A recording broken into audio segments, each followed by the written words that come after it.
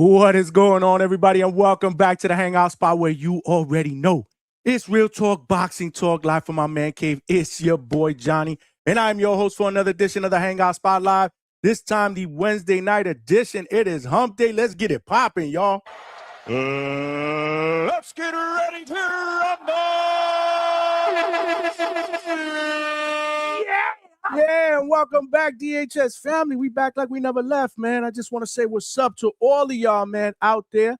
And shout out to all of y'all that rocked out 5 hours last night, man. We did it up, man. We talked about the upcoming, recently announced Ryan Garcia versus Mario Barrios fight that's going down February 21st. We spoke about a potential undercard or a rumored undercard, and we also spoke about our thoughts on it being a pay-per-view. And we also spoke a little bit about my guy, Brian Norman Jr., his interview with Najee and Cigar Talk dropped yesterday, and there was a lot of gems that were dropped during that interview. And as promised, we got my man in the building. Brian Norman Jr. is going to be in the building in just 1 minute. Yeah, man. Y'all been asking for him, right? Y'all been asking for him. Well, the wait is over, man. He is here. He is absolutely here. So before we get started, y'all know the deal. There are ground rules here at the Hangout spot. If you're watching this live on YouTube, make sure you smash that like button and help get this show and channel out into the algorithm of other true hardcore boxing fans so they know we rock out Tuesdays, Wednesdays, and Thursday nights, 9 p.m. Eastern Standard Time, Sunday nights, 8 p.m. Eastern Standard Time with our recap show. And y'all know the deal. We are doing live fight chats and immediate post-fight reactions, man. We are killing it with those shows. So definitely smash that like button and help YouTube get this channel out there. We need more channel members. We need more DHS family members if we intend on turning this train into a locomotive. We're going to need some more subscribers. We also streaming live on X and on Facebook. Salute to my family on X and Facebook. Make sure you guys share the show as well on each platform. And come on over here, hit the like button and subscribe to the channel. Last but not least, the most important ground rule is y'all got to cook in the chat, man. Y'all must cook in the chat. And tonight is no different, man. Tonight is no different. But if you do have a question or a comment that wants to, you want to make sure it gets read out here on these live YouTube streets, again, Super Chat is the best way to go because it will come up as a start message. Our chats will be cooking right now. It's hard for me to determine what the questions are. I don't want to miss any. So if you want to get something out there, make sure you get it out there, man. You know the deal. You know how we do it up, man. You know how we do it up. But yeah, man, like I said, man, you guys have been asking for him. He is here, obviously. And, you know, he family up here at the Hangout spot. So without further ado, I want to bring in my guy, former champion of the world, my guy, B-Storm the Norm. What's going on, Brian Norman Jr.? What's up, champ? What's going on with you, player? Everything cool? Everything is good, man. How you been, man? I've been cool, man. I can't complain myself. I can't complain. Well, welcome back, man. Everybody's been asking you for weeks. Where's Brian Norman Jr.? Where's Brian Norman Jr.? When's he going to come back to the Hangout spot or what they call the Norman spot or the chill spot, whatever it is? Where is he? Where is he? I'm like, he chilling. He laying low. He'll be back, man. He'll be back. But what's good, man? How you been, man? So I've been cool, man. We was talking the whole time, so everybody already know. Well, he been on. I've been chilling this whole time, pretty much. Just still put my work in. That's what I've been telling everybody. I say he good, man. He just laying low. You know, when he's ready to come out. You know, not even that. I mean, if you think about it, I real deal don't be posting like that to begin with. So that is true. Like folks saying I disappeared, I don't be doing nothing anyway. I come in, I show face, I see what y'all got going on real quick. Then I disappear the night like Batman. Well, you know, we doing some big things here at the Hangout spot, man. You know, we always rocking with you, man. But appreciate you, brother. Yeah, man. So talk to me about this whole Saudi experience, man. And because again, it was a long and exhausting camp, 4 months, build up, long flight. I mean, talk to me about the whole experience in general, man. Oh, so where you want me to start at? In Saudi or just camp wise? Even before that, the build up, man, because again, this is something new, right? You know, high profile fight. A lot of people, a lot of interviews, face-offs that you did. I mean, there was just so many different things that you did this camp that you've never done before. So talk to me about that experience in general. I'd say it really wasn't that much, to be real with you. It may look like it because of how they spread it out, but for the most part, everything was done in New York when we had the original face-off and press conference. So that's what everything really was. And then I'm gonna say, of course, besides myself, just the interviews, pretty much. That's about it. But those were just self set up, I'm gonna say. But going to Saudi, it was actually a cool flight. I will say that. I just came from Japan, so that I guess you could say that Japan flight warmed me up to the Saudi flight, but wasn't too bad at all. Came in 2 weeks early. Um, I will say the only thing I didn't like was the fact that I couldn't walk around as much. It was more so of a driving city, and I didn't want to walk around the mall. But for the most part, I actually love Saudi Arabia. It was real cool out there. They had whole lot of things to look at. We did walk the neighborhood we was at. I guess you can call it a neighborhood. They had castles out there, but no, it was a real fun experience as a whole. So when you say so, Japan was a little bit different. So was a lot of more foot movement and stuff like that. Is that what you meant? Oh, most definitely. It was more so catered to people to move and take subways. It's pretty much like New York.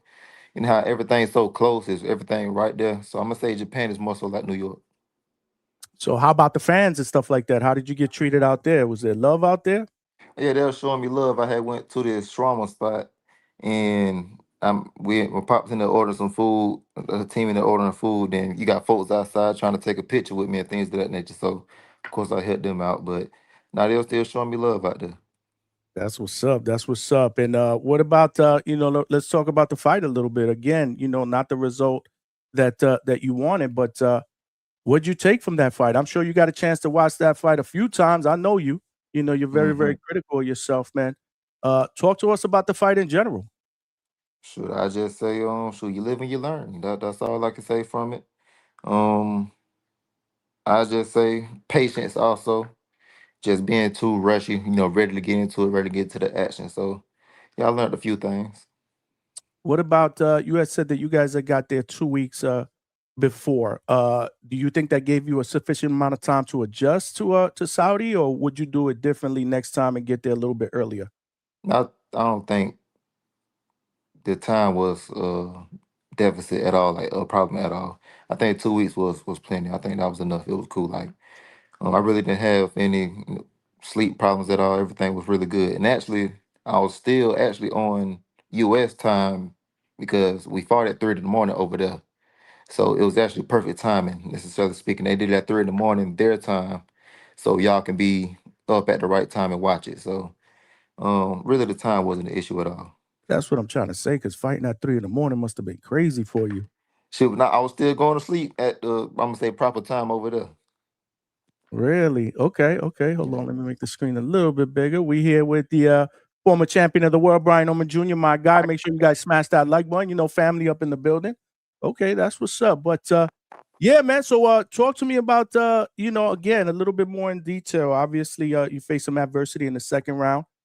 Did Devin's power surprise you a bit? I say yes.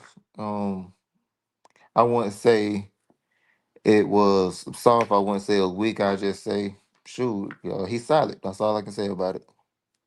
I got you. And yesterday, again, I just want to say fantastic interview that you did with Najee that dropped. Appreciate I'm you, bro. always reaching out to you every interview. I'm like your social media guy, giving you feedback and stuff. I thought it was phenomenal, and Yeah. you showed that energy, that passion, everything that I know you are. You know what I'm Hmm. saying? But you did mention something. I did wanted to ask you because you did mention to him that you got into your ego before this fight. Elaborate on that a little bit. I'm gonna say to be the best, you have to have ego, but at the same time, you have to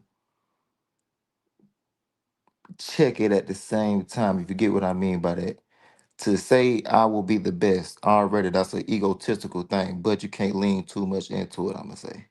So it was more so that Was it did you feel like I know that there was a lot of animosity going into this fight.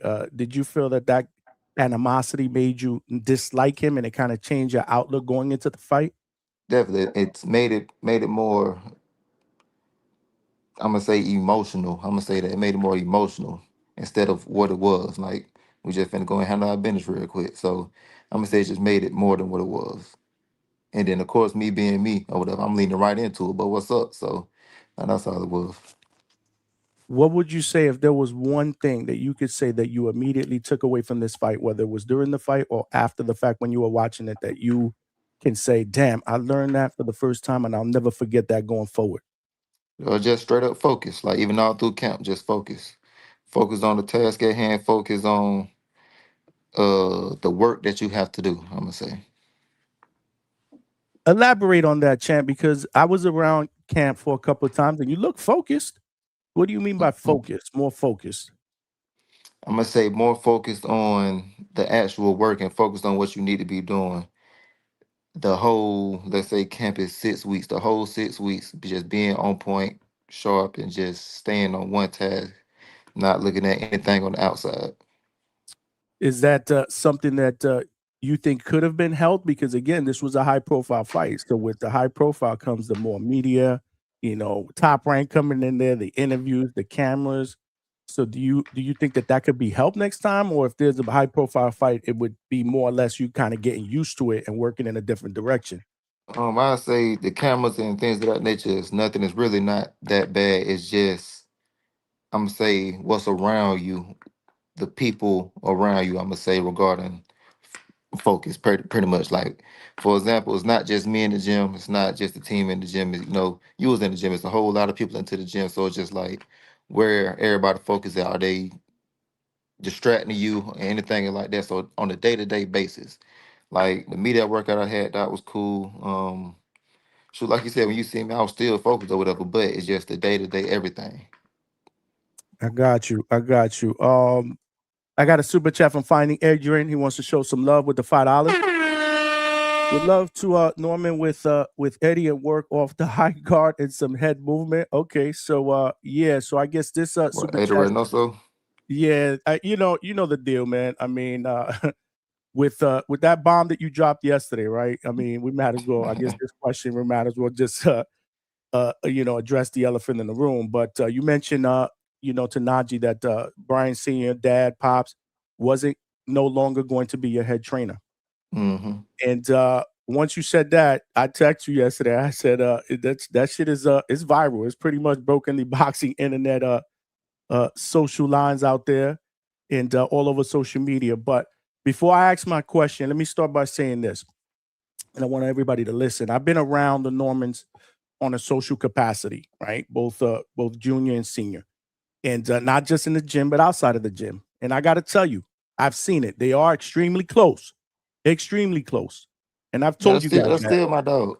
No, but listen. Yeah. You guys, they're more like boys, man. It's not just father and son. They're more like boys. So I know this must have been an extremely tough decision for you. So I guess my question is, why did you make that decision and why now?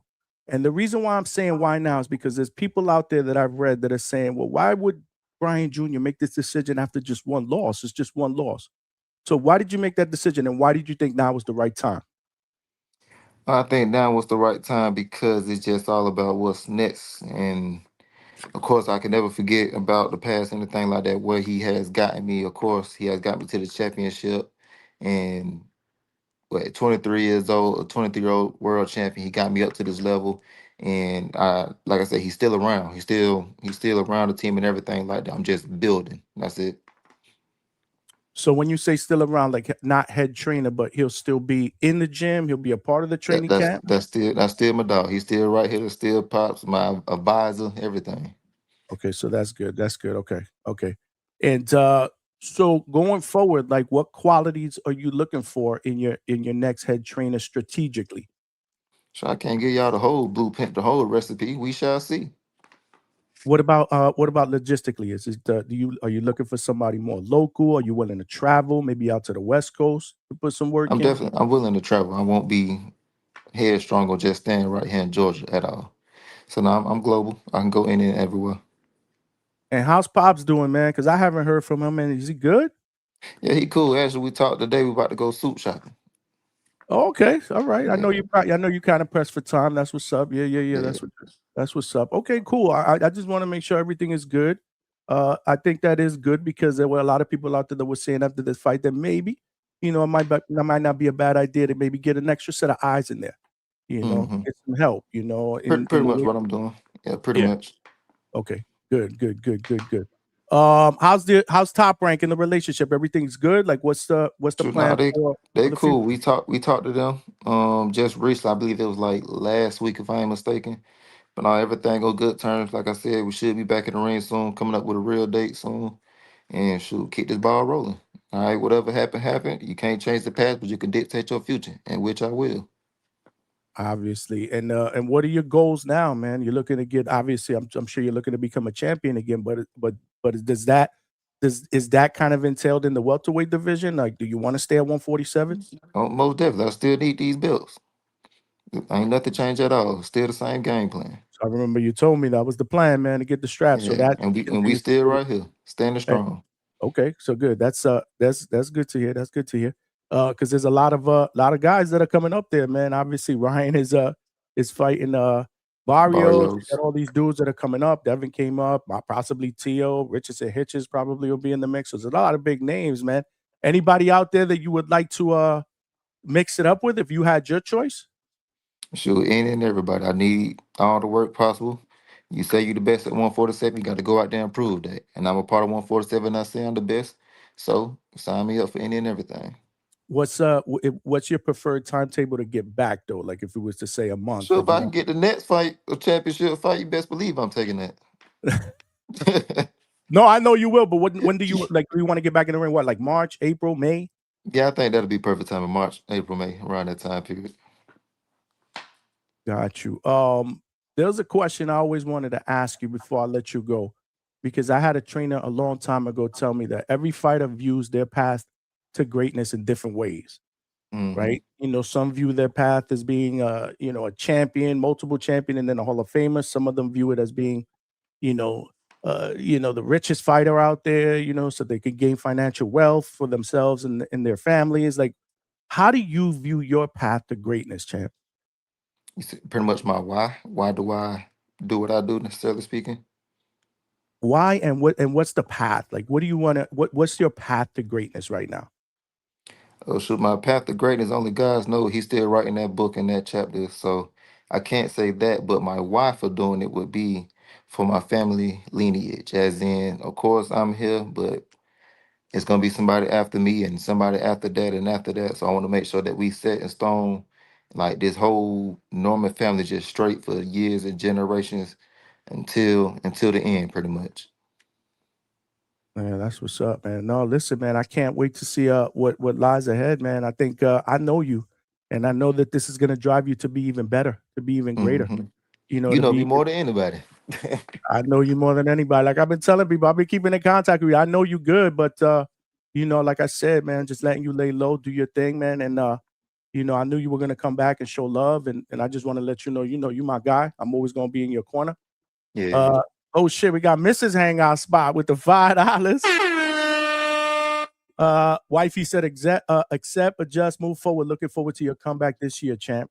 With I the appreciate you. muscle Appreciate you. emoji. She a fan too, man. She a Hmm. fan too. What do you want to tell your fans out there, man? 2026. Shoot. Listen, you had knockout of the year 2025. And why you think I'm going suit shopping? Man, I got to go to this award show. Oh, word? That's what it's for? Yeah, Congratulations, man. That I knockout was crazy. appreciate We you. did an award show last week, and that was obviously, without a doubt, hands down, my knockout of the year, most people's knockout of the year. Yeah, I Can we appreciate you. expect Man, knockout of the year this year? What's up? I truly feel like that's the second best knockout ever. And Behind I which got to one? give it to Marquez and Pacquiao for number one, but I feel like that's the second best knockout ever. That's what's up. That's what's up. Do we get knockout of the year 2026 too? Hey, let's see what God got for me. That's what's up, champ. I'll let you go because I know you're pressed for time. I appreciate you coming on. You're always welcome back, man. This is Mi Casa is you Casa. The hangout spot is the Norman spot. So you're welcome back anytime. You know the deal. I appreciate y'all. Love y'all. My boy Johnny at the Norman spot, the Hangout spot. You feel me? Doing our thing once again. You best believe the king is about to be back. Just give me a little minute. Let me get this fight date set up. When I said it before, I'm going to say it again. I'm going to let my pants hang for a minute, but I'm about to get that belt. See y'all boys soon. See, this is what the world fell in love with, man. Before this fight, man, that Southern swag, that little Roy Jones, that little lingo like Muhammad Ali, man. I keep telling you, man. He's Yeah. destined for I don't know greatness. how to be nobody but myself. And let me tell you something. Like I said, I've been around him. That's who he is, man. You're a real one, champ. Mhm. I can't But I wait to get out appreciate there, y'all. man, and check you again, man. You know the deal. Got you, boss, man. I appreciate y'all. I'll stay in touch and tell Pops I said what's up. All right. All right, you got it, man. Yeah. Later. There you guys have it, man. The former welterweight champion of the world, Brian Norman Jr., was in the building.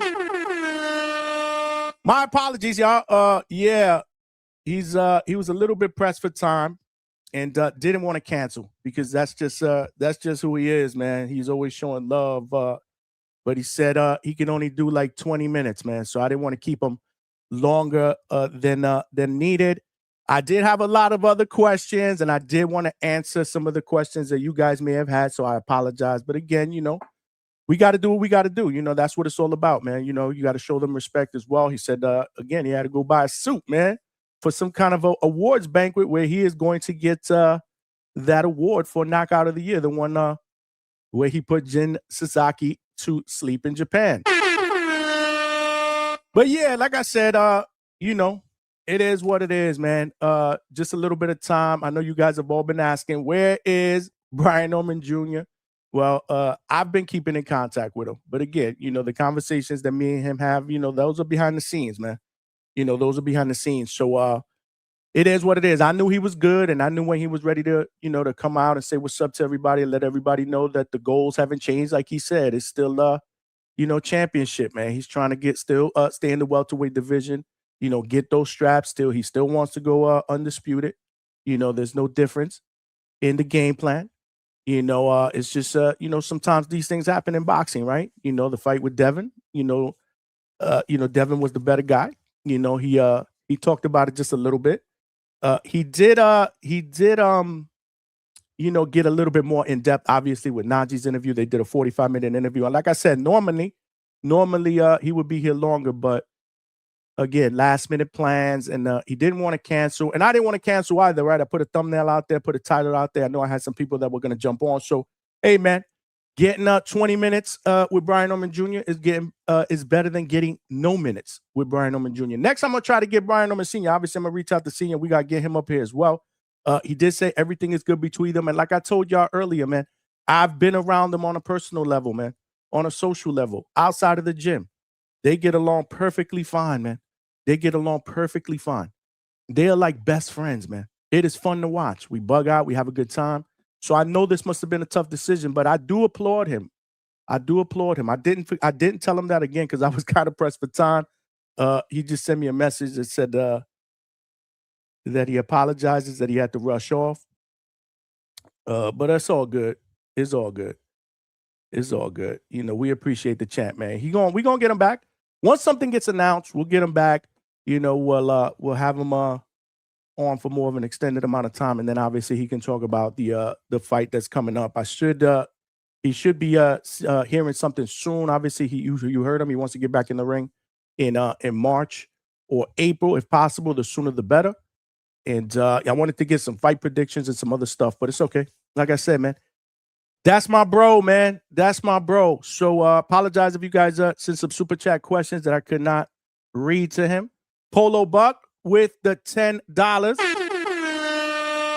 Do you think Pops was too emotionally invested rather than being neutral and peeping for Devin's mistakes, triggering the coach change? But is Pops still going to be part of the camp? Well, he did answer that part of the question, Polo Buck. Pops isn't going anywhere. He's just looking for someone to be the new head trainer, right? The main voice in the camp, obviously, right? I did ask him what what qualities he's looking for strategically. He did not really want to kind of emphasize that, which is fine. Logistically, I asked him if he's looking for somebody local. Y'all heard what he said.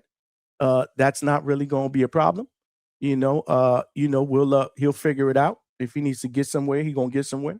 So he will figure it out. So I apologize, Polo Buck. He's not here to answer that part of the question, but I'm going to let him know. I'm going to let him know that there was some questions, and I'll clip out some a timestamp or whatever. Hopefully he can watch later on, and then he can answer them, text me, and then I can read them back to you guys or whatnot. So we'll try to figure it out. Big Boss Mandalorian with the $5. They still been on my case, but the game is the game. No matter what, we still rocking with the Decatur Decapitator. He would love to hear that, man. Minus setback for a major comeback. I agree, man. Salute to you, Big Boss Mandalorian. Yeah, I know he would have appreciated that. I tell him all the time, man. The get back is going to be epic, man. It's going to be better than the setback. I tell him that all the time. The get back is going to be epic, man. He know the deal. He know the deal, man.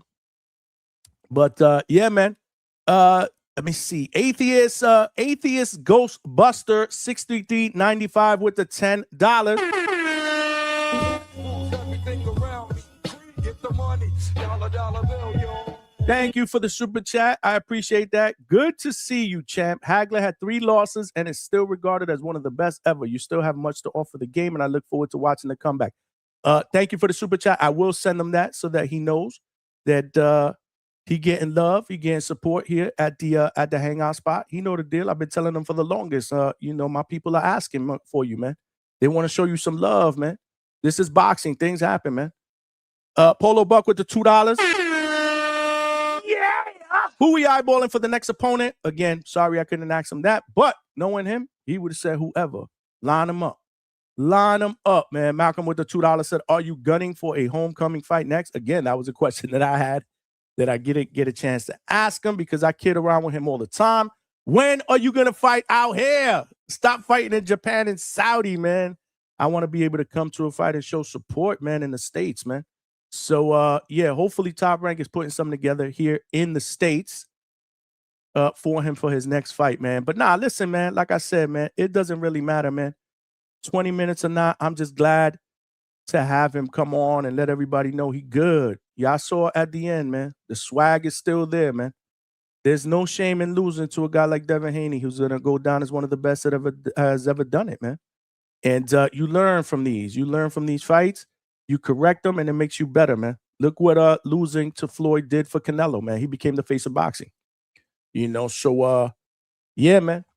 But, let me know your thoughts, man. We rocking out again. A little rushed. I was a little flustered because, me, I'm structured.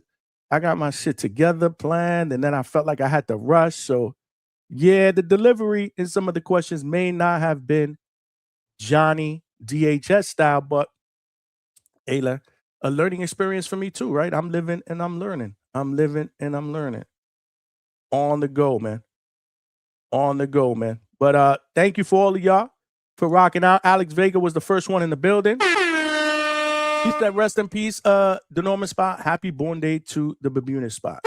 That shit is a 2-pack of ass. Hey, listen, this is also the Bermuda spot. I didn't say that to say that. This is the Bermuda spot, but rest in peace to the Norman spot. That's nasty work, bro. You know the deal. They always welcome here, man. They always welcome here. Vega said, would prefer it if DHS would be just DHS, but fandom gets more views and interaction. We always going to be DHS, man. We always going to be DHS. Alberto, what's good? He said, let's go, Johnny. We got a loaded show today. Yes, sir. Yeah. Lots to talk about in the boxing world. I'm going to put the link out so we could get some people to start coming here and talking so that I'm not talking by myself. It is Wednesday night, man. We are rocking out. We got fights all through the month of January that I know that we're all excited about, including Shakur Stevenson against Teofimo Lopez. We got Xander Zayas in a unification in Puerto Rico. Same day, January 31st against Abbas Barrow, who is the WBA champion. Xander Zayas is the WBO champion. My question to everybody is, where are we going to be able to see this fight? Have we heard where it is going to be played? Is it going to be on Tubi? Is it going to be on Facebook? Where? I haven't heard anything. What's going on with Top Rank? I need everybody's thoughts, man. When is Top Rank going to sign some type of deal to seal a network, man? What is going on?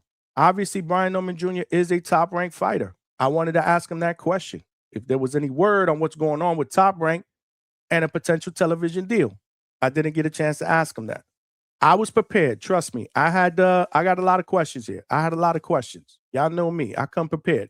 Young Cam, what's good? Salute, Johnny. Great show. The grind continues. Another year of great success. You already know how we do it here. Yeah. We working at the Hangout spot. We working. We not afraid to put in that work. Smash that like button, man. We need about 30 more likes to get to 100. Y'all know the deal. At minimum, we need 100 likes per show. 100 likes per show, man. The growth is apparent, man. We hit the like button. We've been doing it for the past 6 weeks. YouTube does its job, gets the show out there. This show, this channel, it pops up into the algorithm of other boxing fans.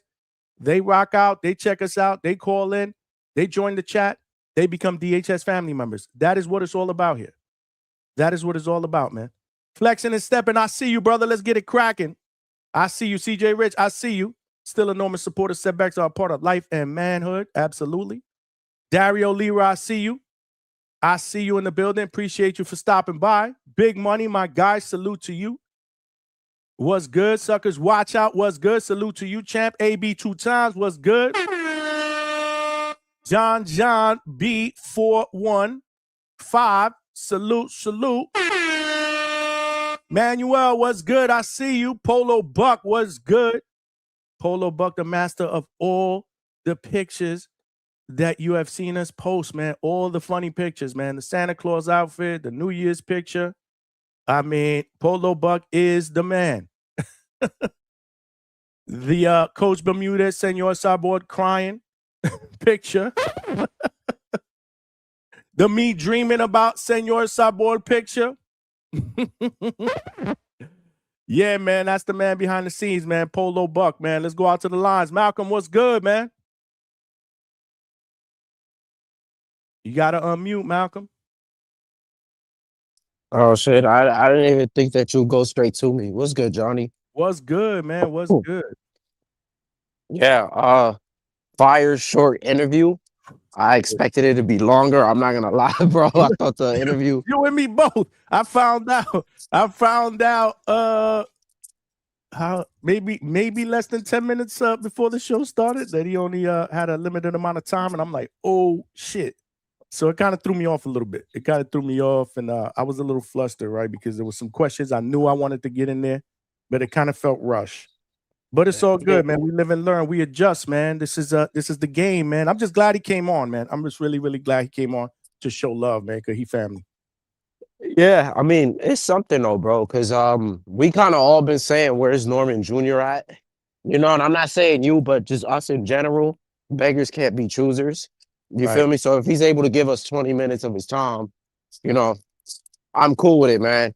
It was pretty dope. You know, shout out to my super chats being answered. I appreciate it. I'm sorry, man. Nah, you good, bro. You good, man. You was pressed for time. I'm not tripping, man. I just like giving you shit.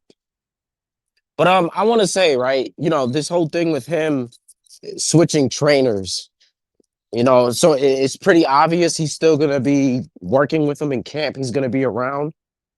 But this is the thing that people criticize these fighters for, right? Anybody who's with their father all the time as their trainer, oh, they need to work with somebody else. You know, you need a more experienced trainer. You know, his father at least fought before, but it just took the loss, I guess, for them to just see and realize, like, okay, I need to have other people working in my camp. Somebody like Bill Haney, throughout his entire career with Devin, they were working with guys like Floyd. You see, they got Bay, and they they've always been around other boxing trainers who were able to just put them on game, and they were able to help out with tips. And Bill Haney was always able to just, you know, digest all of that. You know what I'm saying? So he was able to do that and just implement it. Implement it with Devin, and that's what needs to happen with Norman. And to be honest, I'm glad that he's making that move. He's a man. He got to make his own decisions. But people shouldn't criticize him for this. I don't know why people are criticizing him. It's kind of weird to me. And I like the fact that he's also willing to move somewhere else. I thought he wanted to stay by Atlanta. But if you're trying to get work somewhere else, I say Texas. Texas is the go-to place. I would have liked, hold on. Oh, my bad, man. I would have liked Robert Garcia. I think that would have been a good trainer, but he just seemed like he got too many fighters. You know, so I would kind of be like, but I could see a Buddy McGirt. I could see a Ronnie Shields. Somebody said Abel Sanchez. I heard somebody say that somebody said it in the chat, which I think is cool. So you know, those are some good names, but somebody who's able to just help him with his inside game. That's all he really needed. If you could just utilize that and find ways to get into the inside, and you know, just more solid pressure, he'll be fine. He's 25. He's still got years left. You know, and I have nothing against Norman, so I do wish him the best, and I want him to get a title. And shit, get better, and we can take that Devin rematch. I have no problem watching that. As long as you improve, I'm cool with it. Yeah, same here. Again, he's 25. You nailed it, right? He's young. He has his whole career ahead of him. He's already accomplished a lot, at the young age of 25. He's a former champion. He fought in one of the biggest fights of the year, a fight that we've been talking about. How long were we talking about that fight before it happened? 4 months, 4.5 months? That's how big it was. And there's a lot of different things that he went through in this camp. Like I said, all the cameras, the interviews. These are things that he had not been through, prior.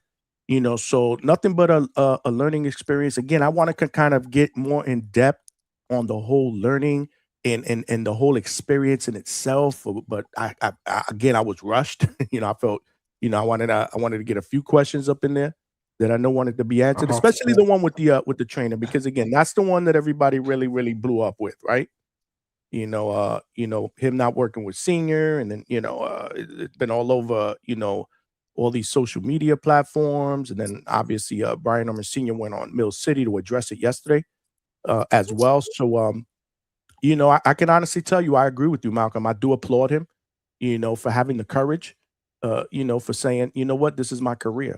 And a lot of people were saying, one thing I want to say is there was a lot of people that were saying, well, why after just one loss? And I threw that out there. The answer was kind of rushed. Why after one loss? But my thing is, well, why does it take 2 or 3? You know what I'm saying? Like, if you feel that things need to be corrected after one loss and you never want to repeat, losing, then maybe, if you feel that's the right time to make that decision, then make it. But either way, it had to have been a tough decision, because him and his dad are close. I don't cap. Like I said, I've been around them. I wanted to say that in front of him. Yeah, man, he did what he needed to do. I don't think there are a lot of fighters out there that might not have, had the courage to be able to make that decision, even though in the back of their mind, they feel like maybe it is the wise decision to make, right? Yeah, and side note, yeah, people, I'm crying and I'm fucking going through puberty. I'm getting cooked right now in the chat. But yeah, I guess you can hear it today. You got COVID. Yeah, I got this COVID, bro. Oh shit. shit. Yeah, I'm not gonna be talking too long, but yeah, I mean, people were saying already after the fight, weren't they saying that he should change trainers? I could have swore I heard that. There was a lot of people that were saying that. So which I thought was like, really? I mean, one loss, like, yeah. But again, fans are gonna be fans. Everybody's entitled to their own opinion. I did believe that it might not have been it might have been a wise move right after the fight. I was like, well, you know what? This might not be a bad time to maybe get a second pair of eyes in there, in the same way that that Bill Haney did with Mickey Bay. You know what I mean? It might not be yeah, and it's better soon. bad idea. Yeah, it might not be a bad idea. And it appears like, and I said that, and it appears like that's what it's gonna be. Something along those lines. So at least he was able to elaborate on that. You know what I'm saying? Because he did say he was, Brian Sr. was not his head trainer anymore, but he really didn't elaborate. It's like, nah, we good. It's just a decision I needed to make. But at least he said everything is good. He's still gonna be here. He's still gonna be assisting. And when I mentioned, that, he said, yeah, it's gonna be something like that, something along the lines of that. So I thought it was cool. Like I said, I had so many other questions, and I did want to answer everybody's. I knew people were gonna ask questions, man. So again, this is showbiz, man. I can only work with what they give me. He needs that homecoming. That's what he need. Yeah, and that was one of the questions I was going to ask, and he would have laughed when I asked him the question, because I've always told him in person, I'm like, yo, when you gonna fight out here? Like, what's wrong with you? Nah, man, I'm a road warrior. I'm a world champion. But still, I think you've done so much traveling, man. You piling up the frequent flyer miles. I told him, he was laughing. You need to get something here in the States, man. So hopefully Top Rank will do the right thing. What up? We got Alex Vega here. What's good, Vega? Can you hear me? Mm-hmm. Excellent. Yeah, man. Just everyone, get your lighters out, put them in the air, and just wave them, man. Just a moment of silence. R.I.P. to the Norman spot. That is dead. It's over. You're just not a good guy. I'm telling you. Why? But why do you say that though? I'm not getting that. He was here. Why would you say that? Like, y'all all had, well, where he been at? Why did this and Johnny? He was here. Hey, Johnny, we family, but I only got 8 minutes for you. Okay, so we gotta make this short. All right, I gotta go. I gotta go buy something real quick. Actually, it was 20 minutes. It was 20 minutes. Listen, like I said, bro, I'm not this is show business. You got to make adjustments, man. You get what they give. And you know the deal. He's been on here for a bunch of times, much more time. So I'm not worried about it. He'll be Yeah, back. yeah, This ain't the last time we see him. yeah, man. I can't wait to get another 15 minutes out of him. I'm sure. Maybe I'm we'll be never able to ask two I'm never questions. ever gonna hear the end of this. I see. Okay. Shout out to Coach Bermudez. You know what I mean? You ain't a fighter. Who's gonna go knock on that door? You're gonna be able to say what's up to him. You're gonna get the bio, the background, his last fight, what fight he got coming up. We can move down. You know what I mean? He comes. He invites us to film studies. I mean, if we don't call this the Bermuda spot, I don't know what else we're gonna do. Like, shout out to Hector Bermudez, man, a This is true this part is of the this show. Bermuda spot. But you know what? This is how many different spot nicknames we have for this channel? There How can many? only be one, About man. Remember, 85? About no, this is the 85? Highlander. This is the hangout spot. There can only be one. All right. I got you. So I, pull up a chair and everybody come speak for 8 minutes or less and then go about your business, man. But nah, it was definitely good to hear from him. He seems in good spirits. He deserves to be. He should be proud of himself. One time he was the youngest champion. He was an underdog. He went against, he defended his title. He had just, I mean, come on, bro. Like he said, that was one of the best knockouts you can recall. And don't forget the Santillan knockout. That was an amazing knockout too. I mean, how that fight absolutely. was going, the way it ended, the pose. Come on, bro. That pose was nasty. He's like you said, he's a traveling man. And yeah, Devin Haney's a great fighter. And if you didn't believe that before, I think the way that he was able to beat Brian Norman, just basically just keeping a step ahead at all times, you got to give him credit for that because Brian Norman's no joke. In regards to this trainer situation, I can What understand it. do you can right? That's what I wanted to ask you. I don't know if you specified that yesterday. Specify what? I'm sorry. Like if you agree with it. That's what I meant. Like did you talk about that? I don't remember you talking about this yesterday. I didn't jump on the show yesterday. That shit was boring as hell. I That's was what it in and was. out of That's what consciousness. I was trying to Yeah, I mean, get to. yesterday's show, super subpar. I know you guys try to talk this boxing thing, but like Bermuda says, man, there's just a certain level, and a lot of y'all weren't able to maintain that consistency. That's what separates the elites from the goods. From the good to the the average to the below average is being able to not do it at a high level, but maintain at a high level. But that's why I'm here to go Does ahead anybody in the and chat remind have you guys. does anybody in the chat have $50 to spare? I'll pay Hey, you back. listen, guys, you can send it directly to me, and I'll jump off. That ain't no problem. But in regards to the trainer situation, I think the reason why he's decided to say, "Hey, I'm having you step down," is that it's something that he's been thinking already. Otherwise, I think he would have been like, "Hey, let's bring someone else in." Or maybe it's something they've tried. Maybe they tried bringing another set of eyes, and he just sees, "Hey, my dad doesn't play as well. He doesn't play well with others, or able to implement and bring in new things as he thinks he may need or want." So he said, "Dad, the best thing for me is you always gonna be in my corner." Like he said, he's always gonna be there. That's his right hand man. That's the guy that he's gonna go to at the end of the day. But we need a new lead head. That Hey, I wasn't paid me. 50? That wasn't me. That was him. There you go. There you go. Damn. Oh, that shit was funny. Look, he talking shit, and the internet gods got him. Got him. Got him. Where is he? They got him. Alex Vega. Got him! Got him!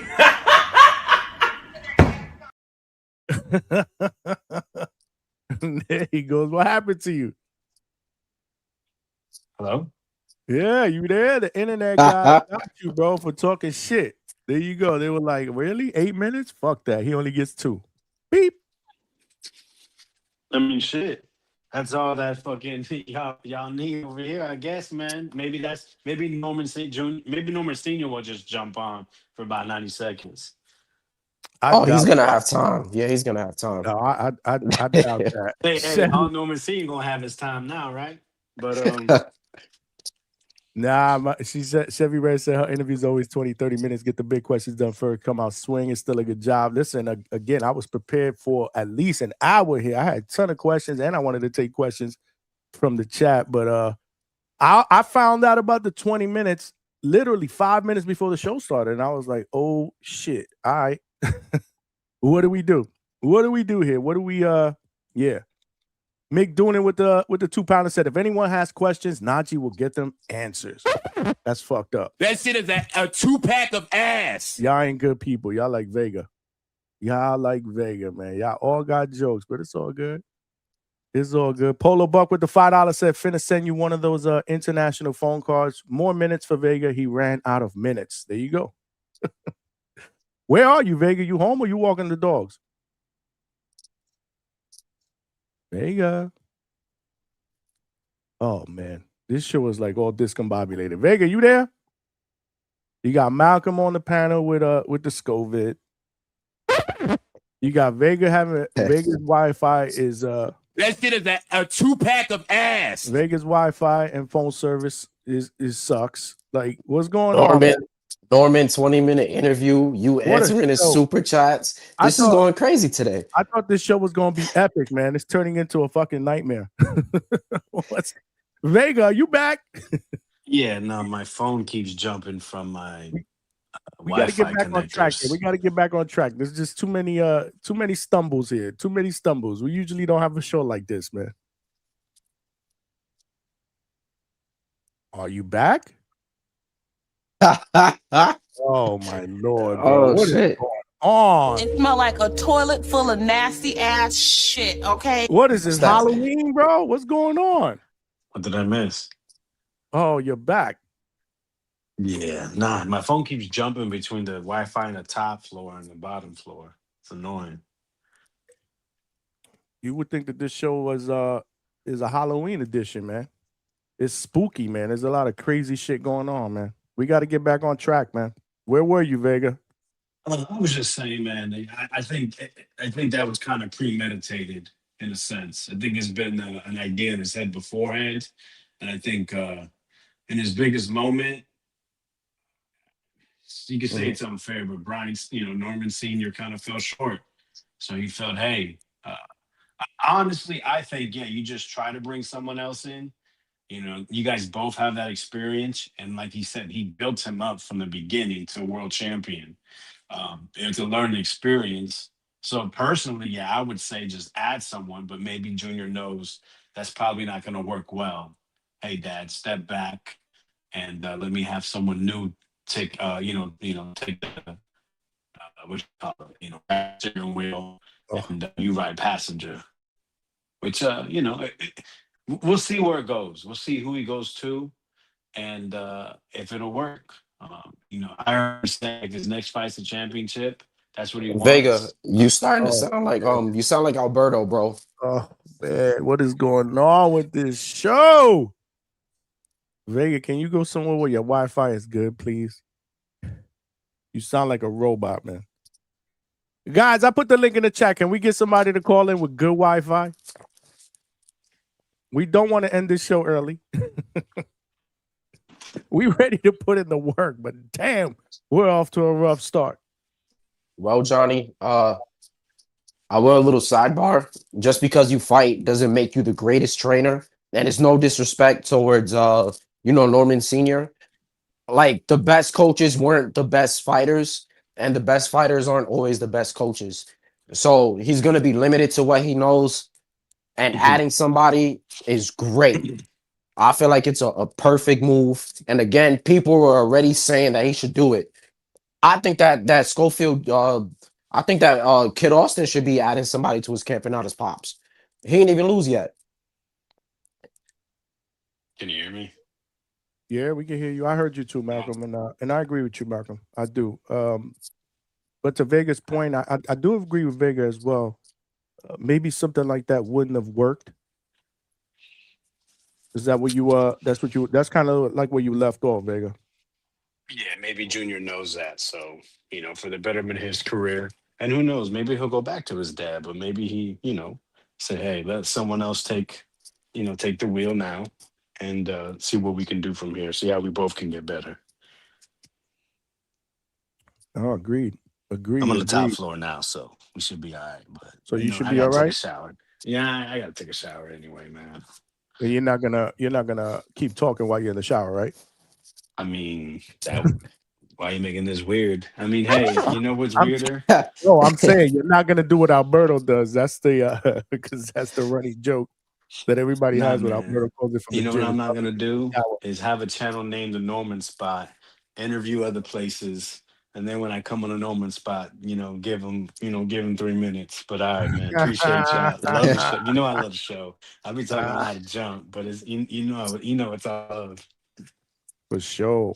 For sure. You know it. Anthony Forbes, $5 said, salute. Can't stay long listening to boxing all day, bedtime. Y'all got jokes. All right. All right. Speaking of jokes, Two-Tone is here. What's good, so? Gang, you hear me? Barely. Oh, man, this show Y'all gets worse barely hear and me? worse, man. Hold on, Oh, gang. man. Y'all barely hear me, this motherfucker? Hold on. We can hear you now. What's up, Mick? You hear? We got Two-Tone. Y'all Yeah, hear yeah. me? We can hear you now. We can hear you now. Oh, yo, man, that nigga only gave you 20 minutes, gang? Yeah, I found out he had something to do like 5 minutes before the show started, and I had a ton of questions. Nah, man, that nigga ain't have nothing else to do, man. You just lost to Devin Haney, nigga. You ain't got nothing else to do. You have nothing else to do. You just lost to Dan Dollars, Devin the Dream, Debo Haney. You have nothing else to do. That's nasty, bro. But I fuck with Najee too. If you gave Najee that 47, then this channel is the reason why niggas was pumping you. We only get the dub. Nah, that's nasty, gang. You should have rescheduled. Brian, that's nasty, bro. I did it, Y'all, but the thing was, again, I put out a thumbnail or whatever. So I mean, I could have told him save it for another day, but it is what it is. It is what it is. So do we I know mean, that we know you somebody said, pulled up to get the tyres changed. That's why he needed to dash off. oh shit. You Oh shit. funny. Yeah, I got jokes. Yeah, I got jokes. Nah, listen, man, it's all good. I did want him to come on, man. Again, man, we missed him up here, man. We ain't he ain't been up here for a minute, and I just wanted to, for him to, come up here and say what's up, man. Let us know everything is good. Edgar Granados, that is my quickest interview. You're absolutely right. Unless I do it out in Wait, the field. did you get into any of the smoke or what?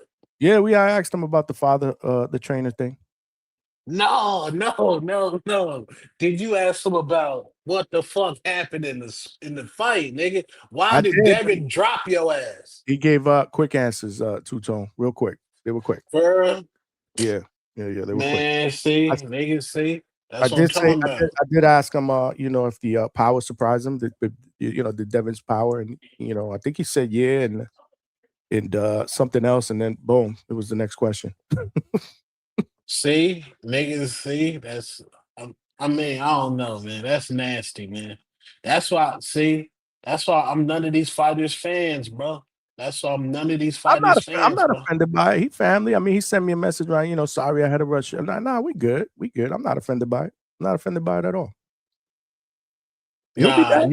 He'll be back. nah, you're not offended, but I'm offended. Like, gang, like this was called the Norman spot, bro. That's the same shit, that weird shit Devin be doing over there, and that's the show. Like, nigga, you ain't giving that should have been had the interview, regardless if I'm there or not. That's that Lobo shit.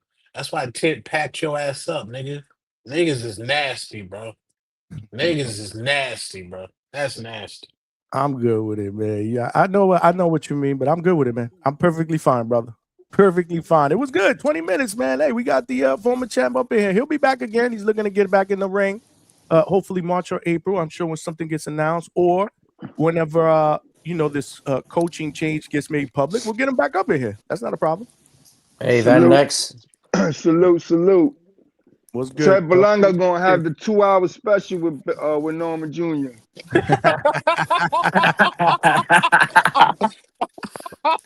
Salute. The champ pulled up with the samurai sword on some warrior shit. 20 minutes, 2 minutes. His presence with that motherfucking sword put all these motherfuckers on their toe. They all ran to the gym. The Jaguar coming through, bro.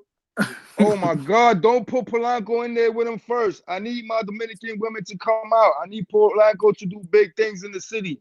Keep Polanco the fuck away from Norman Jr. See, what do you think, Johnny, that maybe Jorge Rubio would be a good choice of trainer for him down in Florida, Miami? Who? Jorge Rubio. He need to jump on a plane and go see my man Ben Davis, man. My man Ben Davis. He did say he's I asked him about logistically, if it has to be somebody local. He did say he's been willing to travel. Didn't have to be somebody in Atlanta or down here in the South, because again, a lot of the top name trainers out there out in the West Coast, Vegas, California, Texas. So he's open to that. So that's good. So that doesn't limit. If Bomac give you the Lester Martinez rate, go with him. That doesn't limit his options. You know what I'm saying? So he's it tells me, reading between the lines, it was quick that again his options are open. And he did say, Tone, I don't know if you heard, but Norman Sr. will be working in there. It's going to be more or less something along the lines of what Bill did with Mickey Bay, because I brought that up because I said initially people were saying that it might not be a bad idea to get a second person in there, the same way Haney did with Bay. He said, well, it's going to be something along the lines of like that. So that's what it's going to look like. He did say that. No, they said last night when Brian Norman Sr. was crashing out on Mill City Boxing, when he had that meltdown in his living room with that hat on, he said he ain't taking no back seats, man. That nigga said, nigga, I made this nigga came out of my balls, nigga. This nigga came out of my nuts. What are you talking about? He going nose to nose with the new coach. I'm just telling you what he said today, brother. Nah, man, this nigga tried to get a nasty. He tried to get a nasty ESPN style interview. That's what he tried to do. With Najee, nigga, all comfortable. Niggas having ATL wings down there. He on the hangout spot. This nigga nasty. Y'all bugging, man. It's all good, man. I hear you. Look. See, GC143 with the $5. Nah, Johnny, nasty work after all you did, and he treat you like a quickie, my man, down bad. All right, that's what's up. I hear you. Yeah, Johnny. You even did the Last Supper shit after his training camp. What was the Last Supper? You, Coach Cam, y'all all went to like the Waffle House or some shit. It's the same shit. The 12 apostles, the 12 apostles, unbiased Brim, Johnny. Oh my God! Y'all nasty. Yo, Johnny, you seen that message I sent you earlier? Nah, I didn't get a chance to see with it. The pic with somebody training him. No, where'd you send that on DM? In DM, yeah. I gotta check it out. Smash that like button, man. We cooking here. The link is in the chat, man. If you guys want to call in and cook the quick 20-minute interview. Shout out, Wi-Fi is good because it's like the whole beginning of this show is like fucking a 2-pack of ass, bro. Everything is going wrong. What's going on? People's phone lines are garbage. The internet sucks. Tone, we couldn't hear. Look at Tone fucking avatar. Mick, I mean, what the fuck's going on here? Like for me, Norman has to find a small camp somewhere to teach him basics like footwork and things like that because he's very, very bad at that. I think Bob Arum might feed him to Keyshawn next at 147.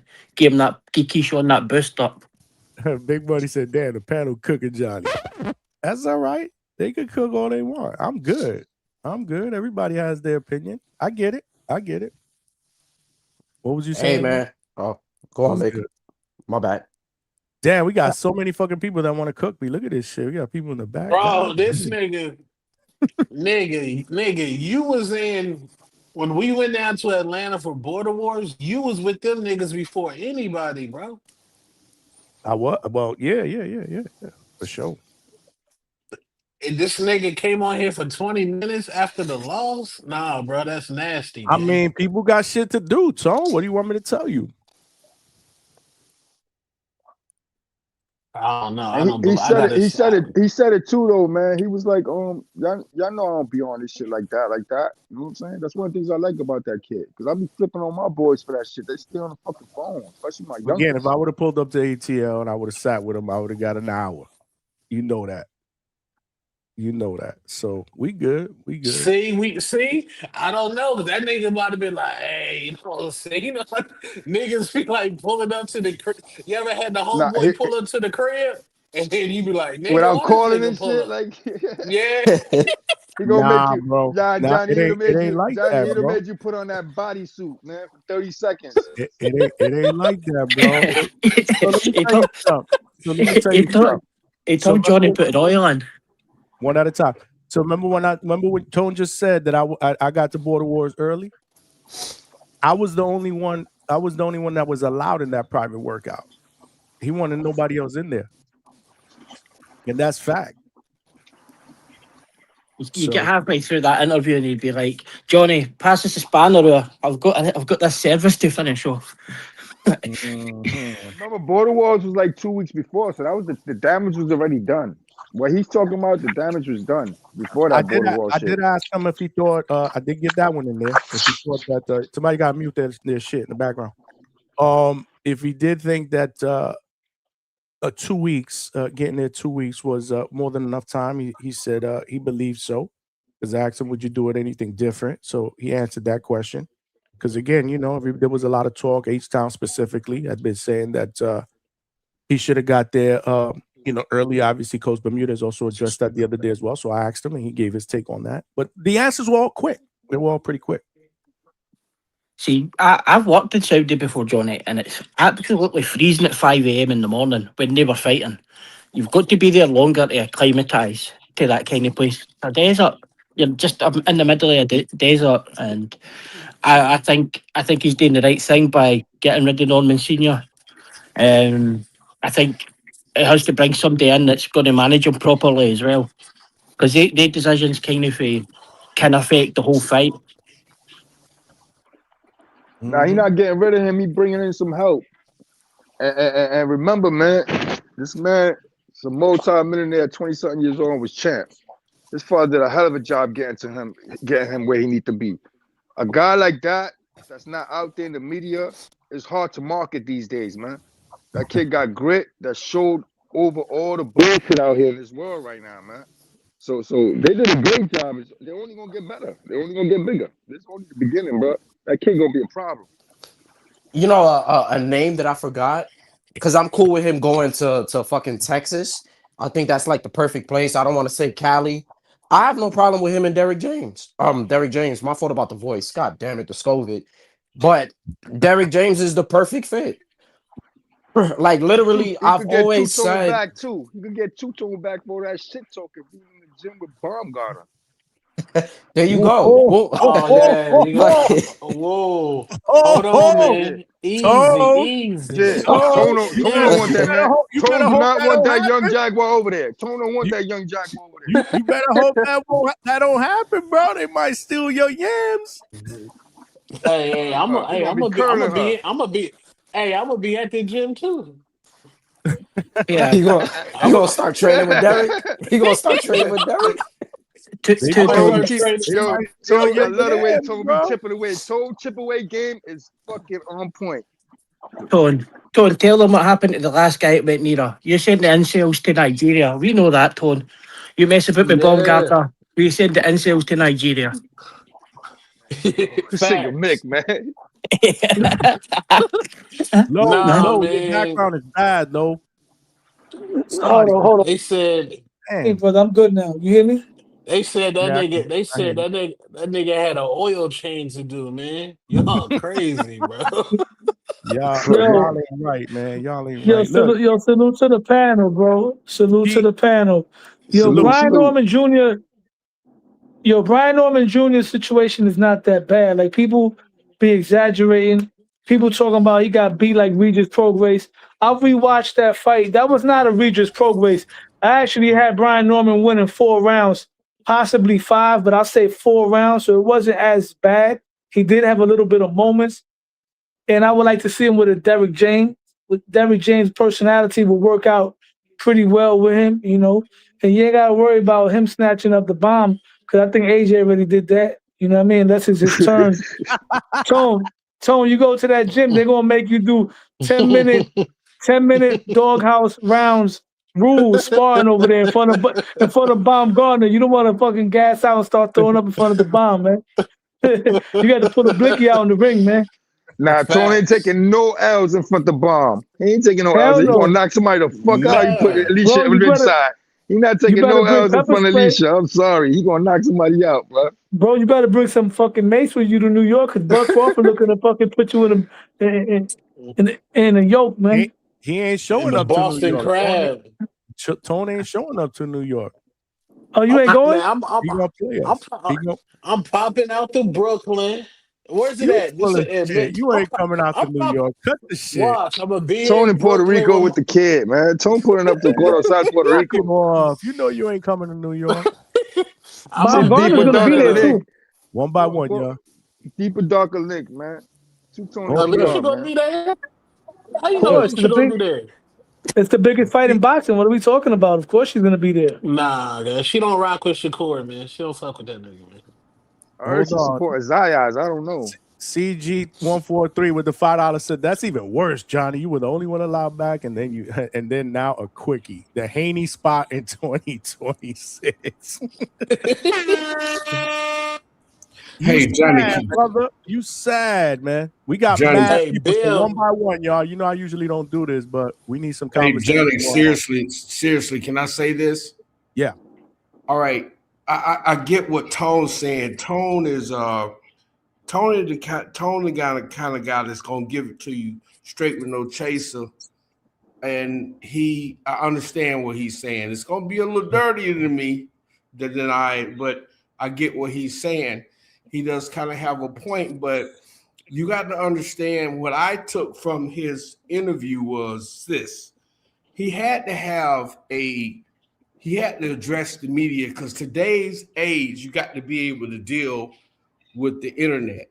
But I believe that he thinks that based on his last experiences with his past fights, there was some unbalance there. And he said it, he even alluded to it, that there was some imbalance that may have caused the focus to shift. And that's why I remember when I asked Bermudez, do you keep your fight from social media? So when you get into the ring and your focus shifting, now you off your game. Well, I got to get this guy out because everybody was talking this now. And that's what he was saying. He didn't come in. He let his emotions overcome the plan. And also he may have been distracted. One thing I can say is when he did that interview, he got the interview out there, the one big one. Now he's trying to get back to a level of professionalism. And I think it was intentional that he did the short show. I think that he believes that he needs to get back out. He needs to address it appropriately.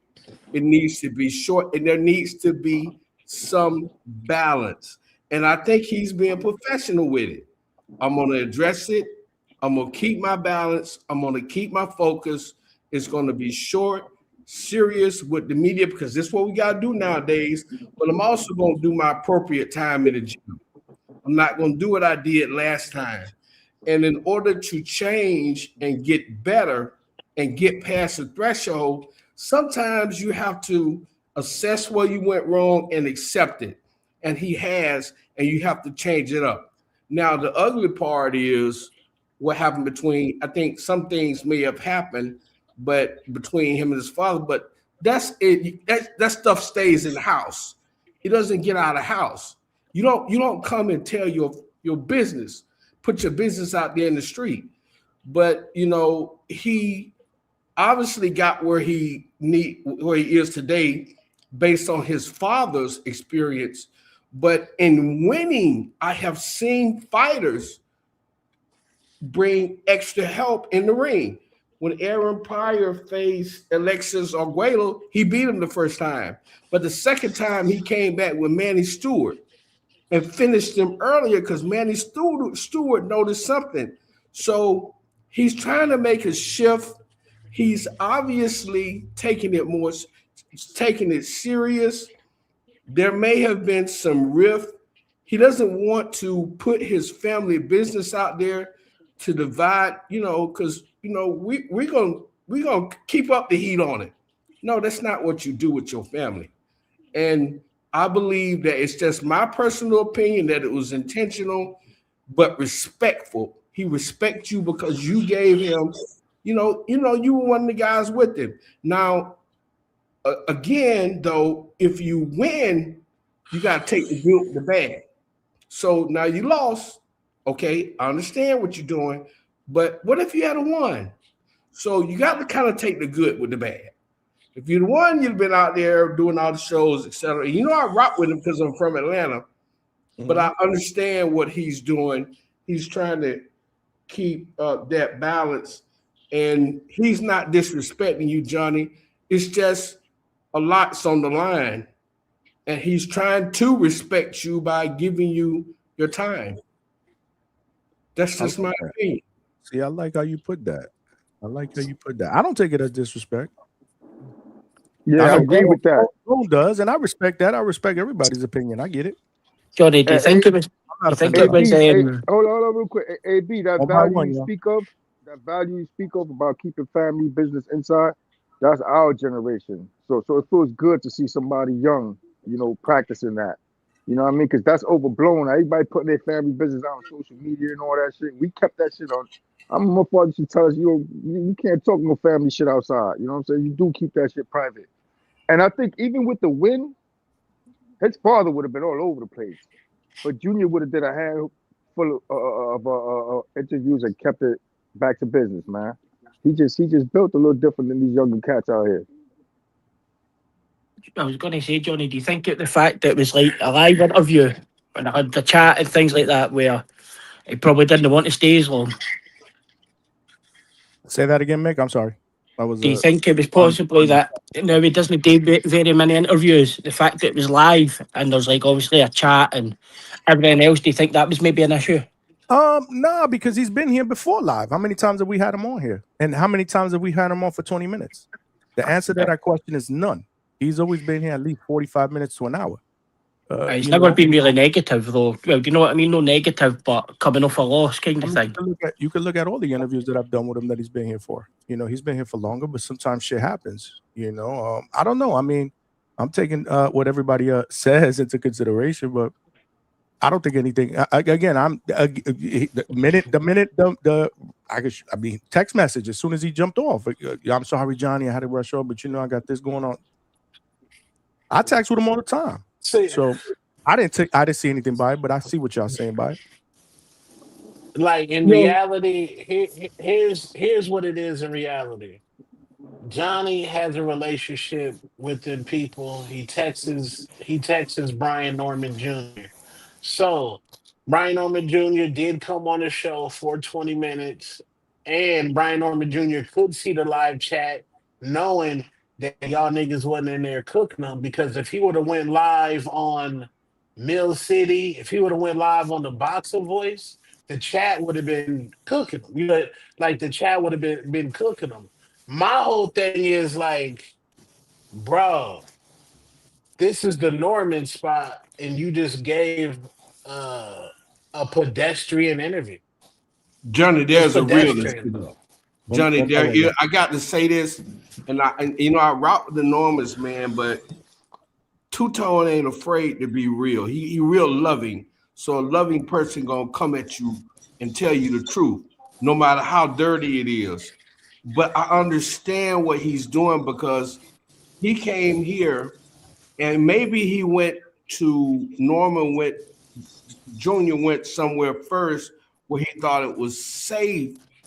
And then he came to the second spot, which was yours, like Two-Tone said, where he wouldn't have been, you protected him some, so he wouldn't have to, his focus not taken away.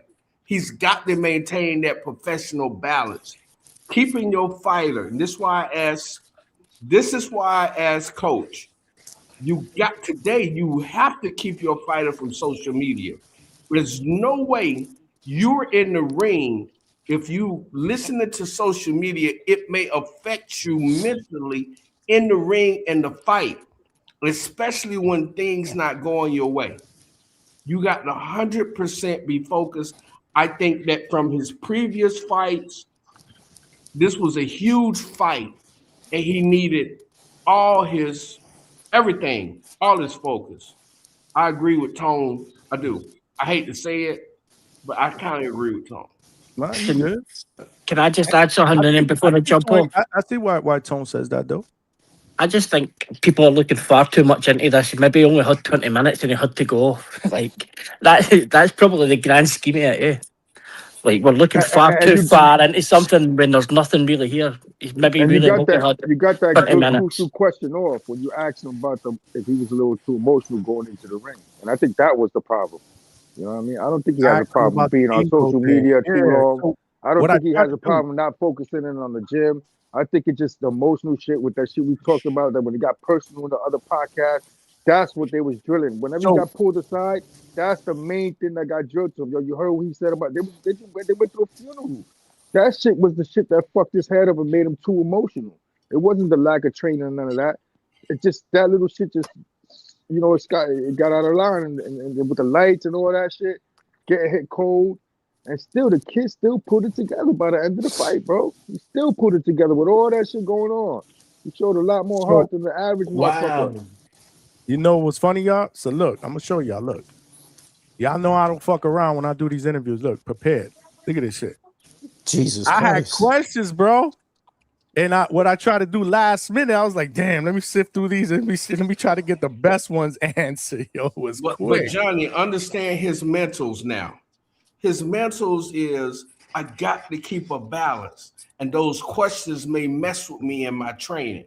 Now, technically, Johnny, I could see where the Haney's jumped on this fight so soon. I hate to say this, man, but I'm going to be real with you. I rock with him. And I study fights. He needed a little more seasoning before he fought this guy.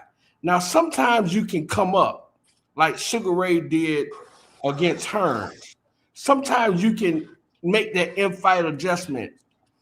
But he needed a few more fights. And the Haney's knew that because all they did was catch him because he was following a puncher. You never follow a puncher. You a boxer puncher. He caught him, and then they noticed that he could not really stop him from holding. This wasn't there yet. He needed a few fights to learn how to put it together on the inside to keep him from holding. Because all he did was get that knockdown and inhale the rest of the fight, and then box in between. So what he's doing is, and he didn't want to reveal, he told you, I don't want to reveal that, I don't want to reveal what I want to do, but I believe that he has to learn how to not allow somebody to get that close to him and tie him up. They see the formula to beat him now. He's going to go back because he's a student of the game. He can tell you about, he's going to go back work on that footwork and that inside punching, and learn how to escape. And I can tell you fights I've seen Holyfield do that. He did it against Bo. Bo was killing him on the inside because he wasn't moving his head on the first fight. Holyfield was keeping his head on one side too long. Eddie Futch had told Bo when they were studying, if you keep your head on one side, time it. And that's exactly what happened in the Norman fight. He was just getting timed by Haney. Haney was timing him where he couldn't adjust and holding him. It's a timing issue. They're going to go back and change that. That's my opinion. Yo, brother, I agree with you, right? Like with Norman, you know, the only other fight he ever had prior to becoming a champion against somebody that can box and move around was the Quentin Randall fight. Norman should have at least fought someone else that moves around so he can get that experience of having to cut the ring off, fighting on the inside with somebody that tries to tie him up. He didn't have that. After becoming a world champion, which wasn't that long ago, the next guy he fought was that Puerto Rican guy that stood in front of him, and then the Japanese guy that stood in front of him. You know, shame on me for picking him, and that's more because of what Devin looked like. You know, he looked like he was shell shocked from the Ryan Garcia fight. I'm pretty sure that's what they felt going into the fight. As far as Sugar Ray making adjustments with Tommy Hearns, remember Sugar Ray was Olympic gold medalist. He already seen the best of the best in the amateurs. And he already had fought Duran twice and fought Wilfredo Benitez prior to the Tommy Hearns fight. Once again, that experience made him able to make the adjustment. Excellent. And Brian Norman, excellent. And Brian, yeah, because remember with Benitez, he faced somebody that was able to move around and jab, a la Tommy Hearns. With Duran, he faced somebody with power. And even his first loss was a learning experience because that first loss to Duran, he allowed his machismo to get in the way, and he fought Duran's fight. But then he learned after that. Brian Norman, in my opinion, with the right coach and the right mindset, could learn from this fight, just like Canelo learned. Just like Canelo learned from Floyd. To the media, yeah, you know, the media. Sugar Ray lost the first fight against Duran. Excellent point. Look, when you're getting offered that bag of money, and the money was offered to make that fight, how can you turn that down? You can't just say, I want to get another fight under my belt and to learn all this kind of stuff. When he's offered that kind of money, it's life changing. And he's got to accept the fight. There's no way you reject that if you were in Brian Norman's situation. Even if Senior thought he wasn't ready, it was the right move to take this fight at that time.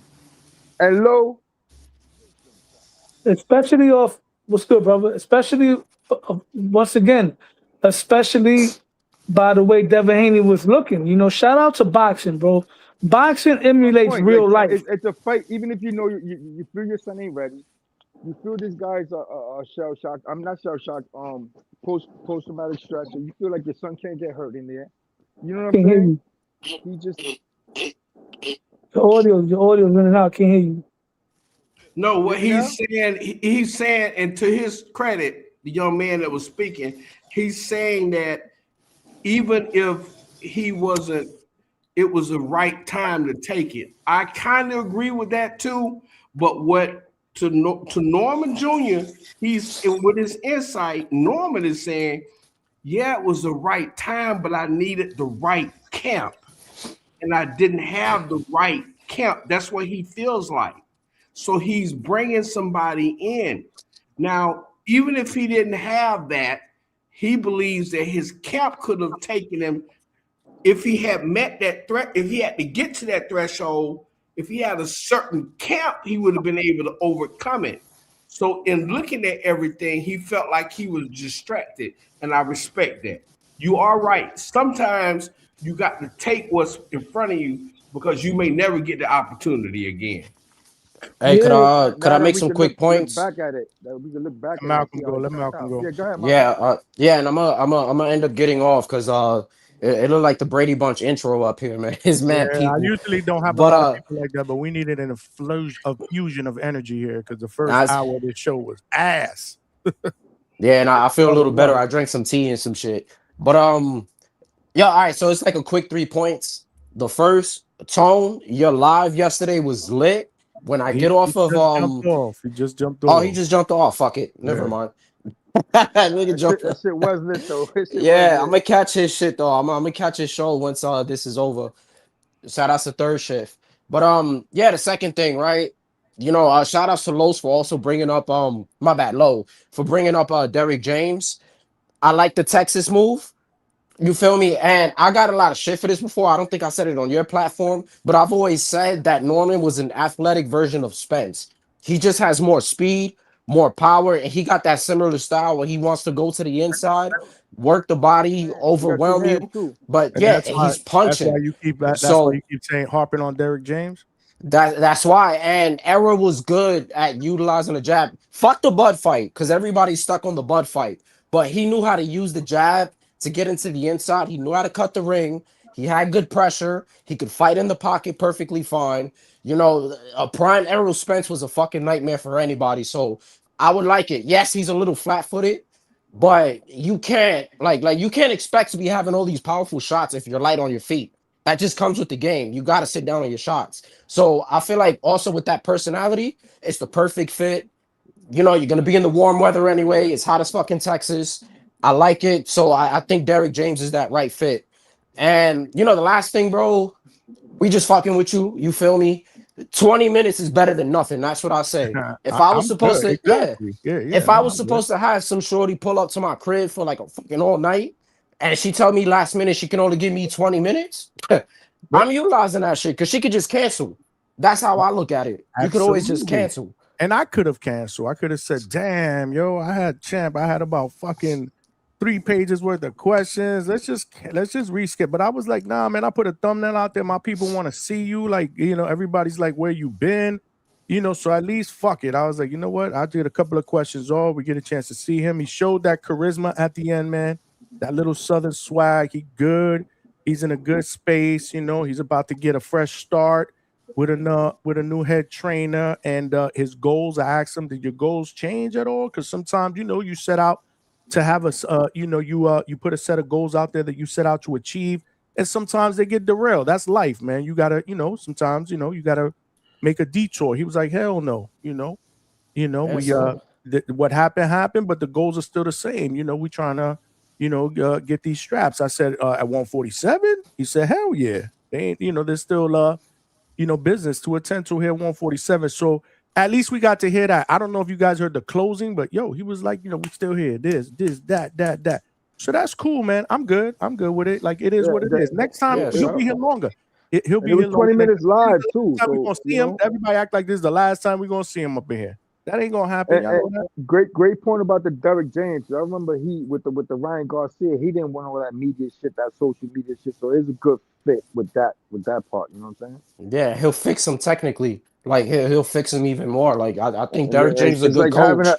a ambidextrous Spence because Son got two hands in there. Yeah, but people get too caught up on once you start losing fighters or once your fighters lose, all of a sudden you're a bad coach, which I no. You know what I'm saying? People are gonna lose in boxing. It's a part of the territory, but I think it's the perfect fit. But And that's remember, all I'm gonna say. he's adding on too, Malcolm. You know what I'm saying? It's not like Yeah, he's to coming just from whatever scratch. you You know, know? and he's only 25. Absolutely. There's nothing So wrong with that. he'll There's be nothing wrong fine. with that. You finally fought somebody that can move, so you're gonna learn from this. This is I just perfect. hope it's All not people, Roy because I know he loves Roy. I just hope it's not Roy. fuck Yeah, no, nah. No, Roy's, no. yeah, I that's a got this bad one. fit. Cause Roy Roy gonna try Jones to has have him. One by one, y'all. Go ahead, Malcolm. No, yeah, bro, that's a horrible fit. Cause Roy tried that shit with Eubank. He's gonna try to have you fight like him. That's That all ain't. I'm gonna say. I, But I yeah, I'm doubt a that. I don't know what's going on, but I doubt that. I doubt that. It's gonna be somebody legit. That I could promise you. all right. That Shout I outs could promise. DHS, man. I'll keep tuning in. You know it. Salute, Malcolm. Malcolm. Feel better. Salute to Malcolm who got COVID. That shit is a Shit. Yo, But still finds time to call in and contribute. For all of y'all talking up in there, call in if you got an opinion. GC, I'm sorry, GC143 with the $5. Oh, he went after Low. Low, the T.O. Glazer in capital letters. 31st, Low, your time is up. Pack T.O. up. You don't worry about Norman. Wow, he went after Yo, you. Johnny, did you see that face off? The little sit down with Tio and Shakur I today? wanted to talk. I did. I actually was saying to who was it? Somebody had DM me that, and I was like, yeah, I saw it. I would like to talk about it, but I'm sure everybody's going to want to talk about this hour and a half Brian Norman Jr. interview, which didn't work out that way. But we need a yeah, we could talk about we that. need a But yeah, 20-minute live from Low after on the 1st of February. We need a 20-minute live from Low. What happened? We need a 20-minute live from you February 1st. Oh yeah. You know how I do. You know what I mean? I'm gonna have my victory parade going on, bro. I'm be bombing all y'all Devin Haney niggas, dude. All You y'all and 6 Devin other Haney. people? Not even Devin 6 Haney people niggas. All y'all parade. all the Tio haters. All the Tio. That's a lot of them. Because everybody hates Tio on YouTube, but everybody loves him in the city. I'm gonna tell you right now, when he fights in the garden, nobody boos him. Only time they boo him is when he starts talking. But when he fights, they root for the nigga, bro. I only been to 3 of his fights. They never boo him, bro. They only boo him when he talk crazy. Other than that, you gonna see it's gonna be more of us, bro, in the building, bro. that's interesting because again, who's gonna have more of the of the crowd advantage? Because That is gonna be interesting. that's gonna be interesting. But you don't want to say anything to GC? He went after you. Just gonna ignore it. Nah, I'm ignoring him. You know what I mean? Like, bounce off. You know what I mean? When you're at the top of the food chain, they come at you. You know what I mean? GC, man, he said he don't want to entertain that, but I appreciate the super chat. Appreciate all the super chats so far. We still got a couple more. We got over 100 likes. So let's get to 200 because it's still early. We've only been rocking out for an hour and a half, and y'all know the hangout spot. This is the late night spot for the second shift and third shift overnight workers. We ain't going anywhere. The first hour was rough, but now we on the road to recovery. Now we getting back to normal, man. We getting back to normal. Hold on, I got a couple super chats. I got you one at a time. Go ahead. Because when y'all cook, I can't cut y'all off. And I don't mean that in a bad way. I'm just saying, y'all be cooking. Y'all be getting into that shit. I love it. Chad from Canada with the $2. Appreciate you, Chad. What's good? He said with everything going on, it was good to see Junior. Absolutely. I talk to him all the time, but it was good to see him because I haven't seen him since I've been out to the gym. I did see him, obviously, on Najee's interview. Great interview. But yeah, if you missed the playback, check it out. It's only 20 minutes. I thought it was okay, even though I rushed it. But hey, you live and learn, man. You live and learn. This is show business, man. We live to fight another day. He will be back. I promise you. He told me that as soon as it was over. Finding Adrian 13 with the $2. He said Derek James is not the answer because I know Malcolm was harping on Derek James. He said someone like Eddie Reynoso. So that's good conversation. That's good conversation for future callers. And you guys in the chat, if you want to chat that in or super chat it, who do you think is the best fit? Who do you think is the best fit for his style? Remember, he is 25 years old. You don't want anybody, in my opinion, and correct me if I'm wrong, panel, you don't want anybody that's going to go in there and try to change his entire style because it's hard to do that, right? 25 years fighting the same way. You want somebody that's going to take his skills and enhance them, work on the weaknesses and enhance the strengths. He's 25. He was a former champion. A lot going for himself. He has power. He's dedicated to the sport and wanting to be great. There's a lot to. Let me tell you something. As a trainer, I look at it like this. If I was a trainer, right, and I'm looking for something, I'd be like, you know what? I'd be willing to train him. I'm really interested to hear what Coach Bermuda says when he comes up. Would he be willing to take on a guy like Brian Norman Jr.? And I know the answer to that. I said that before the fight. Nah, it has to be after a Polanco fight because I like the way the sponge. I can tell you one thing, a couple of things that work in his favor, right? Because I think somebody at Axe Bermudas, I'm sorry I cut you off. I'll let you cook in a second. I just couldn't miss this point. Somebody said, well, what about somebody like Ryan? We're like, hell no, we don't want Ryan around anybody in the firehouse, bro. Ryan's a diva. You know, you got to work around Ryan's schedule. But Brian Norman is not like that. He's not bougie, bro. He doesn't wear gold chains. He's not crazy. You know, he's a very, very, very, very simple person. I know this. So maybe somebody like Hector Bermudez would fit. I don't think it'll happen. Robert Garcia would be perfect. I mentioned that before, but they were saying the Polanco shit. Because it's funny, Low Robert said Garcia. Because yesterday I thought the same thing. Robert Garcia would be perfect. I like Bomac. I like Bomac, but with the Lester Martinez rate, he can't get the Crawford rate. You know what I'm saying? Mm-hmm. You know what I'm saying? Like you said, it's somebody that you want to train, and also Najee Lopez coach. That'd be a good fit too. The reason why, Low, I thought the same thing. I thought like you yesterday. I was like, you know Yeah. what? Robert I'm Garcia. about to sign off right now because they over here bombing me at the job right now. Let me just make my point real quick. Robert Garcia will be perfect for him and perfect for another guy who needs a new coach. You know what I'm saying? He'll be perfect for Subriel Matias as well.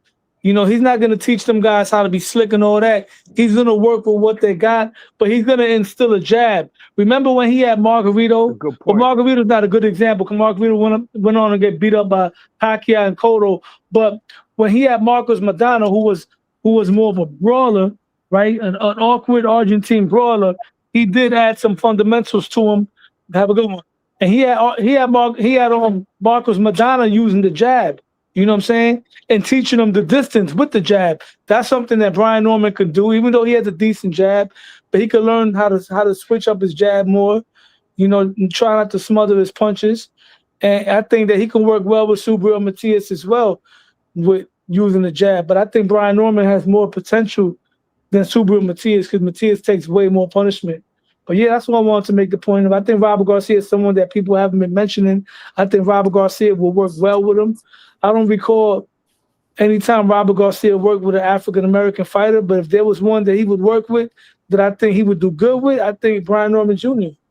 I don't disagree. Yeah, I agree with that. Hey, Johnny, real quick, I'm about to throw a wild card at you. I believe that the smoke needs to settle. I believe that everything's emotional. I believe they got here together. Him and his father. They just got to keep stuff in house and make the adjustments. Maybe there was some imbalance there. So maybe he doesn't get anybody and bring it. I think the smoke need to settle. We've seen Trinidad and his father work together. We've seen Sean Porter and his father work together, even after losses. Emotionally, time has to pass, so we'll see. So that's the wild card. Maybe he doesn't bring anybody in. Maybe the smoke settle, they get back together and put it back together. But I kind of agree with him. I think that he needs to keep it, in my opinion, needs to keep it short, sweet, keep that balance. He did give you your respect. Shout out to Mick Doonan of the Doonan clan. That's clan with a C, not a K. Shout out to Trini. Shout out to Two Tone. Johnny, thanks for giving me my time, bro. Hey, you don't got to Always a thank pleasure, me, AB, You man. Have a family, good night. brother. Salute, AB. You welcome back any time, man. AB in the building. That's my guy. Always supporting me and the channel, trying to help us grow, as well as all of y'all, man. I just want to thank all of y'all, man, because the chat is cooking. We got hella people up in here. Now we looking to push 200 likes today because we got about 112. So let's do it because we're only an hour and 37 minutes in, and y'all know our shows go like 4 or 5 hours. I'm not ready to pack it up. We working overtime tonight, man. But Johnny, let me do a little work before they pack me up, and I'll jump back in. He said before they pack. I'll jump back in a minute. Respect. Yo, Dooney, we'll catch up. I take it easy, Trini. Good, Trini. Trini, yo, you know what? Salute to Trini because, like I said, man, he working, right? Either he's working or he's getting ready for work. You know, he finds time to call in and contribute, man. For y'all that are talking shit, call in and contribute, man. You know, call in and contribute. But I appreciate all of y'all. The chat is cooking. The super chats are cooking. Again, we couldn't get Brian Norman Jr. on here for an hour like we wanted to, but yeah, we live to fight another day. He'll be back. It's not a big deal. Hold on, Mick, before we got chat. Hold on, Chad from Canada wants to jump in. I think I put the link in the chat. I didn't pin it. Hold on, maybe I didn't. Sometimes I'll be fucking up. My bad. Hold on a second. Let me before I read this super chat, let me put the link out in the chat if you guys want to call in and share your opinions. A lot of questions that I want answers to. Hold on. All right. Hold on. Let me pin that because I always forget to do that. And man, one time I was like, yo, I was telling somebody in the chat that was asking about the link. I was like, it's pinned to the top. And Big Money was like, bro, it's not pinned to the top. Or Alberta, one of them. I was like, oh, shit, I forgot. All right. So now the link to call in is pinned to the top. We did have about 20,000 people on the panel earlier, but we needed an infusion of energy. So I appreciate all of y'all that did jump on. Hold on, let me read this one. Hold on. What? Look at this one. Okay, so I read this one. So Finding Adrian said $2. Derek James is not the answer. Somebody, okay, I get it. And then he followed up with $5. So let's hit him with the whoop. Cash moves everything around me. Get the money, dollar bill, yo. He said, look at the improvement with Munguia with one fight. Now imagine Norman, whose feet are a little better, hits a little harder, just stalking his opponent. So Finding Adrian is a firm believer. Finding Adrian 13, appreciate you, my brother. Salute that Eddie Reynoso will be a good fit for Brian Norman Jr. Now, I will tell you, once he announces something, we'll be all over it. That I could tell you, because I'm in contact with him very, very often. Very often. So he's my guy. Y'all know the deal. And then once that happens, we'll talk about it. But he did say that that Pops isn't going anywhere. He's going to be a part of the camp, just not the title as head trainer. The Joy of Boxing 8805 with the $2. I like Breadman for Norman. That's another one. I heard I heard a little bit because I was listening to a little bit of Boxing Voice earlier, and people were calling and saying Stephen Breadman would be a good fit for Norman Jr. as well. These are all good. That's what I'm saying. I want to hear everybody's opinion on who he should go with. We did do a quick 20-minute interview if we want to talk about that, or what's next, man, as far as trainers and who you think would be a good fit. Chad from Canada, what's good, my brother? Hey, Johnny, man. Thanks for having me on, bro. I think it's great. Family, brother. You family. Oh, thanks, man. Definitely like seeing Norman Jr. on here, though. I thought it was great that he jumped on, and with all the rumor mill going right now and everybody talking about it, I think him making an appearance and just saying things in his own voice counts for a lot right now. Like horse's mouth, right? Because you know how it is. It's like a game of telephone, man. And then fact becomes gossip, becomes whatever. I feel like this has got people really charged up. Like people, I was listening to some TBV today. I was listening for about an hour, and yeah, man, people are like real charged up about like different opinions, different feelings about he shouldn't have let his dad go. He should keep his dad, and this and that, and I'm surprised, to be honest, how much people feel invested in it. To me, a lot of it is like it's like personal business between the two of them. Remember, it wasn't that long ago when Rayo left Benavidez Senior, right? And remember that it was like a thing, kind of, like it was in the media, and Senior was like, yeah, he just left in the night, basically, like I forget the details, and people were talking about it like it was a thing, right? It was a topic. But at that time too, I almost feel like having too much of an opinion is like kind of, I don't want to say it's not our business, but sort of isn't. Like what goes on between a trainer and the fighter, especially if it's a trainer that's been with a fighter since they were started as a pro, or since they've been young, or like it's more than just what goes on in the ring, it's complicated, man. And things can change, right? For all reasons that, like I said, a lot of the time it's not even our business. So who the hell knows what's behind it, really? And it's not for us to know. It's between the two of them, really. I feel like, yeah, like one loss and everything, like sure, like, but at the end of the day, Junior, he's got to do what's best, and I think Senior wants what's best for Junior too, right? So, we all see how much Senior loves his son. So I think at the end of the day, whatever bitterness or whatever's going on, because I haven't really looked at anything myself.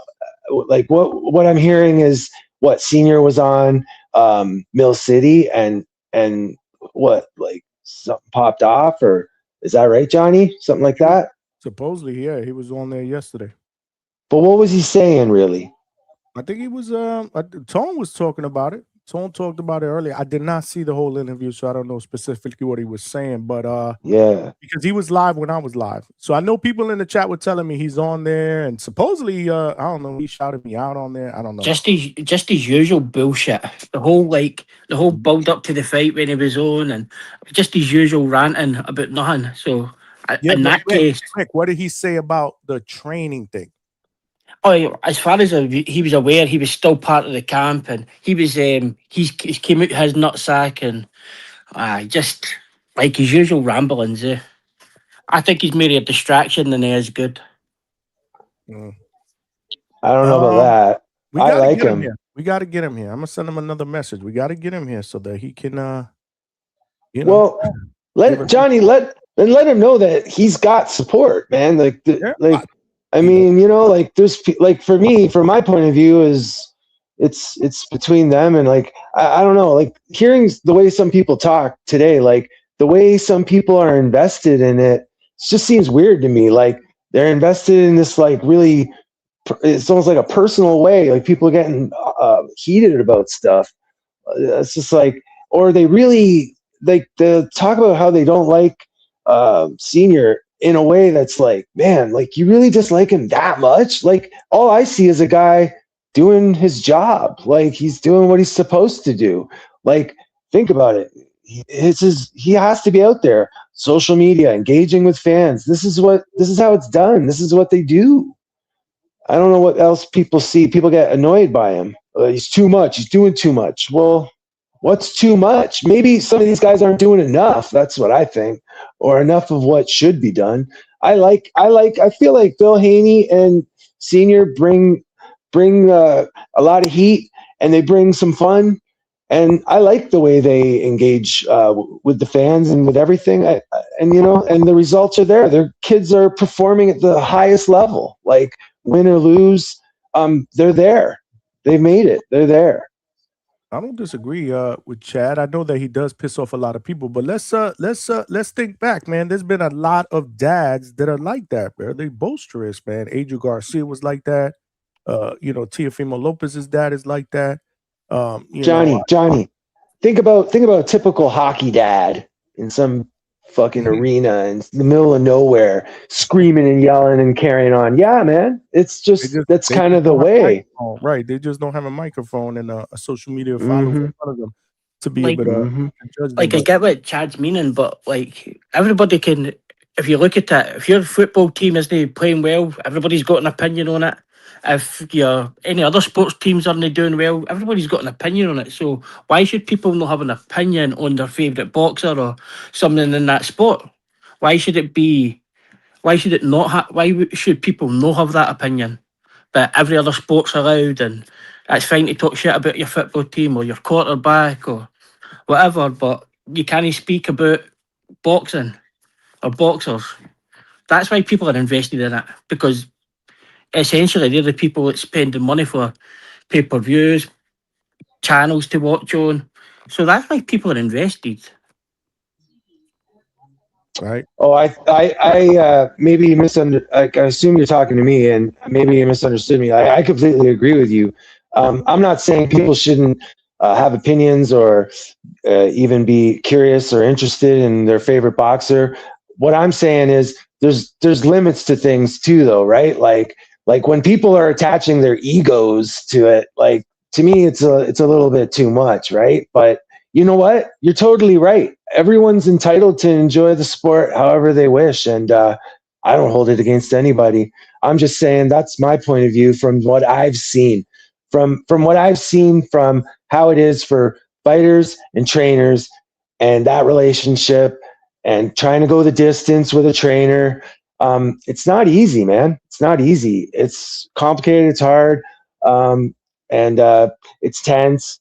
It's family. It's basically what it is, and you know how family can be. But everyone can have their opinion. Yeah, man. I'm not. I like it. But tell me, bro. Tell me, what is it that you don't like about Senior? Go ahead, Mick, real quick, and then we gotta let the boxing outcome get his shit off. I didn't dislike Senior. The thing that really gets to me is it was all over panels on YouTube, getting it all big mouth, getting it all like that. And then when it came to giving his son information in the ring and being there early, bad advice. I just think that sometimes you need to take a step away because somebody will tell you the truth. That's the be all and end all. It's the same with Tio. I don't think his dad. I think he's a good trainer for where he's got him. But if Tio's 2 or 3 rounds down, he's got no way of figuring out a plan B to beat Shakur. Like he'll never be able to work it out. Where that they are the second. They're there to give information how to change. And Brian Norman looked as if he froze up after being knocked down. And I just think that his dad was everything was roaring and shouting, arguing on even on here, the TBV, whatever else. Where if he's a head trainer, he maybe spend more time putting it into the son and preparing better.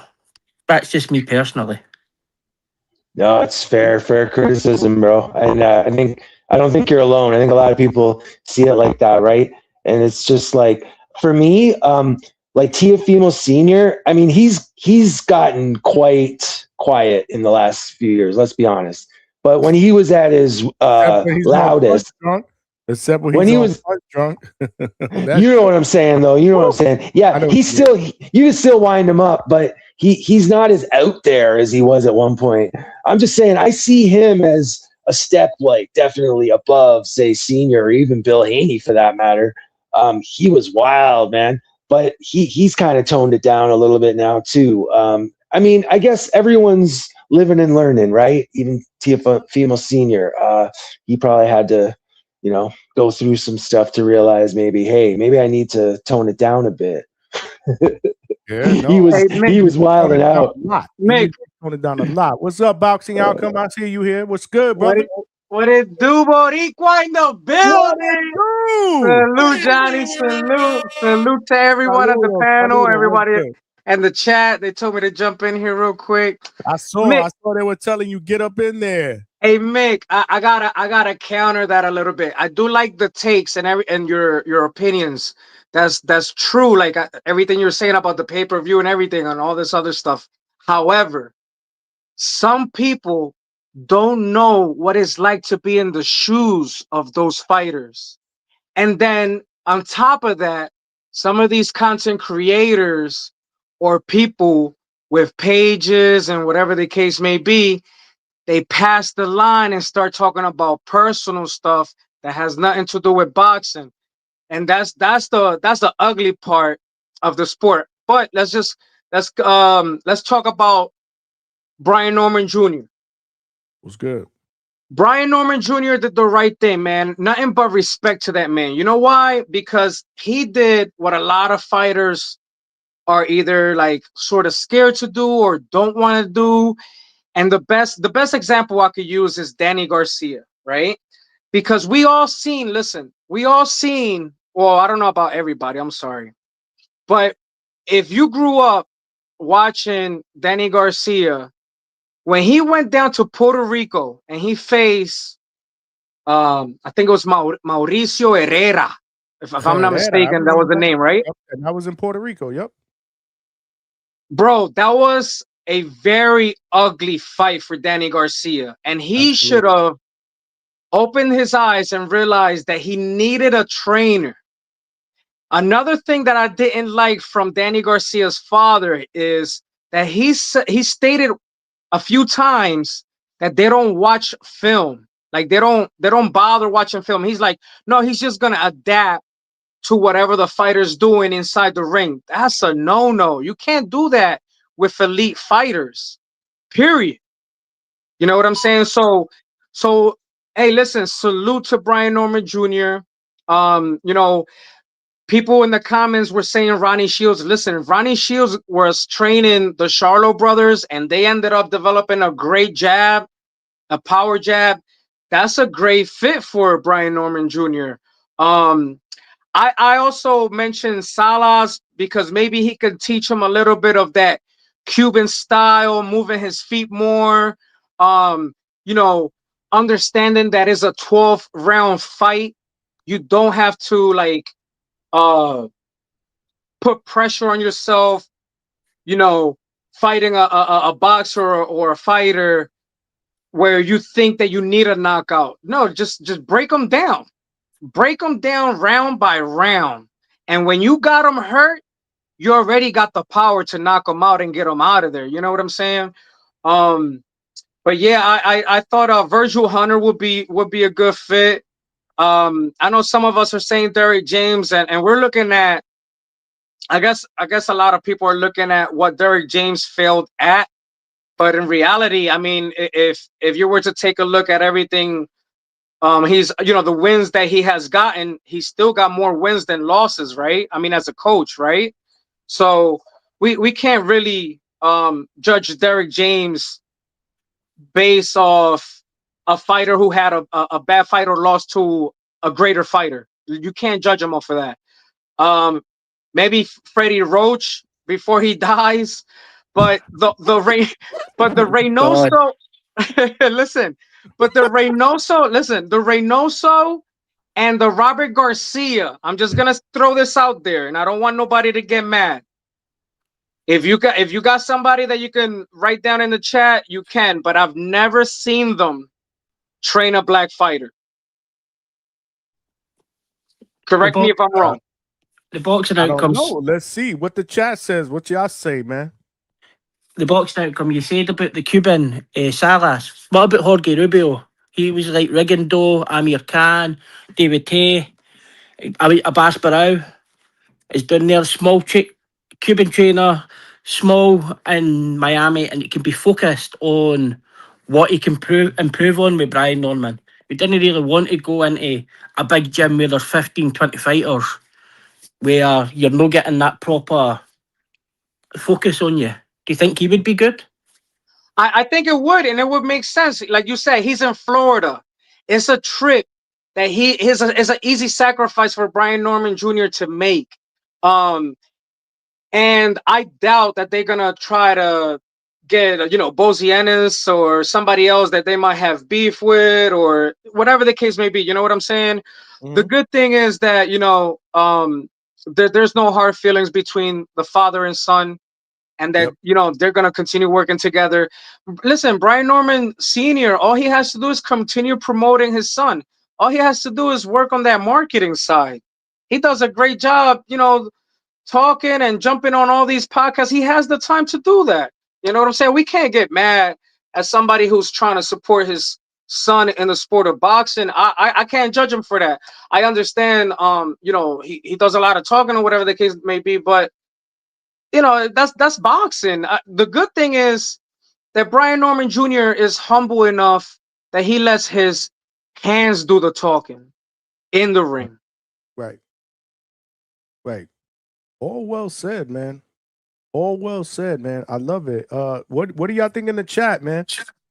What do y'all think in the chat? Hold on. Mo Brains with the $2. He said Bomac just got a lot of spare time on his hands with the eye emojis. What about Bomac as a possible fit? I thought about that too yesterday. I ain't gonna lie. Yeah. They said Bomac in the chat. That would be great, man. He would probably be able to learn a whole lot in that with Bomac. Yeah, I don't think that would be a bad fit either. I did ask him real quick, what he's looking for as far as qualifications, right? Like what qualities, like strategic wise, like what is he looking for? But he said, I can't tell you everything right now. So he really didn't give us an answer. He did say, and that's why I said, well, what about logistically?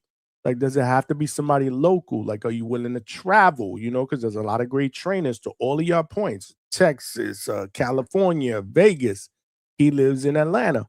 And he said that wouldn't be a problem. Picking the right person would not be a problem. They'd be more than willing to be able to travel and get that work somewhere else. So that's good news.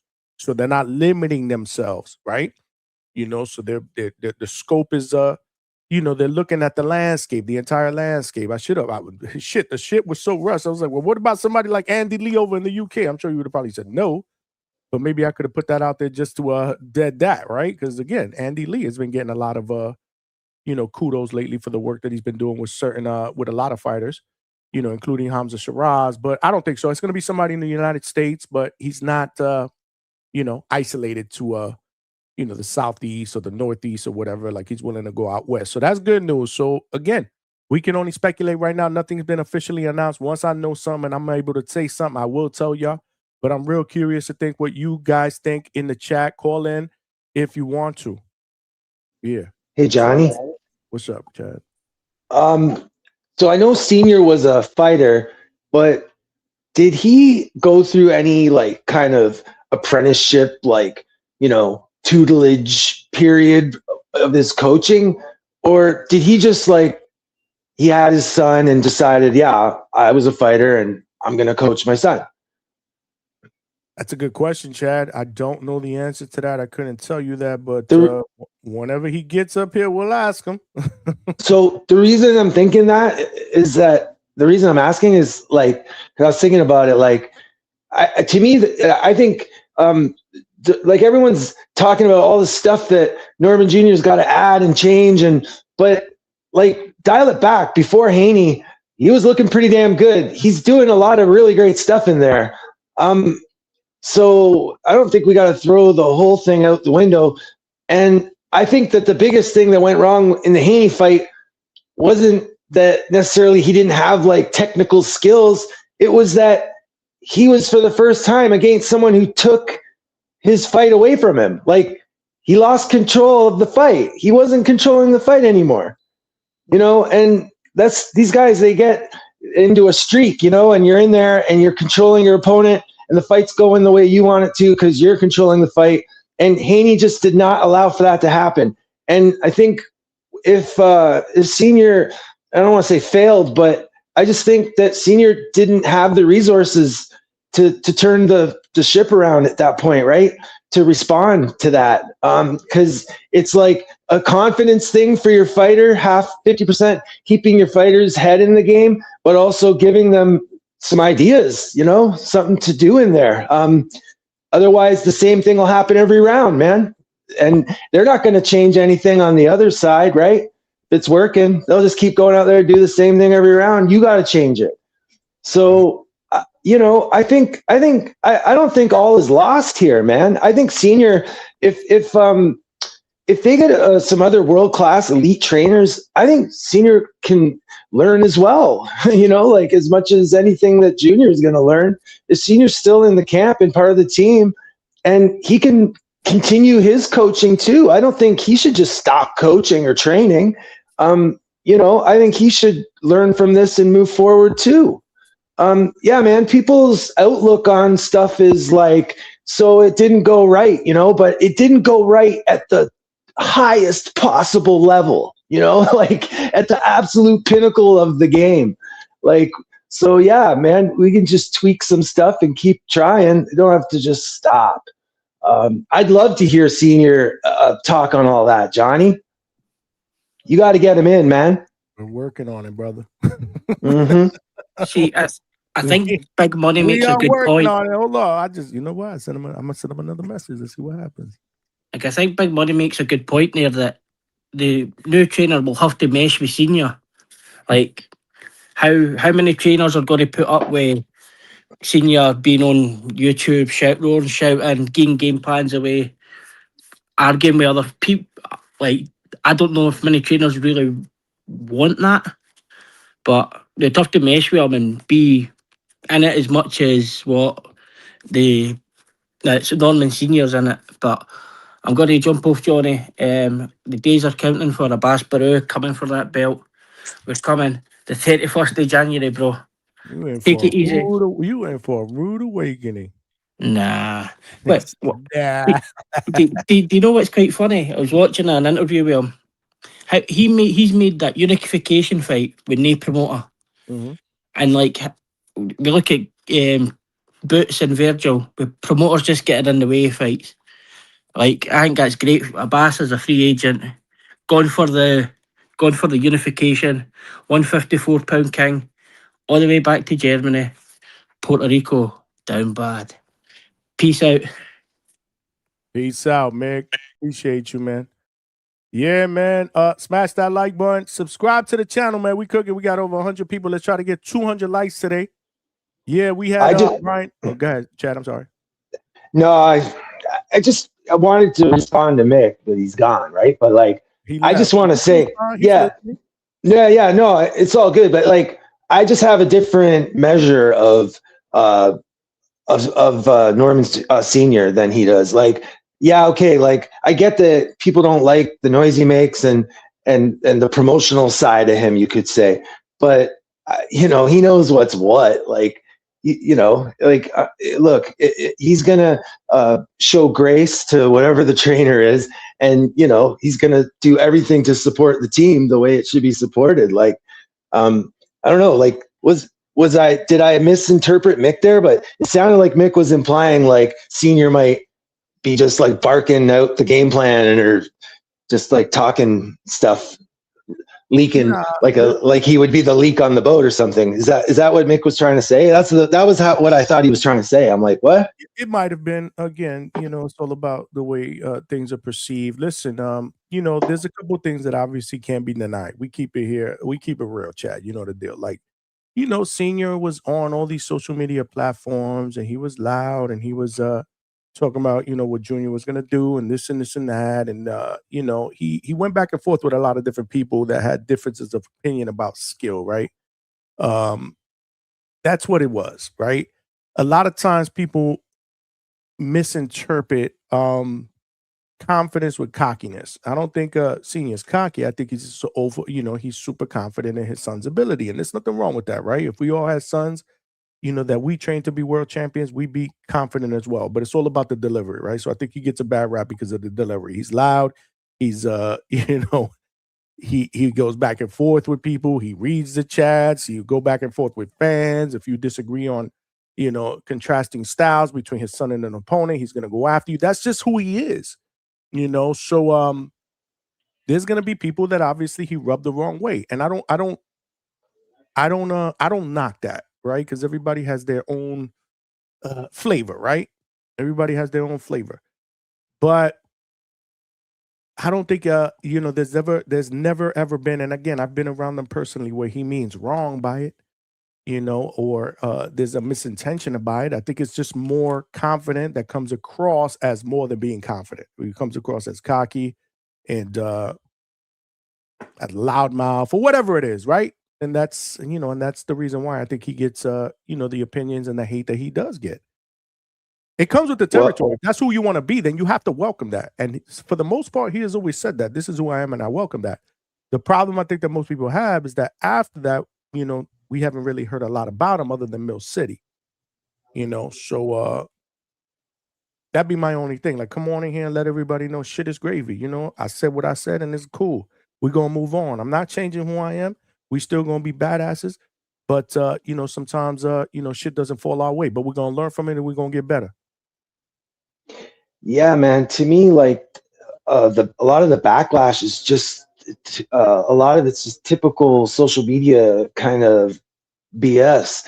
To me, he's playing the game perfectly. He was doing exactly what he was supposed to do.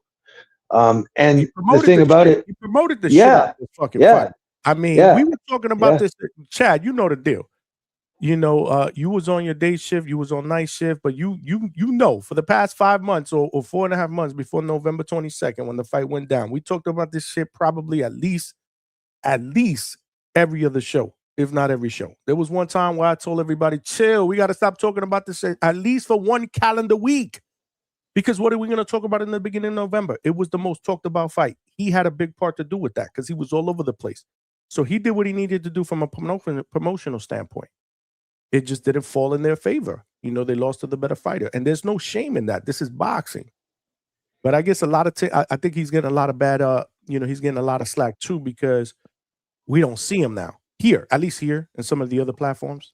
That's just my guess. No, I think you're totally right. And that was exactly what I was implying and saying when I was saying how it was good to see Junior, it's true. I think that's probably the best thing he could do right now. Like, all those haters are just going to show up in the chat and hate, but regardless, at least he's there, right? It's like you said, like, let's keep it going. Let's keep it moving. But you're right. He did everything he's supposed to do in his position. And this is the part where I feel like there's a lot of newer fans or social media. I don't know what it is, but this is the part where a lot of fans check out and become, I don't know what, casual. I don't know what we're supposed to call it, but yeah, like it's like, yeah, this is the sport, guys. This is the game. This is how it's played, and someone's got to lose. And when they do, like the thing kind of flips on its head, and the fighters respect each other. And like there's kind of like a process to it. Like, yeah, acting like to the losing side now. Oh, listen to all that shit you talked before the fight. It's like, are you kidding me? That's the most ridiculous take. I don't understand how people go there. And then to go extra persecute because he went extra hard, because he's being invited on podcasts to speak, and people wanted to hear from him, man. People were begging to hear from him, and Bill Haney too. People love it when Bill Haney shows up, and when Senior was showing up, people were loving it. Like love him or hate him, they were loving it. You know what I'm saying, Johnny? Right. So this is what I mean, man. This is what I mean, though. Like, and then when it's all over, we're gonna turn to them and act like what? Like, I don't know what. I don't get it. So I feel like I just hope that he's feeling good about where he's at, him and Junior, and know that they've got fans still. And I feel like nothing's changed, man. Like, let's keep it moving. What's next? What's next? Yeah. Over here. Yeah. Over here, man. Nothing's changed over here. I'm glad, like I said, man, people are crap on it, but I'm glad that we got those 20 minutes, man. I've been in contact with him. He's been good, but I'm like, we got to get you on, man. And, once I reached out to him and said, I saw that Najee interview, and I gave him feedback because I always give him feedback. That's one thing. I give him feedback on the interviews that I was watching before the build-up. Like, this was good, or maybe, and he welcomes that. And love it. You might want to elaborate a little bit on whatever you would do it tomorrow. But again, he's they're human. You know what I'm saying? Sometimes they're pressed for time too. I didn't get offended by it. I'm just glad he came on. Like, he could have just ditched me altogether. He didn't do that. Mick Doonan with the 2-pounder says, I think big trainers don't want that heat on them. I think you're talking about Brian Norman Sr., Mick Doonan, if I'm not mistaken. And salute to you. That helped us get to our 10 super chat goal. All right. I did put it on. All right. I thought I put it on in the beginning of the show, but I was so pressed for time, and I was rushing that I really didn't even hit the launch button to set it. So then after I realized it, after Junior jumped off, I was like, oh shit, I didn't put the goal up. So then I put it up. After we had gotten super chats, those didn't count, but we still hit the super chat goal. So I appreciate you, Mick. Appreciate all of y'all that been sending super chats. The show started off rough, man, but it's been we've gotten it back on track, man. Salute to all of y'all chat, all of y'all that jumped in the chat to kind of ease the tension, right? Level the playing field, because it was all over the place, man.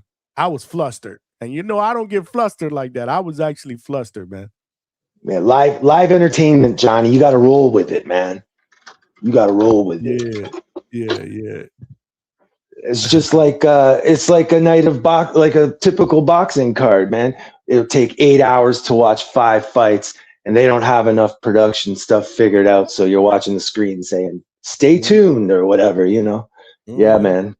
Some days it just doesn't go your way in live TV, You got to make adjustments. This is what it is. It's show business. Sometimes, you're going to get thrown a curveball, but you got to be ready. I ain't gonna lie. I usually pride myself on being ready for those, but I wasn't ready for this one. but we made it work. We made it work, man. We made it work, and we learn and we get better from it. But again, I'd rather have him here for 20 minutes than not have him here at all, because he's my guy. And I can't wait to see him back in action, man. Polo Buck with the $5. Let's hit him with the woo. Cash moves everything around me. Get the money, dollar bill, yo. Absolutely, Polo Buck. I totally agree. This is what we do here at the Hangout Spot. There's a few things that I stand for. One of them is this. Real fight fans do not throw fighters away. We don't do that here. We ask what's next for him. We plot their next business move. You can disagree. Absolutely. Not everybody's going to feel the same way. I don't think that's the right move. I don't think he should fight that guy. That's not a good coach for him. That is a good coach for him. This is Yeah. again. We're all gonna have a difference of opinion. We're all not gonna think the same, but it's okay. This is what this for. This is what the Hangout spot is for, man. To share your opinions and perspectives in a safe place, man. I mean, I acknowledge too that like if Brian Norman Sr. or Bill Haney's personality rubs you the wrong way, then it's gonna probably make being a fan of their sons, maybe it might make it a bit problematic because they are pretty present in their careers, right? I mean, I get all that, man. It's not that important to me that people like them or dislike them or any of it. I just feel like sometimes though the things that people concern themselves with and how they think about the fighter, they judge the fighter, is like nothing to do with fighting. You know, it's like all this other random shit. Yeah, I hear you. You know, like how did Bill Haney smile today? Did he irritate me today? Well, he did. So I guess I'm gonna shit on Haney's son as well, and not like his career. I feel like it's like that. People are like that. Mm-hmm. I don't know, man. Like for me, honestly, it's about what happens in the fights. Like that's how I see the landscape. That's how I see the fighters. That's how I interpret who they are.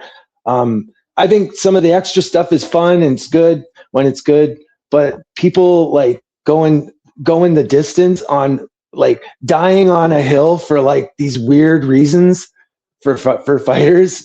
You know the type I'm talking about too. You hear them on these shows, man, and they'll be yelling and screaming and carrying on like over something so like not even the fighter cares about anything like this much, you know?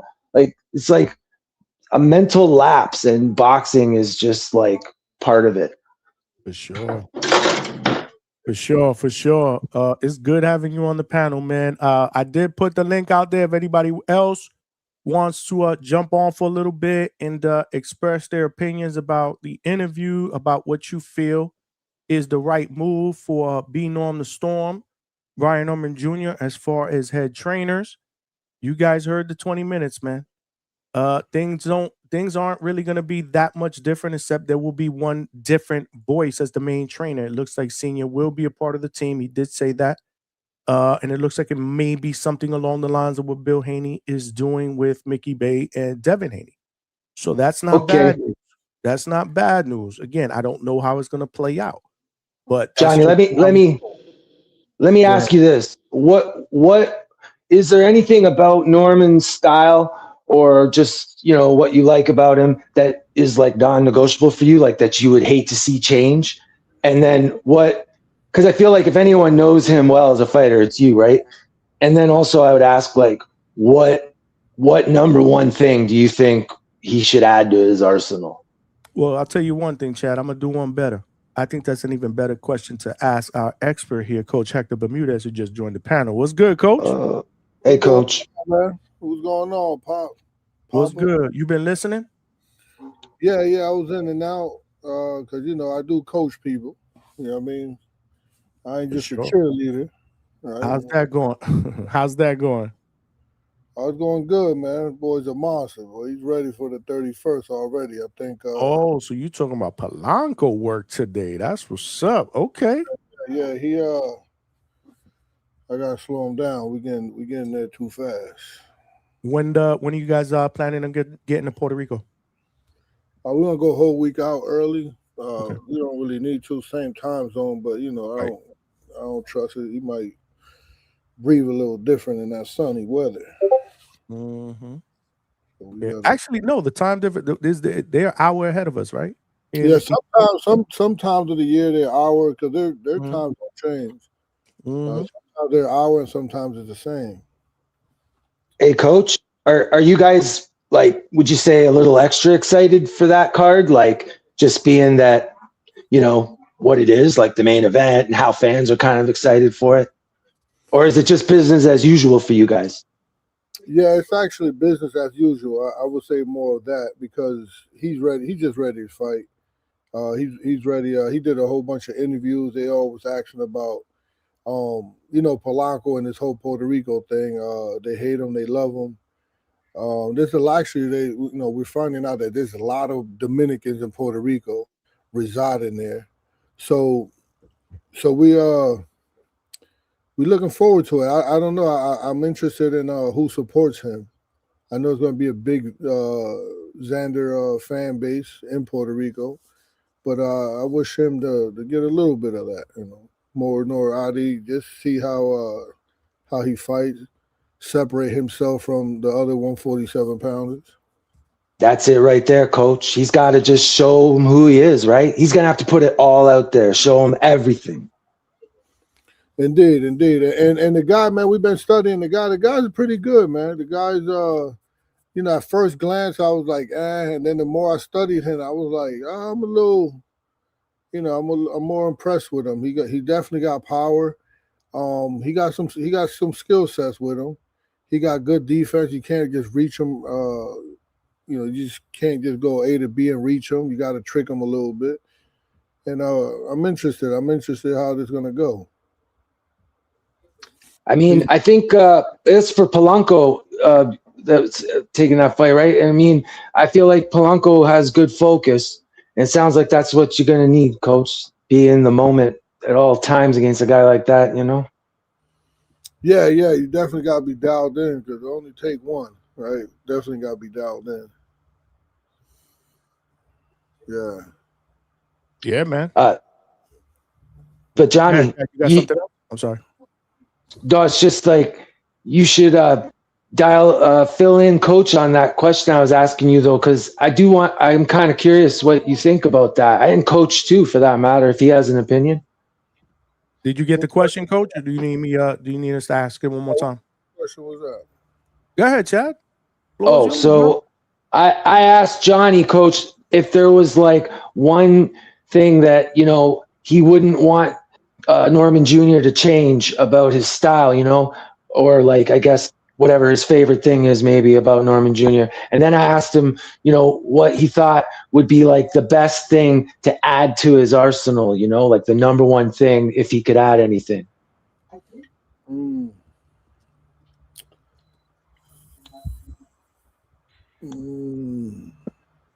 I thought you'd have this one pegged, man. I thought that one thought a long time ago. Yeah. Well, I could go so many different ways with it. Okay, but coach, be honest. What do you think would be the number one thing to benefit him the most right now? To add to his arsenal. Give us that.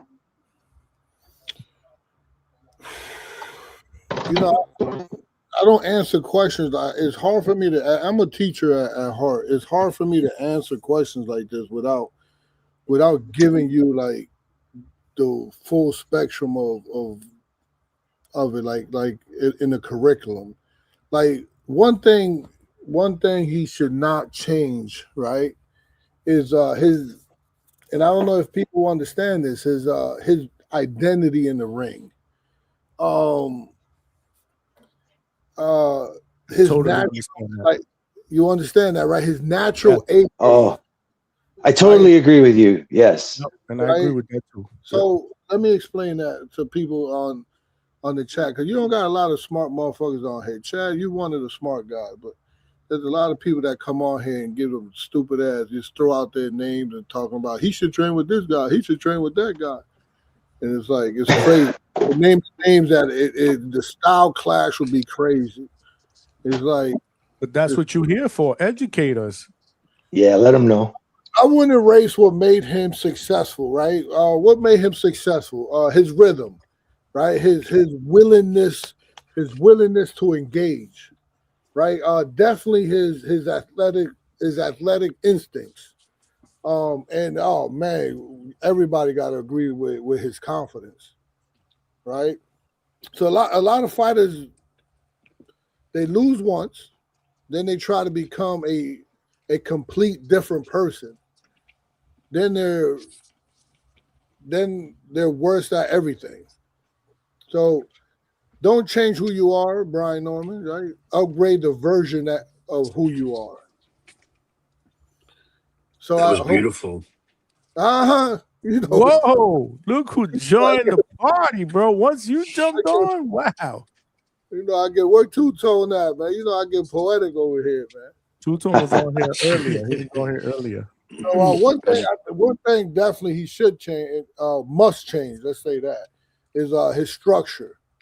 So remember, I don't want everybody to get lost because I'm a teacher, man. I know you had a lot of people up here, and a lot of motherfuckers don't know what the fuck they talking about. But I'm a teacher at heart, man. I teach boxing, right? So I just gave you something that he should change. What was that, Johnny? I was texting over here. So I was texting somebody. Hey, Lord Papa of somebody important. I was texting somebody really important here. Coach, I thought you had said more or less that about things he should not change, and speaking on his confidence, kind of how he carries himself in there. His rhythm. Yeah, his identity, right? Identity, rhythm, you said. Yeah. Yeah. What made him successful was what? His inner feelings. I mean, here we go. I got to answer another text. Go ahead. Coach. Right. So now I just want you to keep that in mind. And now one thing that must change is the structure, right? His structure. There's a system under his talent, right? So that's foot positioning, right? Distance control. I think definitely when we saw the film study, whoever was there for that, discipline after you land. How you reset when you miss. If people was at the film study for that, they would know that. And having a real plan B / plan C when technicians start reading you. Everybody follow that so far?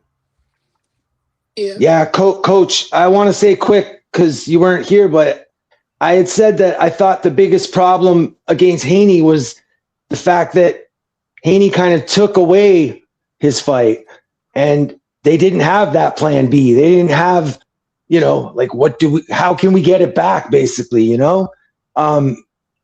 and so to hear you saying about just, him being who he is in there, I felt the same way. I feel like everybody wants him to change now, Junior. And he does a lot of things really well in there. And I love how you're breaking this down.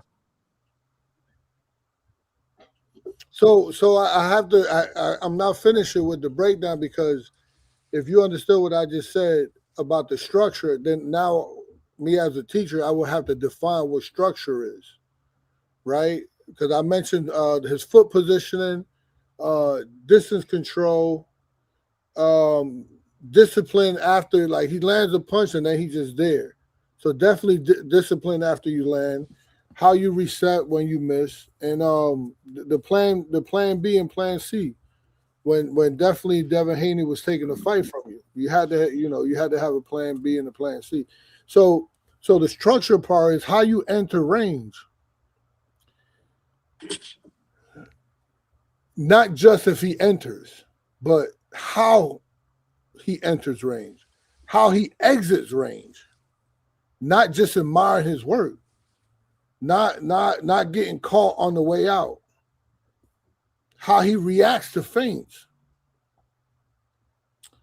So I think talent got him here, got him to the world title. Talent definitely got him there.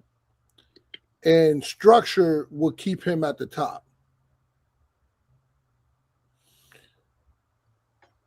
Yeah, I think that's great, Coach. I will finish there on that. But I got other things I could talk about. But I go as I'm asked. Do you wanna elaborate on who you believe can provide that structure, or you don't want to get specific and granular? Well, this is not like a new thing, right? I mean, I could think of so many fighters who left their trainers, right? I'm pretty sure we all could, right? From even a young Manny Pacquiao had to leave his trainer and go to Freddie Roach, right? Triple G left Abel Sanchez, right? Lennox Lewis left come I forward, know he come forward, he Vega. Who did Lennox Lewis leave after after the loss of McCall? I don't know. They leave the Pepe, Manny British Stewart. guy. not Pepe Correa. And where'd he go to Manny Stewart? Manuel Stewart? Man, Yeah, Yeah. he took Stewart away from McCall. Chevy Red said, Coach putting his bid in to train B. Norman Jr. the best thing B. Norm could do is come to the firehouse. That's the best thing for him. I mean, listen, Made if he the really bid? is if he really is family, then he would know that today, the 14th of January, we're officially the Bermuda spot. So being a family member, you support. So he'll be supporting the show and he'll listen to all the great things Bermuda's has to say. And I think it'll definitely, result in a reach out, a phone call, A a reach DM around? to where it can, a what? A reach around? That's what you said? What? No, I don't think I could like have sworn you. that's I what he definitely just said a said, bro. reach out, but I Pause. mean, I thought he said a reach around. I'm whatever like, you what's do with wrong your with this guy? buddies, man, shout out to y'all. I mean, whatever makes you happy. But yeah, shout out everyone. Welcome to the Bermuda spot. Stay, get comfortable. Listen, there's plenty of fighters to support. I know a lot of y'all like to be fans, and idolize these guys. Well, coach he's got a building full of dudes that boxers, and then he's got another gym, where there's other guys fighting where he goes ahead and helps these gentlemen become winners and make some money and hopefully get some titles. So yeah, man, sit back, relax, and enjoy the show. Yeah, Do you agree with that, Coach? especially when I'm doing the KRS-One thing. You know what the KRS-One thing is, right, Johnny? What's the Now, KRS One thing, Coach? knowledge reigns supreme over nearly everyone. So you do agree with Vega? This is the Bermuda spot now, right? I give I wouldn't listen. My people, the people that know boxing, they name it. They know what time it is. As soon as I came on here with knowledge reigns supreme, not just me. Somebody come on here that's more knowledgeable, that makes more sense. Me personally, I give them credit. I love to learn. Right? I learn from Vega. Vega got some good points, right? I This learned from guy's funny. little pee-wee minded what's his name? Missy got swag. Oh, Malcolm? Malcolm, we can learn from Malcolm. Sometimes he trip up and trip and say something that's good. So but you had to my mindset is always I'm always a student of the game, always a student, always learning. And some fighters need a coach who's a boss. Others shut down if they feel talked down to. So we had to know what his coaching style would maybe the coach that trains him has to communicate with the father if you want the best for the fighter. Like me personally, if he was come to me, I would like, hold on, let me talk to your fighter. Your father. I would give, if the father is down for it, I would give him a list of things for him to answer, so I could know his son through his lens, and get to know his son through the father's lens, and then I would start implementing some type of whatever he needs from there. But if he can't be coached emotionally, also, no coach on earth is going to be a fit. You have to be able to be coached emotionally. You know what I mean? When let's say, for instance, if I say you were wrong, if I say, hey man, you was wrong, does Brian get curious or defensive? Right? You follow that? Yeah. No, that makes sense. What kind of questions would you ask though? The best coach can look you in the eye and say, that was trash. Like in my fighters, I look them right in the eye. My man, that was trash. The fuck is you doing? And at the end of the day, after I said that, they still trust me. I don't think there's anything wrong with what you just said. Absolutely. You have to have that type of I know, relationship because with you them. got coaches out here that just ass kissing. They don't want to get fired, so they just be nice. I got you. Cheerleading too, right? Yeah, they're cheerleaders.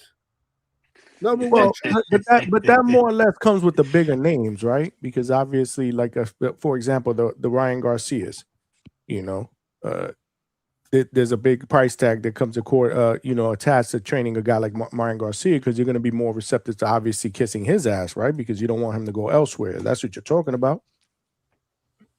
Yeah, I seen his father work a little bit. That's why I mean I was the main proponent of saying that he needed a new eye. I don't know if you recall that, Johnny boy, but I do recall that. the first one saying he might need another eye because his father's a little bit emotional, and not saying that he's a bad trainer, because he could probably be a better trainer to somebody else, let's say Rohan, than he would be to his son. You know what I mean? A lot of times emotions are involved, But a new coach isn't just, I mean, when he get this new coach, you have to understand one thing. It ain't fucking new combinations. Fuck, it's way more than that. Is new language, new priorities, new timing, new rules for what good looks like. So it's not going to be easy. The learning curve always takes a dip before it rises. You have to, it's about killing. Man, it's so much. If he gonna have a responsible, like a good trainer, he ain't just gonna teach him fucking. He can't, like, a new trainer doesn't give you new moves. Like he gives you like a new fucking like operating system. And the first thing that happens after you update, a lot of times you get glitches. You follow that? Got computer geeks out there, right? You get glitches. People think it's an add-on skill. It's actually like an identity level rewiring. What you trust, what you ignore, what you panic about. That's all have to be like at the forefront. And he's coming off a loss. What happens when somebody comes off a loss? A lot of times what's going on, they want to overcorrect. If he felt behind versus Haney, the temptation is to chase solutions. Whether it's more aggressive, more defensive, movement, without clarity, the new coach has to decide what stays sacred, what gets rebuilt, what gets thrown away. That's unlearning, and this is mentally brutal. You have to unlearn a lot of things, and the real pain isn't learning new things. Listen here, chat, y'all dumb motherfuckers. Sometimes y'all irritate me. Jesus Christ! Because Put that out with me. the real pain isn't learning new things. Get this, because this man, he's a human, man. He's a human being. He's lost right now. Just fired his father. I don't give a fuck. That hurts. They look like they're real close. And sometimes, like, you need an advisor. This is why a fucking manager is needed that's experienced. You need to come in like, hold up, you might not need to fire your father. Let's check your father's ego. See if he's willing to learn from somebody. Let's go hire a Coach Bermudez, and let's let your father work with Coach Bermudez and come up with, maybe give him some ideas to then do what? Then work with you, because that's the what people have to, the trainer's ego got to be set aside. So the real pain isn't learning new things. It's admitting some old things were comfort and not truth. Right? You follow that? Mm-hmm. Unlearning feels like getting worse because you lose like that autopilot before like your new instincts arise. I'm gonna stop talking. I'm gonna let Vega say something. Vega, talk to him. Talk to the It's people. kind of like I remember when you were talking about how Avius was saying that he felt that he. Vegas microphone been ass all night. Hey, speaking of Ryan Garcia, so Mario Barrios, his trainer is still Joe Goosen, right? So Ryan's using his dad for this fight and will be going against his old trainer, Joe Goosen, with Mario Barrios. Maybe that's more inspiration and motivation for that side to want to win, right? Goosen will probably really want the win bad. So, I didn't know that Barrios left Santos. Mm-hmm. Yeah. He's with Joe Goosen. I don't know. I think it's pretty recent. I think it's only been like a couple fights. Oh, I actually think I don't think Goosen was with him for the Pacquiao It's the first fight. Oh, so it's the first fight? Okay, yeah. I didn't know. Like the way I only found out because of Ryan was talking about it, and just from the way Ryan was talking about it, that was my guess. I think that move was based obviously on the familiarity with Ryan, because obviously he trained Ryan before the Tank fight. So You're totally right. Yeah, it must be like a total like one-off select for that fight, eh? Yeah, might be. I don't know what's going on because he left Bob Santos one time before and then went back to him, and now he left him again. I'm just not sure what the hell's going on over there. I mean, he hardly ever fights. Does he really need a trainer? Go ahead, Vega. You back? Or your mic is a two-pack of ass. Yeah. Can you hear me? Yeah, we can now. Yeah. For now. It's like the audio's like off. It's like delayed. Whatever. You're off. It's not the audio, it's you. You know what I think? I think it's the transition from the Norman spot to the Bermuda spot. It's gonna take a little time. I think first you need to relax. That's gonna be step one. You know what I mean? So just speaking of learning new things. Yeah, I mean, this is what happens at the Bermuda spot. You don't just come out here with your pom-poms and say, "Oh my gosh, that looks so great." You actually learn. So everyone get your notepad out. If you need Coach Bermudez to repeat any of that, it's not gonna happen. It's a one-time, one-shot thing, all right? So you have to pay attention. You are gonna get to a higher level here. You got mad glazers, Coach. Damn, bro. No, I got Lord have mercy, bro. They got high IQ. Hey, so imagine how we felt whenever you talked about Brian Norman. Bro, stop glazing, bro. Oh, have mercy, bro. Glazing. What was you saying? This is a glaze fest. Give me over a B. Here. Give me an E. Give me an R. Lord. Give me. I know y'all like. Can we make it any more obvious, bro? At least try to conceal the shit for a little bit.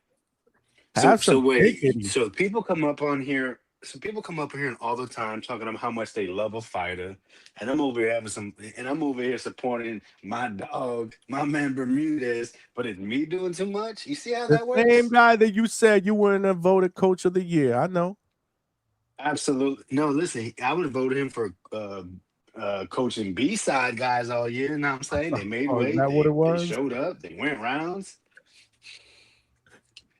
I guess we got to start doing that by secret ballot so that Coach doesn't know, what we actually vote for. We don't want to hurt his feelings. Come on. I'm saying he's just not a good guy. I'm telling you, Coach. I don't know. You know, a lot of people came on here today, man. I had to hear this shit because, you know, I support the channel, man. And I had to hear a lot of this motherfucker saying, "Oh, this guy's a good guy to train. This guy's a good try." I'm over here like, unbelievable. So set them straight, though. Instead of criticizing, educate. Who should be the right guy? Oh, baby, you know, all I do is educate, man. That's all I know. Captain. Listen, that's all I know how to do is educate. That's why I'll tell you. I'll be telling you guys come on the Zoom meetings so you guys can learn something. Yeah, I was just gonna say, Coach opened up talking about a system. I mean, that's it right there. Like, I don't bring up systems. It's like that's where most people start getting bored. They don't want to talk about it anymore. And that's the part where it gets interesting. That's the part I think boxing gets awesome. Yeah, I think so. Going into senior, right? Because I think that is not thought about. Like, what is a new trainer gonna do, right? Sometimes you can stay with the trainer that you have, and he give him a chance to learn too. He also learned, right? Look, this man says Derrick James. Well, He shit your said he'll ass. technically fix Norman, tighten his defense, more jabs to get inside, Saying learn. his defense is wild. Hold on, can I finish reading? Yeah, my bad. Get That's not even inside. a super chat. Is that a super chat? That is not a super chat, but it Johnny, fits with start. You got to read. Start it over though. Read it slower because I can't actually read it on my screen. It's too small, so I want to hear it. Are you guys gonna let me read it? I can read it if y'all let me read it. If This guy fits what Coach Johnny was is saying crashing before. out. Oh my lord! Golly, man, we didn't run him out, man. We didn't tell him get off. Are we done? Can I read this now?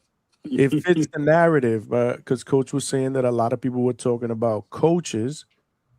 And, he said he'll technically fix Norman, tighten his defense, more jabs to get inside, learns not to smother himself, all while being a faster, stronger Spence.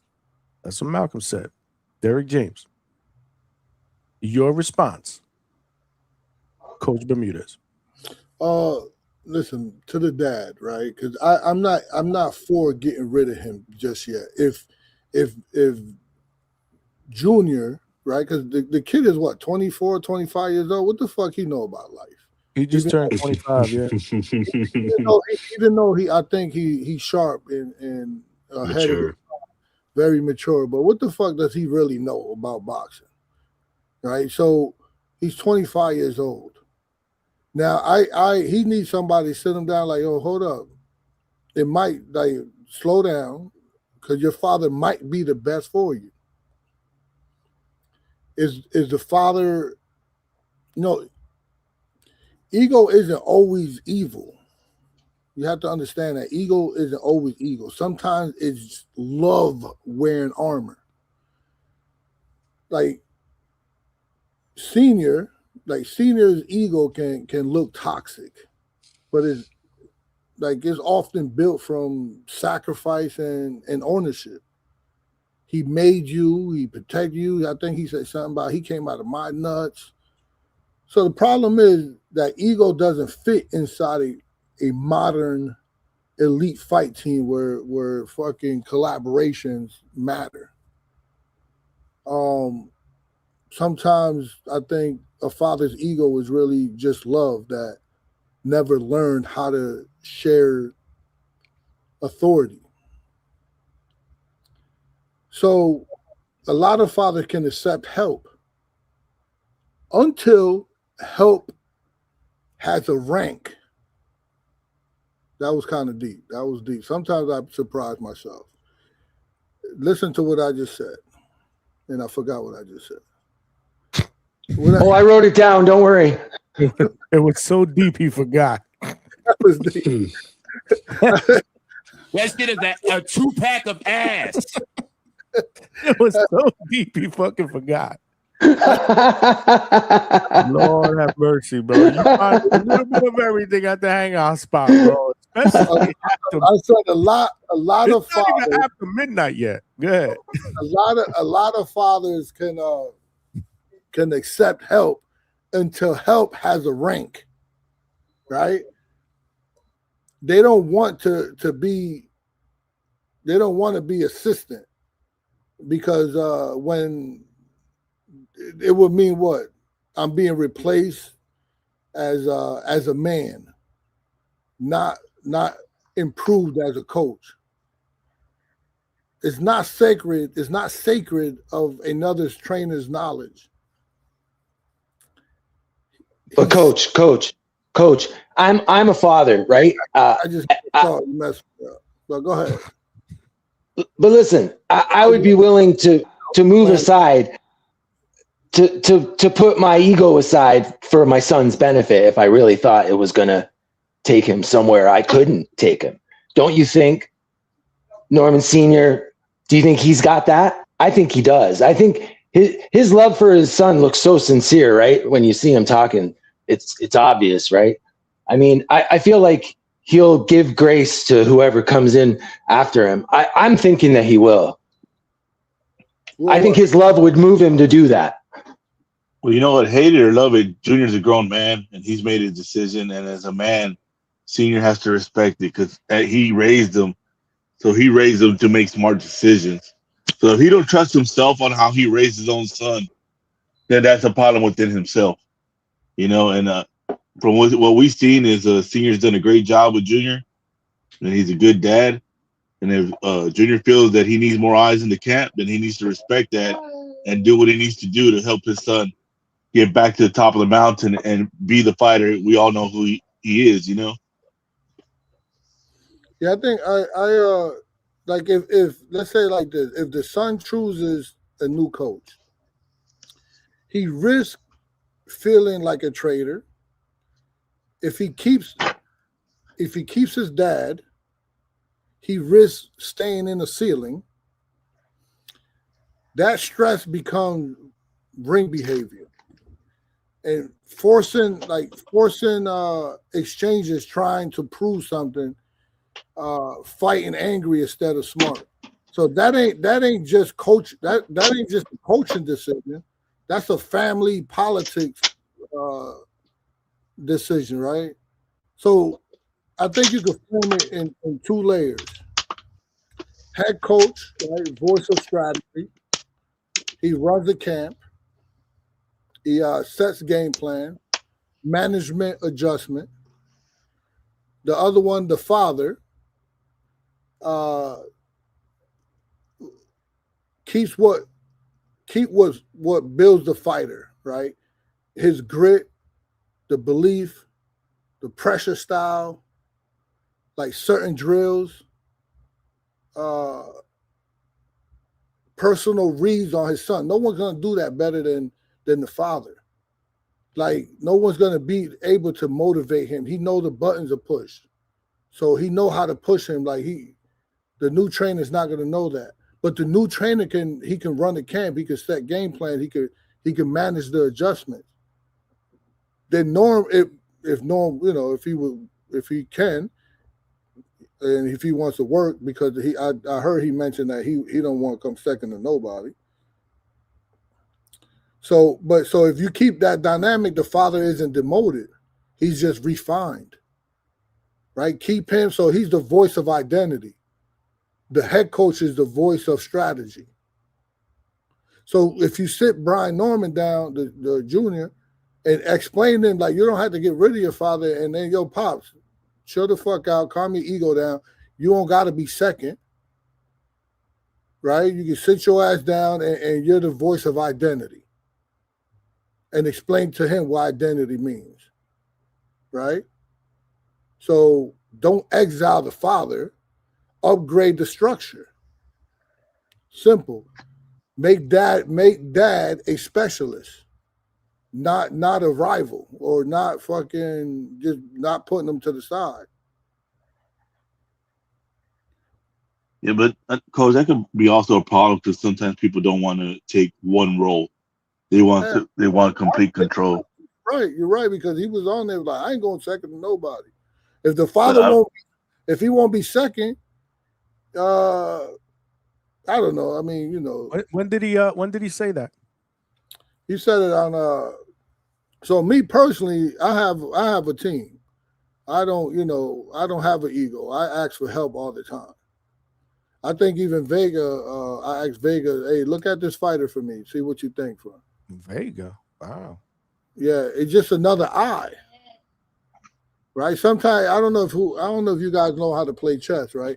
But sometimes when you're looking at a chess, you're in the game of chess and you're looking at it and you're focused in on it. Sometimes if you get up and you walk away and you come back, you see everything totally different. Or sometimes when you're looking at the chessboard and somebody comes by and be like, "Hey, why don't you just do that?" And you're like, "Oh shit, I missed that." So just to have a second eye would, there's nothing wrong with that. Was I mean, that old saying you can't see the forest when you're in between the trees? yeah, H-Town, how many fights have you think like fucking you watched in your lifetime? And a lot, man. A lot. I don't know, man. Good fucking Like question. so, If so you I'll ask be me that. listen. I'm a boxing coach, but I'll be an idiot if someone like H-Town watched a lot of fights, because sometimes he quotes old fights. Like I can't listen to him. I won't listen to him because I'm a coach and he's not. That would make that's what would make me smart, because I stay a student and I could figure out what's good within. It's like eating a piece of chicken. You take in what's good, you throw away what's bad. You eat the meat and you throw away the bone. Right? So I just don't, go ahead, Aisha. and I used to always tell people the only thing I know 100% is that I don't know. You know, and people be like, "What does that mean?" It's like the only thing I know is I don't know. I don't know everything. I only know what I know, and I'm willing to learn. Because when you stop willing to learn, then you just close minded, and you're never gonna progress in anything. You're gonna just be in that box. And if you put yourself in that box, because sometimes people like being in that box because they like hearing the sound of their own voice, and they don't want to have an opinion. They want to blame the world on why they're at where they're at, and they don't want to hear that it's them. So I mean, that's all in personality. And these days, a lot of people like that echo chamber, so they go to places where they hear the same opinions. And it's going to solidify what they believe, even though they're wrong. But as long as a whole bunch of people are telling them they're right, they don't care. So hey, I think another angle on this situation is let the father, and I'm not even talking, because there's been plenty of fathers like Mosley. Right? Mosley left his father, Sugar Shane Mosley. There's so many fathers, so not just, when I say this, I'm not just talking about the Normans, but another angle could be, let the father learn too. It's a power move, not a compromise. So this is the profound part here. Check this out. So the son grows up when he can say respectfully, when he could say, "Dad, I need you with me, but I also need you evolving with me." So that reframes it from you weren't enough to we're upgrading, right? So the real maturity is not replacing your father. It's inviting your father into the next level. I don't know if you follow that. I get what you're saying, but again, the other person has to be receptible to taking it that way with the way you said it. Yeah. and but by all means, this narrative that I get Junior exactly what you're saying. fired him. Say that again. And I get what you're saying, because it makes perfect sense. He did say, though, during the interview, that he will be working with the camp. So that's why I'm asking you and everybody else. I don't know where Senior said that, because I haven't seen that interview where he said he won't be second. He told me that today. I don't know when this interview was. I mean, again, that's why I'm asking, because I haven't seen it. And we see Senior sometimes say things he don't mean. He's just flying off the seat of his pants, talking shit. So he said, I can only go by what I heard today. That's it. Johnny, this is exactly what went down, right? Not I'm not paraphrasing, but well, he said that I'm not going second to anybody, right? And then later in the conversation, I think Mills asked him, so if Brian Norman, if your son said he needs you in the corner, you gonna say no? And he was stumbling, and he said, if he needs me, I got to be there for my son. You know what I'm saying? So he finished with that. But I think it's a powerful thing for his son to be like, Dad, you're permanent. This is addition, not subtraction. I need you in camp. Just not carrying the whole architecture alone. Let's bring someone who could sharpen what you already built. You know how good that man would feel? Let's bring someone who can sharpen what you already built. You'll still have your lane. Your voice matters. Mm-hmm. But we need a wider skill set for these chess matches. Nah, I get it. That's respect too. I get it. But again, I could only go by what he told me today. And I remember specifically, I said, because there was a lot of people after that thought it might be a good idea for you to bring a second person in there, right? A second set of eyes. He said, well, that's exactly what I'm doing. No different. He said, I think he said no different. I said, oh, okay, cool. So he's there. Y'all working all right. And I left it at that. Albeit it had to be quick because I had to jump to the next question. I only had a certain amount of time. But yeah, that's what he said today. Yeah, so I on a smaller level, I've seen it even in on the amateurs level. I see coaches. I see their son having problems with their coaches and all that. People act like switching coaches is just boxing. If your father's your trainer, it's deeper because the corner is status, right? And some fathers, their ego won't let them be second in the corner. Not because they hate help, but because being number 2 feels like being erased. The smart move might be not be firing Dad. It might be just, I'm telling you, upgrade the structure. Keep the father as a trainer, but bring in a head coach who can work with him, not against him. But you know what's crazy is that everybody's running. 1 second, I just thought of something. Lifetime data. The father has lifetime data. He knows his son's tells, right? His panics, like the panic patterns. What he does when he's hurt. But at the elite level, you also need a system. What is that? That's adjustment, distance control, layers, right? So the hire isn't just a coach to the father to the fighter. It's a coach who can lead without fucking humiliating the team. Like you don't want a coach who also has an ego and be like, oh, I'm better than your father. Mm-hmm. But you could turn that ego into a collaboration. That's how you make the son better. That's how you make him better, to collaborate. And let the father evolve too. He got to learn too. Yeah. But you know what's funny? I kind of agree with the boxing outcome here because I don't understand what this narrative is with fired. I never heard anyone say I fired my father.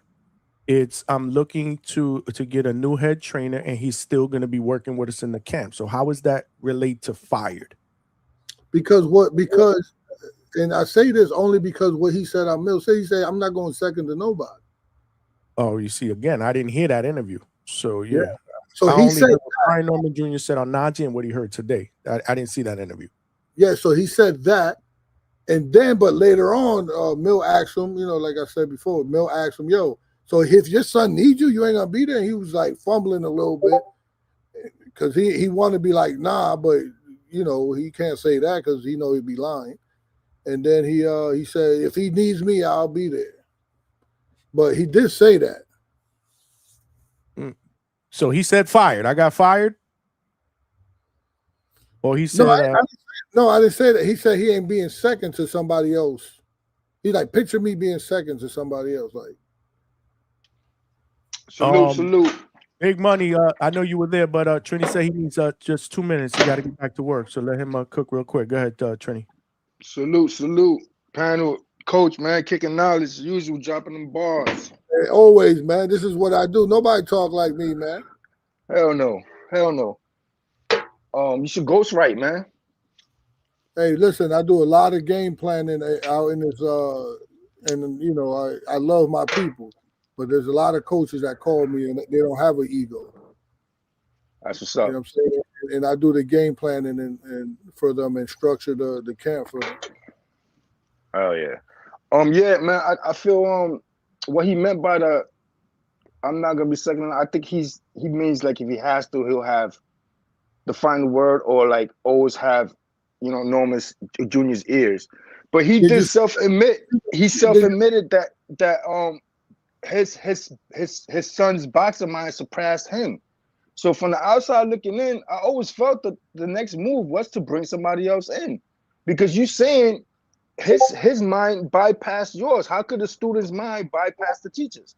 So it was, to me, it was obvious that somebody else. Remember, I've been saying the Firehouse, and they kept saying, "Nah, they got to settle the Polanco beef first."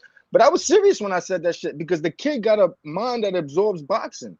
You take that kid to the Firehouse, he gonna absorb what he can, and that doesn't have to be his final stop. You take it to Beaumont, you take a page off the Haney book. Listen, I don't give a fuck if he come here or not. But I'll tell you one thing: the best thing for him, for what I seen for him, because he looks like a student. The kid is fucking like when he quotes like old time shit. So I'm old like, school shit, bro. The kid ain't on his phone. He got shit that you don't gotta even argue. You ain't gotta tell him put your phone down, and that's gonna affect the camp in a positive way. Let him finish. Go ahead, coach. No, so he has like an old soul. And it looks like fucking he talks about George Foreman. Fucking who talks? What 24, 25-year-old kid talks about George Foreman? Oh, he's definitely old school. Yeah, he talks about like these old time fighters. So he's a student. He loves Marvin Hagler. He was talking about a Rocky movie, but not just a Rocky movie, because everybody saw Rocky before. But when he on the drop of the dime, he mentioned like, yeah, I was like fucking Rocky. And he should have been like Clubber Lane. Clubber Lane, right? So that right there, and then it went with the analogy of what he was saying. He was saying like people like Johnny was talking to him while he's hitting the bag. Yeah. Instead of putting the bodysuit on. Johnny there talking about, hey, can I take a picture? And he trying to hit the bag, and he said, he was like, yo, I want to get to work right now. That was you, Johnny? Yeah. He didn't want to put on a bodysuit, but he want to take pictures. But coach, you see what you just said about him? You see what you just said about him, coach? You can ask him if you want. You see the high praise you said about him? That's what Johnny mentioned earlier, as far as there's got to be coaches out there like, yo, pick me, bro. You look like you easy to work with. Pick me. You know? I would never say that. I'm not saying you, coach. Come on, just like we not here trying to out debate you, man. You a coach, bro. We fucking fans of boxing, bro. So we don't need no strays. We don't need no strays. All right, let's get some other coaches up here so he can shoot the strays at the right people. And yo, I could definitely. No, I'm saying that the best spot for him, if he's like a high level student, a high IQ. Oh, this is the best spot. All we do is film study, and we drill. And we get to know like exactly who he is at his core. You know what I'm saying? I've been saying that, man. I've been saying that. And I also think a good trainer for him would be Virgil Hunter. He's a cerebral coach. If I'm pegging him right to be like a high IQ type of guy. Right? You know what I'm saying? If I got him pegged, I could probably meet him and be like, nah, this dude, I was wrong. But like for me seeing him, and of course I'm studying him too. I did film study for him on Zoom and I also, I have Polanco. He's on our radar. That's competition for sure. Your eyes on him.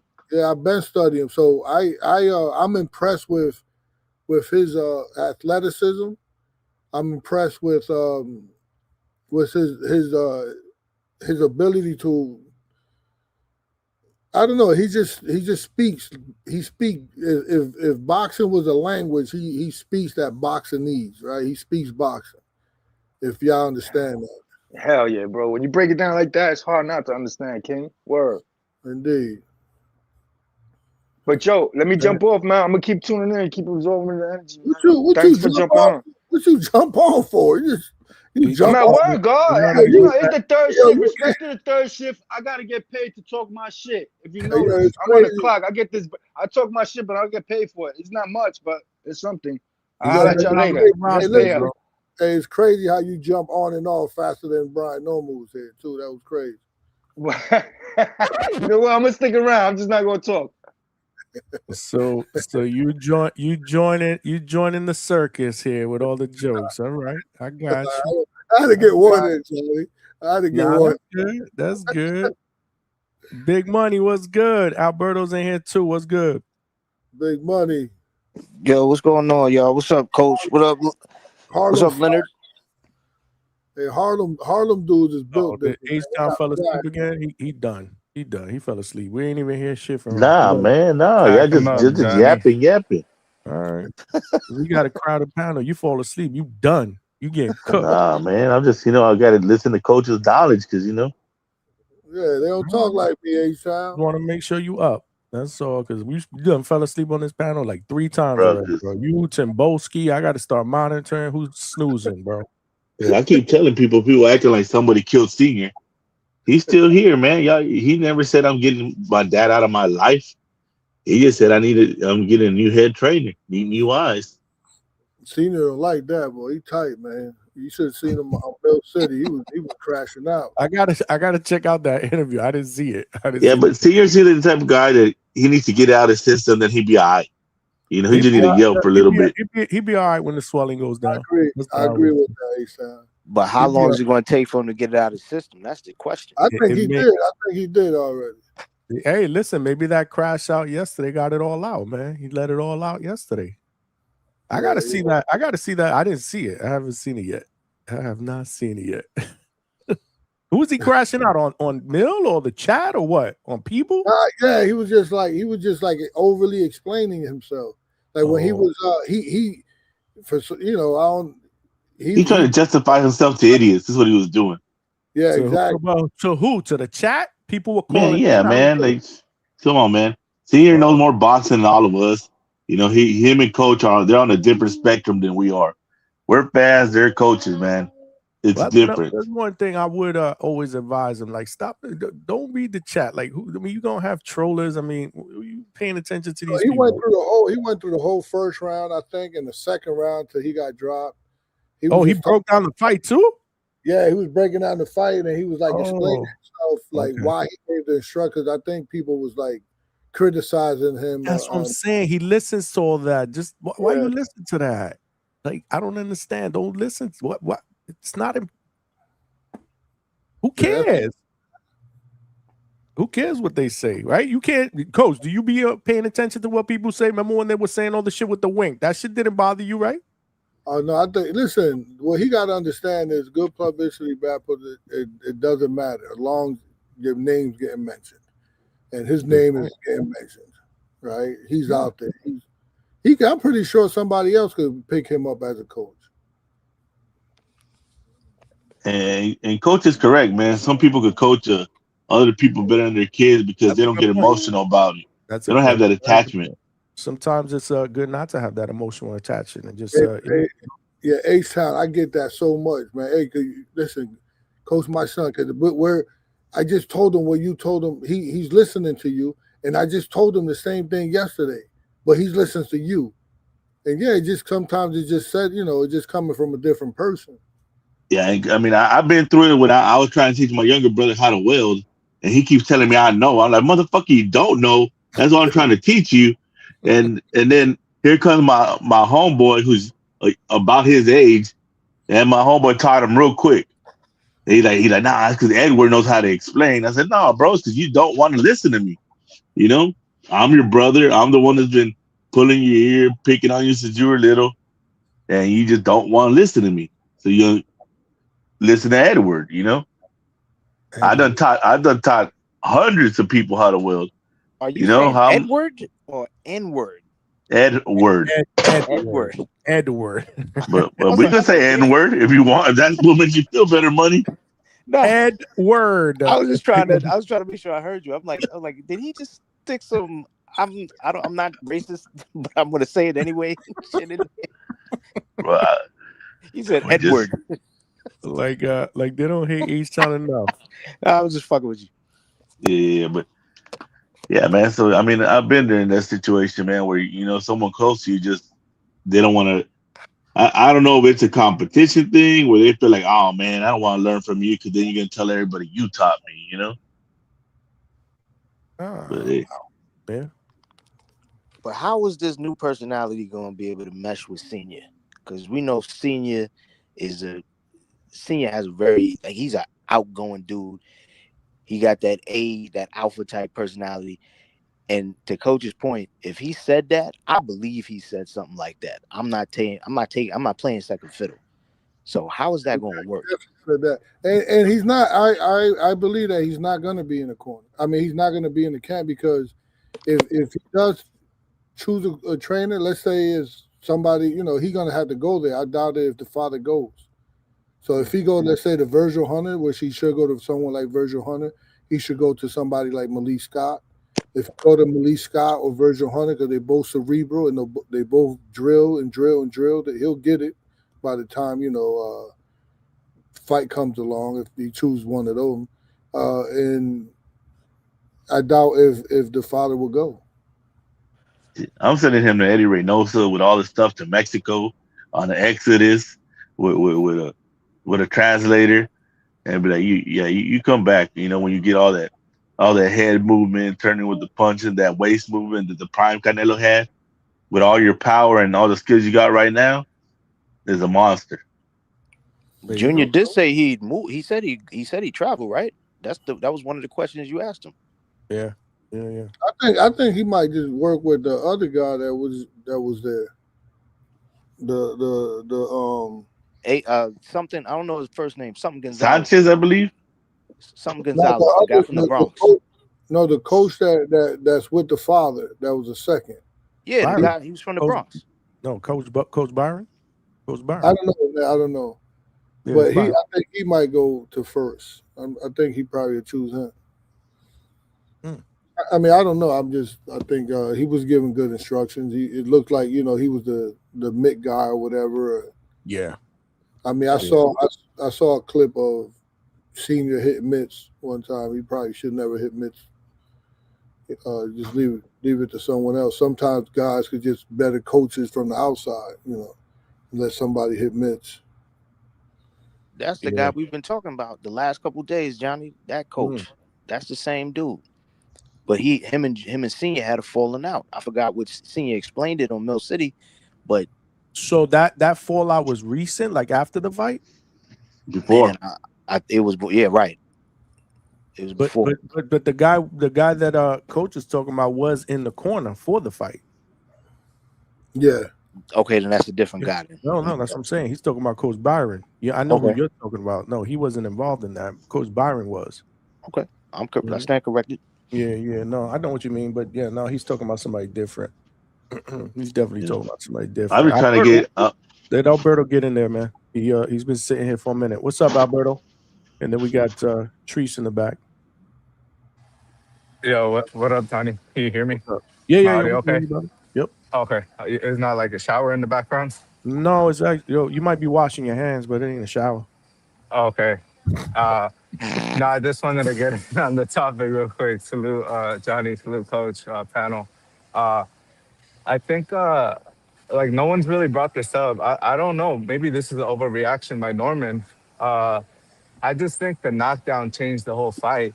I don't think this might be like jumping the gun because I think him and his dad have a good chemistry, no? Wouldn't you say, Johnny? Like, is that a possibility that we're not considering? I believe so before this, but unless what I think it might be is like I said before, with all due respect, I think Norman Sr. kind of maybe drops the ball a little bit. They really seem like they overlooked Haney. He was doing a lot of shows, a lot of lives, and maybe Norman Jr. has a little bit of resent. Like you were supposed to like anchor the ship, right, or lead the ship, and maybe he feels like his dad kind of dropped the ball because I really liked it too. In that interview with what's his name, Najee, he said that his dad kind of groomed him into boxing. that he basically, Norman Senior is a former fighter, and he kind of groomed him into boxing. Like he said that as a young kid, he was already in the gym. He didn't really have a childhood. Uh, I don't know. That's like a tough. Don't you think, Johnny? Like your dad in your corner, and then to break up with him. Don't you think that might have an effect? Time will tell. Yeah. I can't answer that question. I think because he did say he was gonna still be part of the team. So, to what capacity? I know Virgil Ortiz, his dad is in his corner, and he plays the backseat role. He plays a good. He's not like overbearing, Robert Garcia. So, I could still see like maybe him being like the second trainer or second assist, whatever they call it. But if they had to choose a new trainer, I would probably put. I think his style is really suited with Robert Garcia. Robert Garcia, when he got Maidana, he kind of leveled him up. Because I think Junior, he doesn't want one of those coaches who is too who talks too much. Because this by me judging Norman Junior's personality, he kind of likes like simple instructions. He doesn't want somebody patronizing him. So I would say like a Robert Garcia, maybe like Coach Cunningham, uh, Kevin Cunningham, and maybe even Bomac if Bomac is up for it, because he has like that Guatemalan in his stable that he kind of fights like Norman Jr. a little bit. But in my opinion, I think I would like to see them stay together. I think they were a dynamic duo, Junior and Senior. Okay. Okay. I have before Trice, I just want to take accountability. I want to apologize to people if I ever make them feel like such boredom when I speak. I want to apologize to them. I don't mean that, like if people feel how I was just feeling while Berta was talking, I want to apologize. Damn, coach. That's wild. What kind of a fucking apology is that, bro? I feel for the people. Like if I ever make That's someone, a poor counter. yeah, I just want to. Damn, bro. I'll That's take like it. I'll an take it on the indirect chin. compliment, bro. I mean, it's like, yo, no offense, but you're a piece of shit. Like when somebody says no offense before they tell you that. No offense, but you come off as a nice guy. Yo. See, that's for a fat guy. You're in good shape. Save us here, Trees. What you got? I've come to learn that the moment a motherfucker prefaces a statement with no offense, they about to say the most offensive shit you've ever heard. But hey, man, that's neither here nor there. With this Brian Norman Jr. shit though, I mean, hey man, if you want to leave and go get some more knowledge, I'm not opposed to that. I fuck with Coach Bermudez on that shit though. We all gotta be lifelong learners. You feel me? And Sure. if you've been in school, motherfucker, you had more than one teacher. One teacher taught you chemistry, one teacher taught you math, the other one taught you motherfucking science. You see me? So ain't nothing wrong with going to a different teacher to learn different things to enhance your game, your overall knowledge. You feel me? It's all a boxing curriculum at the end of the day. You get what I'm saying? But one of the coaches that I think should go to though, I like to see him with Coach Breland, man. Coach Mark Breland, man. Deontay Wilder old coach. I think that's somebody that could possibly unlock. You feel me? He's already violent. He ain't got to unlock the violence. Which, are you kidding me? Why is that a bad option, Coach? Why is Mark? You know what would be a better option, Trice? Is to go to Prentice Nice Brewer after he got shitted on from Tiger Johnson. Nobody got shitted. Nobody got shitted Tiger on. Johnson shitted on him, right? See, nobody. And that's who he should probably go to. That's nasty work. He's a really good trainer. Nobody shitted on anybody.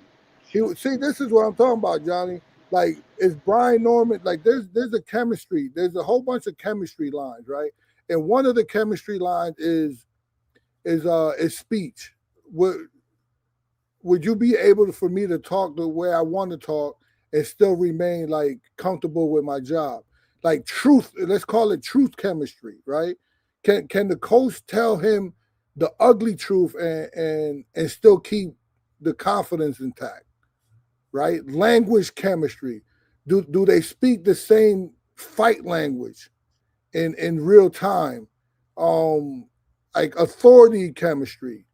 Does he accept correction without feeling disrespectful or disrespected? And Brewer, if you heard him in the corner, was telling him the things to do. He was correct. But guess what? Brewer was too real for him. And he took offense and went with another coach that's probably he's not better than Brewer, because Brewer is an awesome coach. So maybe Brian Norman should go to Brewer. How about that one, Trice? I'm not opposed to that, but what I'm saying is Coach Mark Breland suffered the same fate. I heard Mark Breland and the coach of Deontay Wilder telling him everything that he needed to hear. It didn't sound like misinformation to me. And all of a sudden, when he trying to say, I'm trying to protect my product, I got to save my fighter. Deontay Wilder ain't want to hear that shit. I would much rather a trainer who I've seen he got fired for trying to protect his fighter. If I'm a fighter, to me, if I'm looking for a trainer, that looks like a good option to me. He didn't get fired for giving the wrong advice. He didn't get fired for doing bullshit in the corner. He didn't get fired, you feel me, for mixing up his waters or doing some cheaterish shit. All he did was protect his fighter, and the fighter didn't want to be protected. I'm not opposed to a Mark Breland as a coach for Brian Norman Jr., considering why his style? Why would you say? How do you even know his style, Trice? I mean, I watched him. He trained Jamel Charlo. He was training Jamel Charlo for a minute there as an assistant. He didn't train Deontay Wilder, Vernon Forrest. I mean, I done watched him fight. You feel me? Like, so he's a fighter. He's probably one of the best amateurs we saw. Right? Exactly. That's what I'm I saying. think he's like one loss or something like that. That's crazy. And right? that's some of the things that we're saying that Brian Norman Jr. needs to brush up on is fundamentals. Have you spoken? Have you heard from him lately? Not recently. Apparently, he's training his son. No, apparently, that's what I've seen. I just looked into it. He is training his son, I guess. So, I mean, if then that's a younger guy that you're training with. You telling me that your son wouldn't benefit from having a former world champion right next to him as well? That's all I'm saying, Coach. I think it would be a good look for everybody. So Malcolm, like, this is why I say sometimes Malcolm trips up and say something that we could all agree on. And Malcolm mentioned that yesterday. A lot of times, good fighters, I mean, in the history of boxing, good fighters never turned out to be good coaches, and good coaches never turned out to be good fighters. I think it'll be a terrible idea to go with Breland. Breland, it's hard to even understand Breland right now.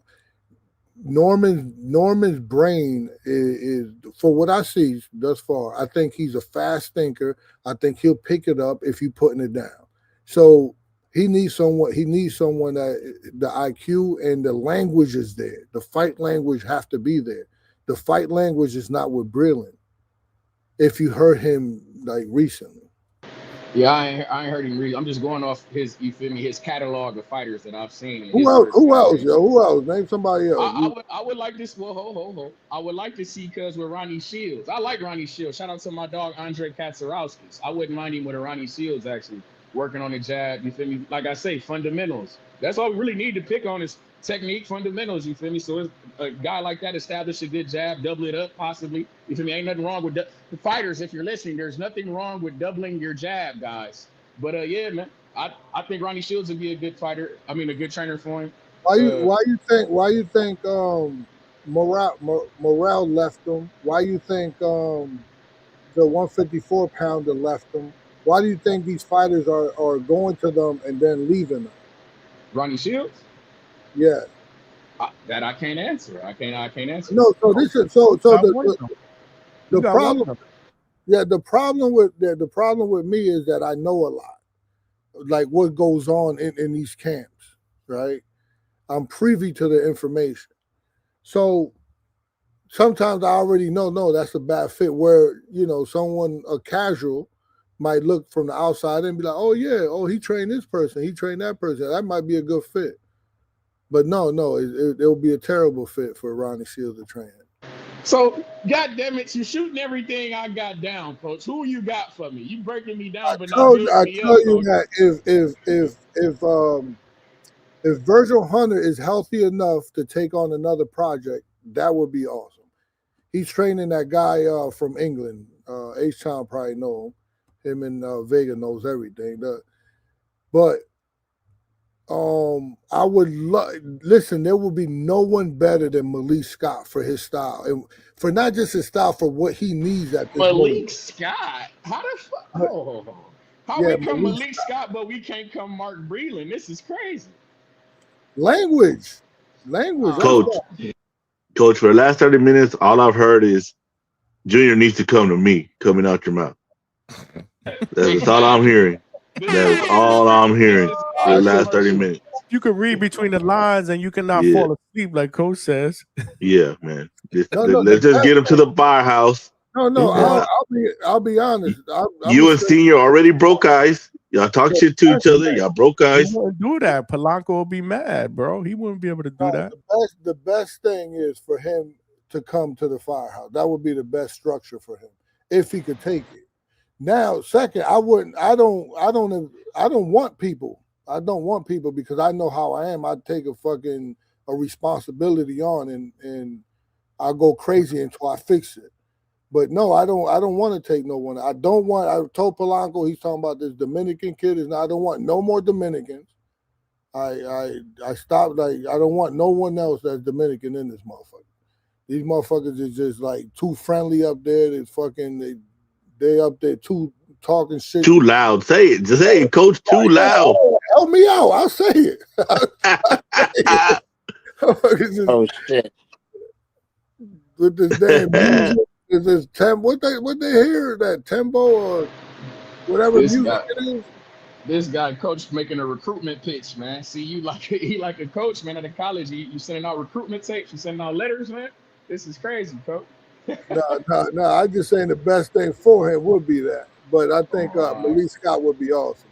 Polanco ain't gonna get offended because he going up to 154 to get that Xander Zayas smoke. Anyway, I peep what Top Rank trying to do, man. I know they got a tendency to do shit like that.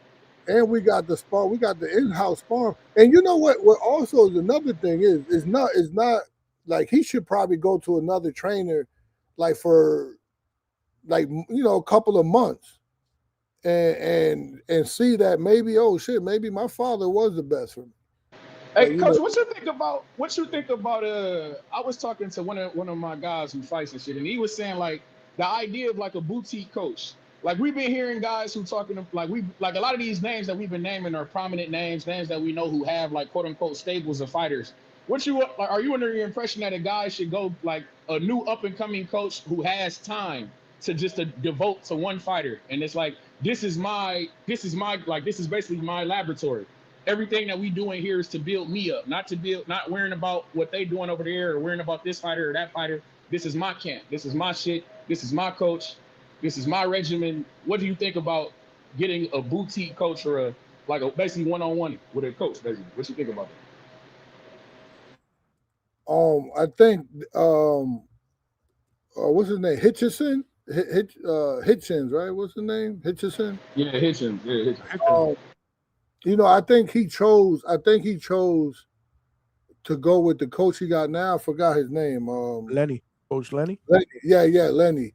Because of that. Because Lenny was just only with him. And that's what he needed at the time. Because when he was with Sosa was training a whole bunch of other fighters. But a hungry up and coming coach might be the best move because they're not sharing attention. It's not. This is why my job is terrible here because there's, I do. We drill with each other, and then I have days where I train one fighter for 2 hours, and then I bring the other one in for 2 hours. Then I bring the other one for 2 hours, and I'm here like fucking all night. And I also got to take my nose down from everybody, so I know what the fuck going on with that fighter. Yeah, but sometimes, you're right. Sometimes the big name coaches that got a whole fucking airport terminal in the gym, and up and coming coach, he got time. He can, he can sit with you. And the reason, this is my life. So, I don't go nowhere. So I don't even leave the building. But I'm a nutcase. This is like, there's not a lot of people that do what I do.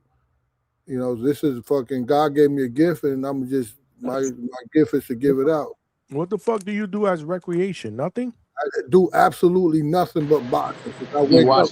watches more boxing. That's what he He's do. on the hangout spot. That's what the fuck he does. Johnny, you know Actually, what's going Now on. we you're do right. for You're right. recreation. You come on here.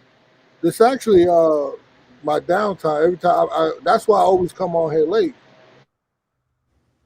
This is coach's therapy, man. He get on here, he Hey, talk coach, to man. He's get on all here over the talking place. I boxing see in him the vet. everywhere, all different times of the day. It ain't just at nighttime. You be making your rounds. I'm gonna go ahead and let Coach give y'all this game though. But shout out to the hangout spot in the Midwest Mafia, man. My third shift Talk workers. to your Cleveland boy, man. Tell him reach out to Norman, man. I ain't gonna lie, Coach. It's funny that you mentioned that Prentice Brewer because I was thinking about him in the because with the whole Ryan Garcia and the Mario Barrios, say if Brian Norman and Tiger Johnson do fight, I was thinking like maybe cuz get with Prentice Brewer and get some background information type shit. But I don't know Man, about that fit though. I'm telling you, with a new, he has no one right now because your man shitted on him. So a new, like with him, like the relationship will be tight. He won't be able to hide that there's no, I can't get enough attention. It's direct reps, direct corrections, direct accountability. He'll be there, man. Like I would say a superstar coach gives you a brand, right? A young coach gives you hours. Prentice Brewer will be there like religiously for him. Hey man, we'd like to see it because if he end up training with Coach Prentice Brewer, then Brian Norman Jr. That's Midwest Mafia by association. But shout out to the hangout spot and my third shift workers, man. Y'all be cool, man. Be easy, Trees. Hey, coach. Alberto talk now. Good Lord. Where's Alberto at? He gone, man. You played him, Alberto bro. gone. You be messing up my people when they come up here, man. That was rough. Man, I think he'll benefit more from a team than one-on-one, coach. I think he needs a team, man. He needs to different eyes because Junior himself is a great boxing mind and a student of the game.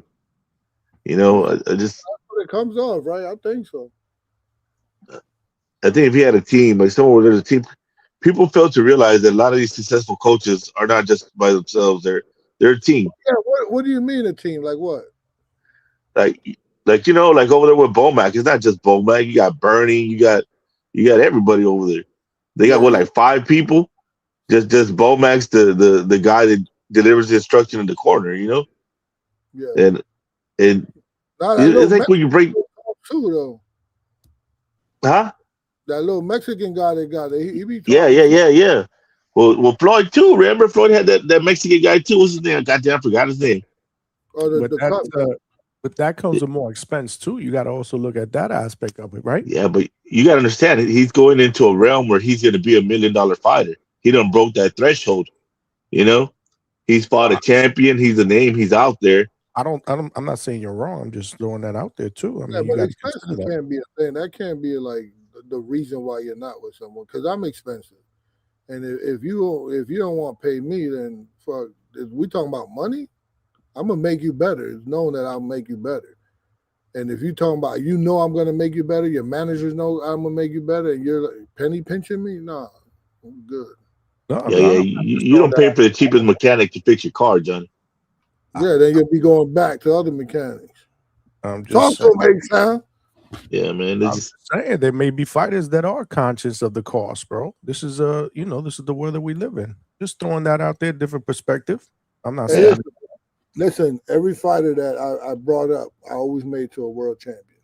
There was one that broke the chain, and he broke the chain because of money, and he wound up getting knocked the fuck out.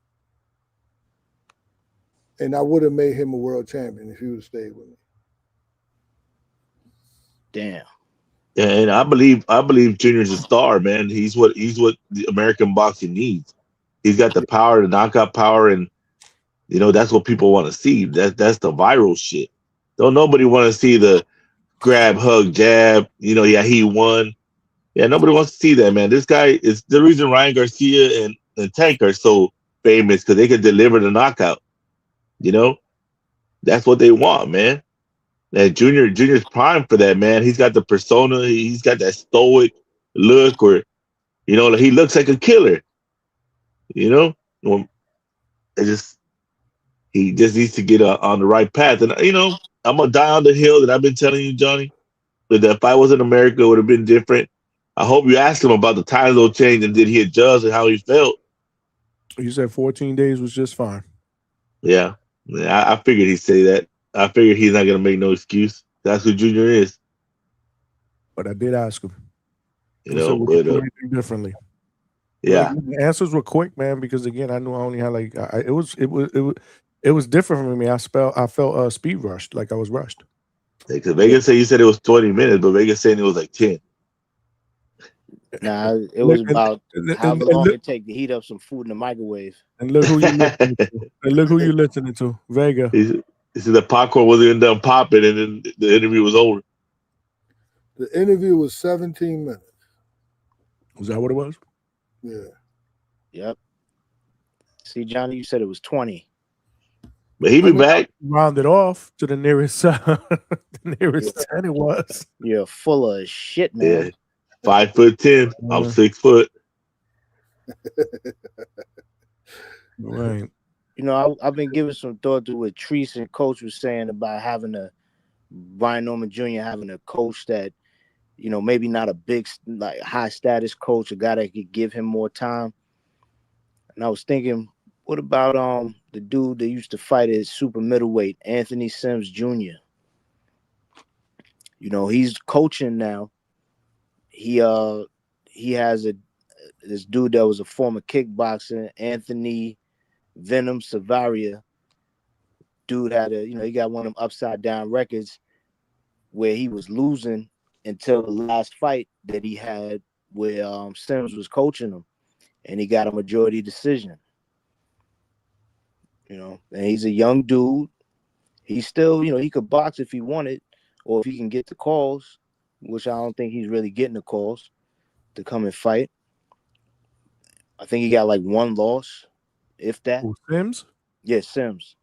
Hey, Coach. He's He got 2 losses. He got 2 losses? Yeah, but he can't. He hasn't gotten a fight in God knows how long. He comes on here all the time. I used to have him on here all the time, man. He's great.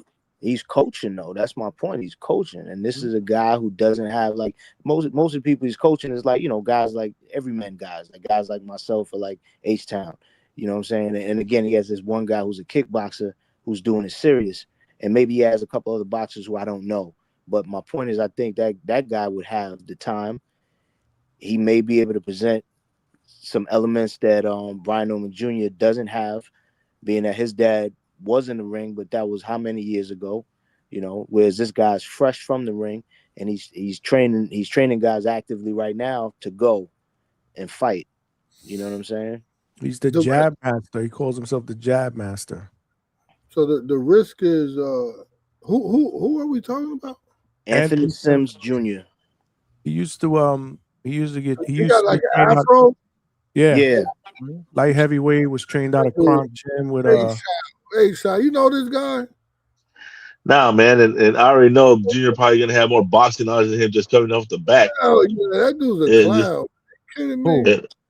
That dude with the Afro Sims guy, man. He was on the Boxing Voice talking crazy. He's an idiot, man. He's crazy. He's been on here. The risk is because he thinks he knows. There'll definitely be a clash there. The risk that you're running with a young trainer that will give you all the time in the world, the risk that you're running is experience. The reward is the obsession part of it, So, Coach, what do you think about Panda? Panda's awesome. I think Panda's awesome, especially in that high elevation. Everybody. And he speaks English, so there won't be no language barrier. Yeah. No, Panda's awesome up there. And he just Panda worked with the amateur team in the U.S., so he's fundamentally solid. And he knows Devin very well. He worked with Devin. He knows Devin very well. Yeah, I think that'll be a really good move. I didn't think about him. Yeah, because Somebody has to be fundamentally based, like somebody that drills the fundamentals. You know, that's who he needs to go to. And I think Panda would be good, Malik would be good, Virgil Hunter would be good. The reason I say Panda because he's on the cusp of being one of those famous great trainers. You know, he's still in the middle transition. So if he gets someone like Junior, that Junior will take him over the hill, and he'll take Junior over the hill, that next level.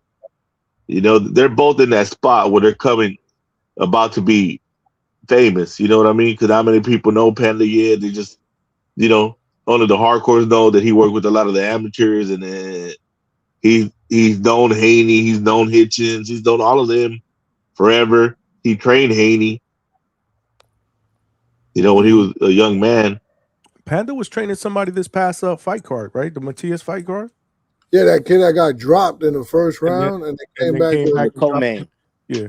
Javier JVN. Yeah, Javier Cintron. Yeah. In the co-main. Yeah, the co-main. And he actually he gave credit to Panda for being up in that high altitude, for able to recover it fast.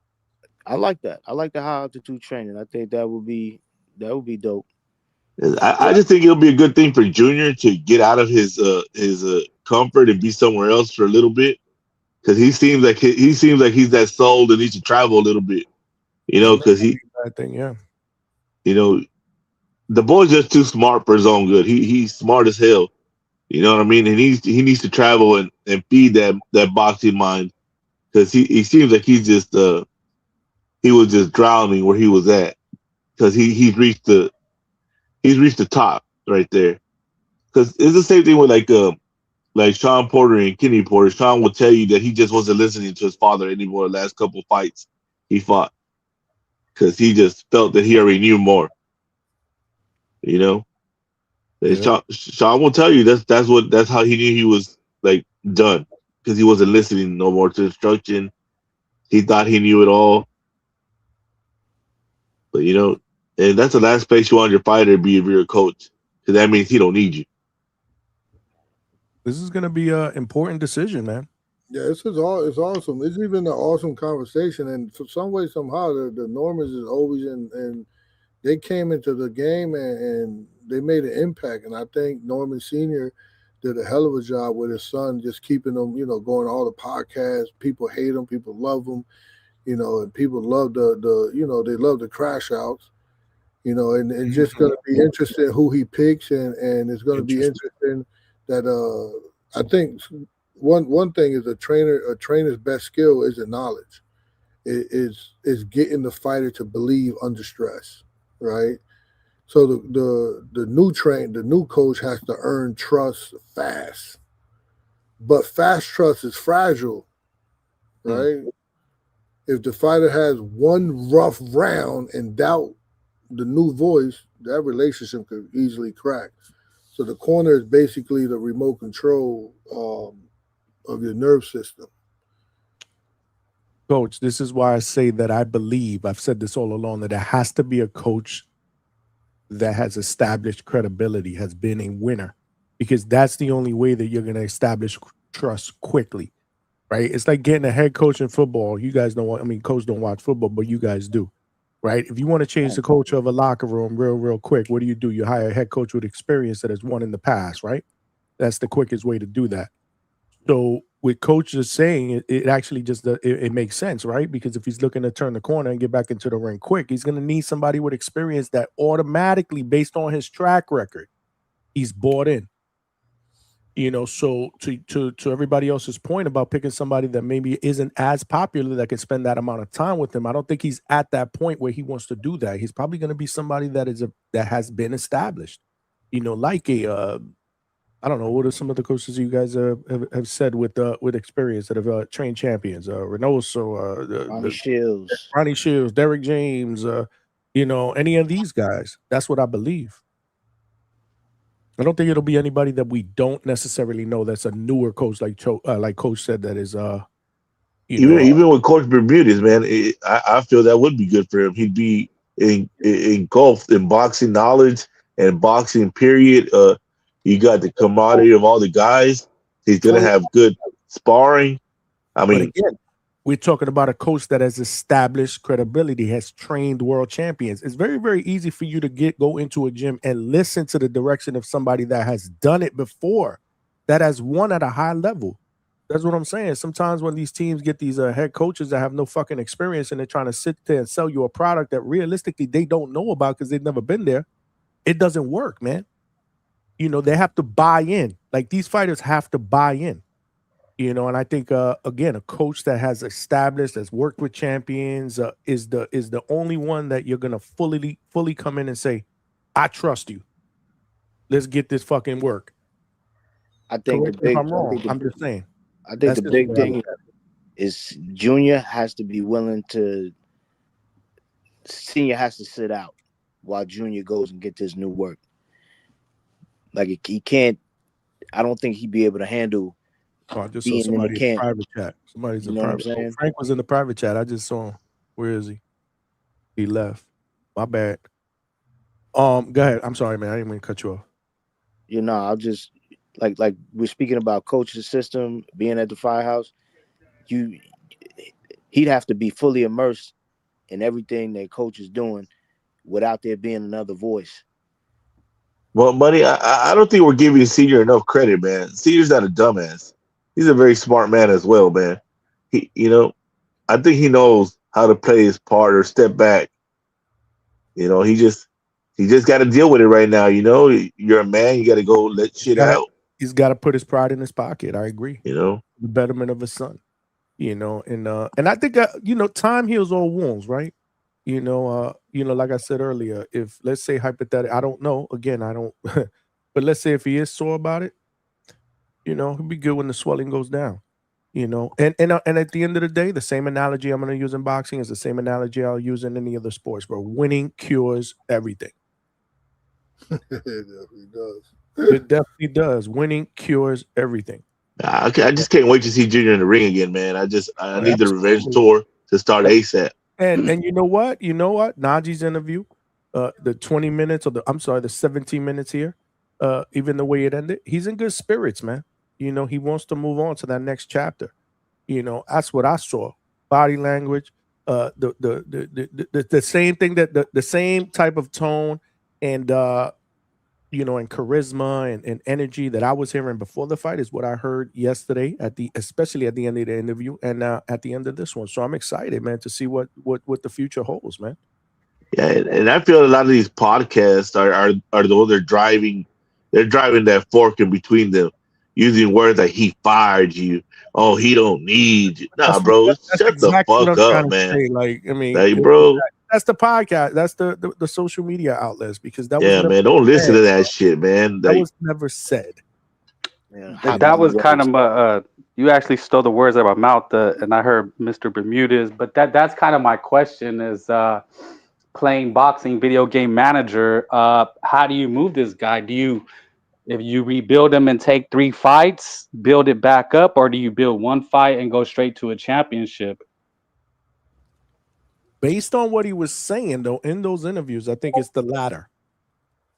If I had to read between the lines, I don't know about a full rebuild, and I don't even know if that's necessarily the right idea. I think a fight, and then hopefully get right back in the mix. That's what I believe that he wants. Do Well, you think he knows sometimes who it is? you lose time rebuilding basics, right? Yeah. So a new coach comes in with a reset, and you jumping in a big fight. That's you got to be careful with that, because you trying to learn the shit that the new coach is teaching you. I mean, the new coach will have to know how to deal with that. Right? But because again, I'm not talking about the next fight. Absolutely not. But 3 fights. Then he say he want, like, he'll jump right in, like he wants. Oh well, I think Because most fighters are gonna say that, though, Coach. I'm thinking the last person I seen that had that was Teofimo Lopez, and I think he took 3 or 4 middling fights. He actually built back up rather than get a fight and then go right back to a championship. I mean, it could happen. I mean, but I don't know. I mean, I don't know. Go ahead, Coach. Like I said, all fighters are gonna say that though. You know that. Yeah. I want to get right back into it. I want that rematch. You Coach, know, I get back. You know, see if I can get my strap back. That's what they're gonna say. The fighter in them are gonna say that. But I don't think that happens. And he did say that. He said, I don't expect to get it. He said that yesterday, not today. Again, we didn't have him on here that long. But he did say, I don't know. I don't expect to get his title shot, right after a loss. But, the plan is to, get back into the swing of things and hopefully. Fedora got it. No, I know it's happened, but he's being realistic. Maybe it doesn't happen. But he said it. Look at that. Watch Najee's interview. Yeah, hey, Coach, I know you agree with me. We don't need a rebuild. We need a refinement. He doesn't. I don't believe he needs a rebuild. Yeah. I mean, he said he's getting back in the ring March, April. He wants to get in March, April, correct? But it doesn't. I'm saying it probably wants to, or he is. I don't think it'll be anybody that we don't believe poses a real threat. That's just my opinion. Like we ain't seen him in there against Polanco. Not the next fight. That's not happening. I mean, he's at the firehouse. It ain't gonna happen. Even though I wish it would, I want that fight. I think it'd be a very, very good fight. Yeah, that's a fight. I think that'll be a tremendous fight, and I think eventually that will happen because it's a makeable fight. Speaking of makeable, do we know when? I hate to switch gears. We can flip it back, but Coach, where do we watch this fight on the 31st, man? I don't know. Where the fuck? Like, how do you not know? Like, what is going on with this shit? I don't man? pay Top attention rank. to that. Hey, stream it on your phone, Coach. Nah. Keep where? Tubi? Nothing? They not telling y'all nothing? Well, I could ask. I could easily ask and they could tell me, but I don't Can you even find out, please? Yeah, Like, Can you go? inquiring minds want to know. Like, this is crazy. Like, we got a unification bout as a main event. And Coach, 16 days out. Less than 3. What is it? How many 16 days? days. 16. And we still don't even know where this shit's gonna be televised. That's disgusting, man. Coach, why don't you stream it? By the way, that was one of my 20,000 questions that I had here. Had he stood on here for an hour because he is a top-ranked fighter. That shit is crazy to me, Coach. If you can find that out, please let me know. Coach, stream it. Or let us all know, not just me. You know the deal. Get the meta glasses, Coach. Hopefully it's on Tubi because I got Tubi on my phone and I'll be out in the road, so at least I can put it on my phone. Yeah. What's we Rohan sparring with Yoenli on Friday. What? Yeah, it's gonna be Give awesome. me a plane ticket. Well, I'd like to be a fly on the wall for that. Fucking plane ticket. What's wrong with you? I actually don't even like when they spar with each other because it's just like I can't even coach. I can't coach either. Because you turns to a fucking fight, huh? You become a No, fan. it turns to a fight, and they start talking shit to each other, and they just you didn't hit me. Oh, you can't hit me. You ain't hit me yet.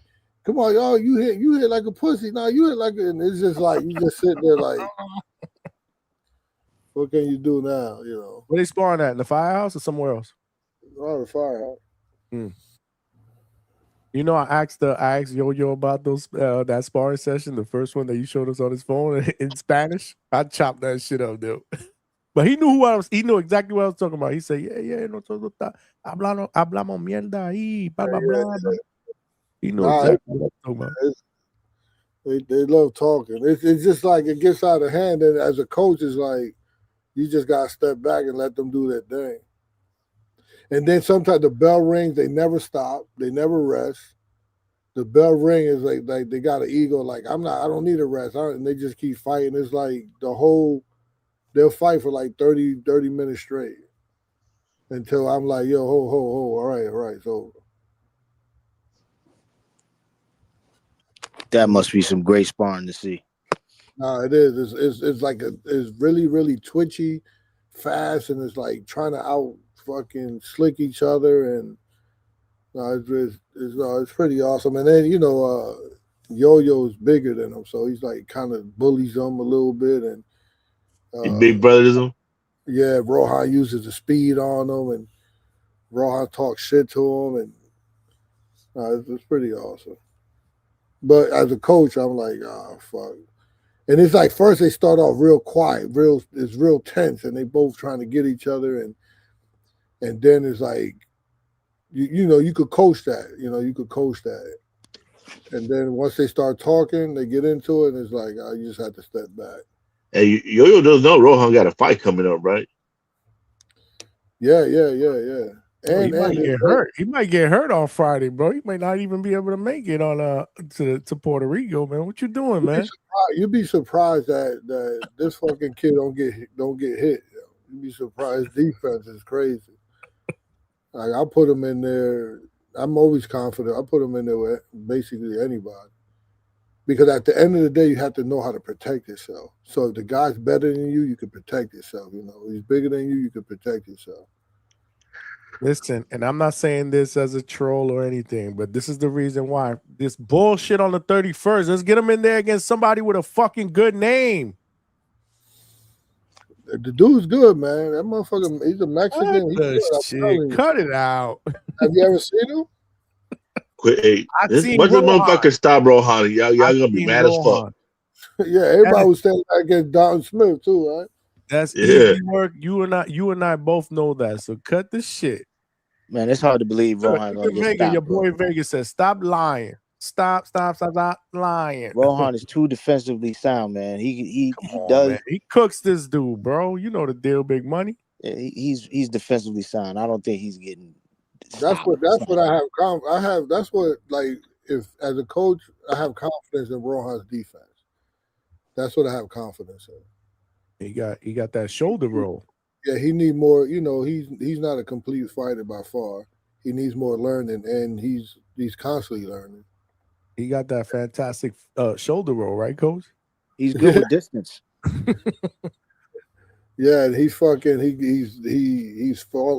love with the southpaw shit.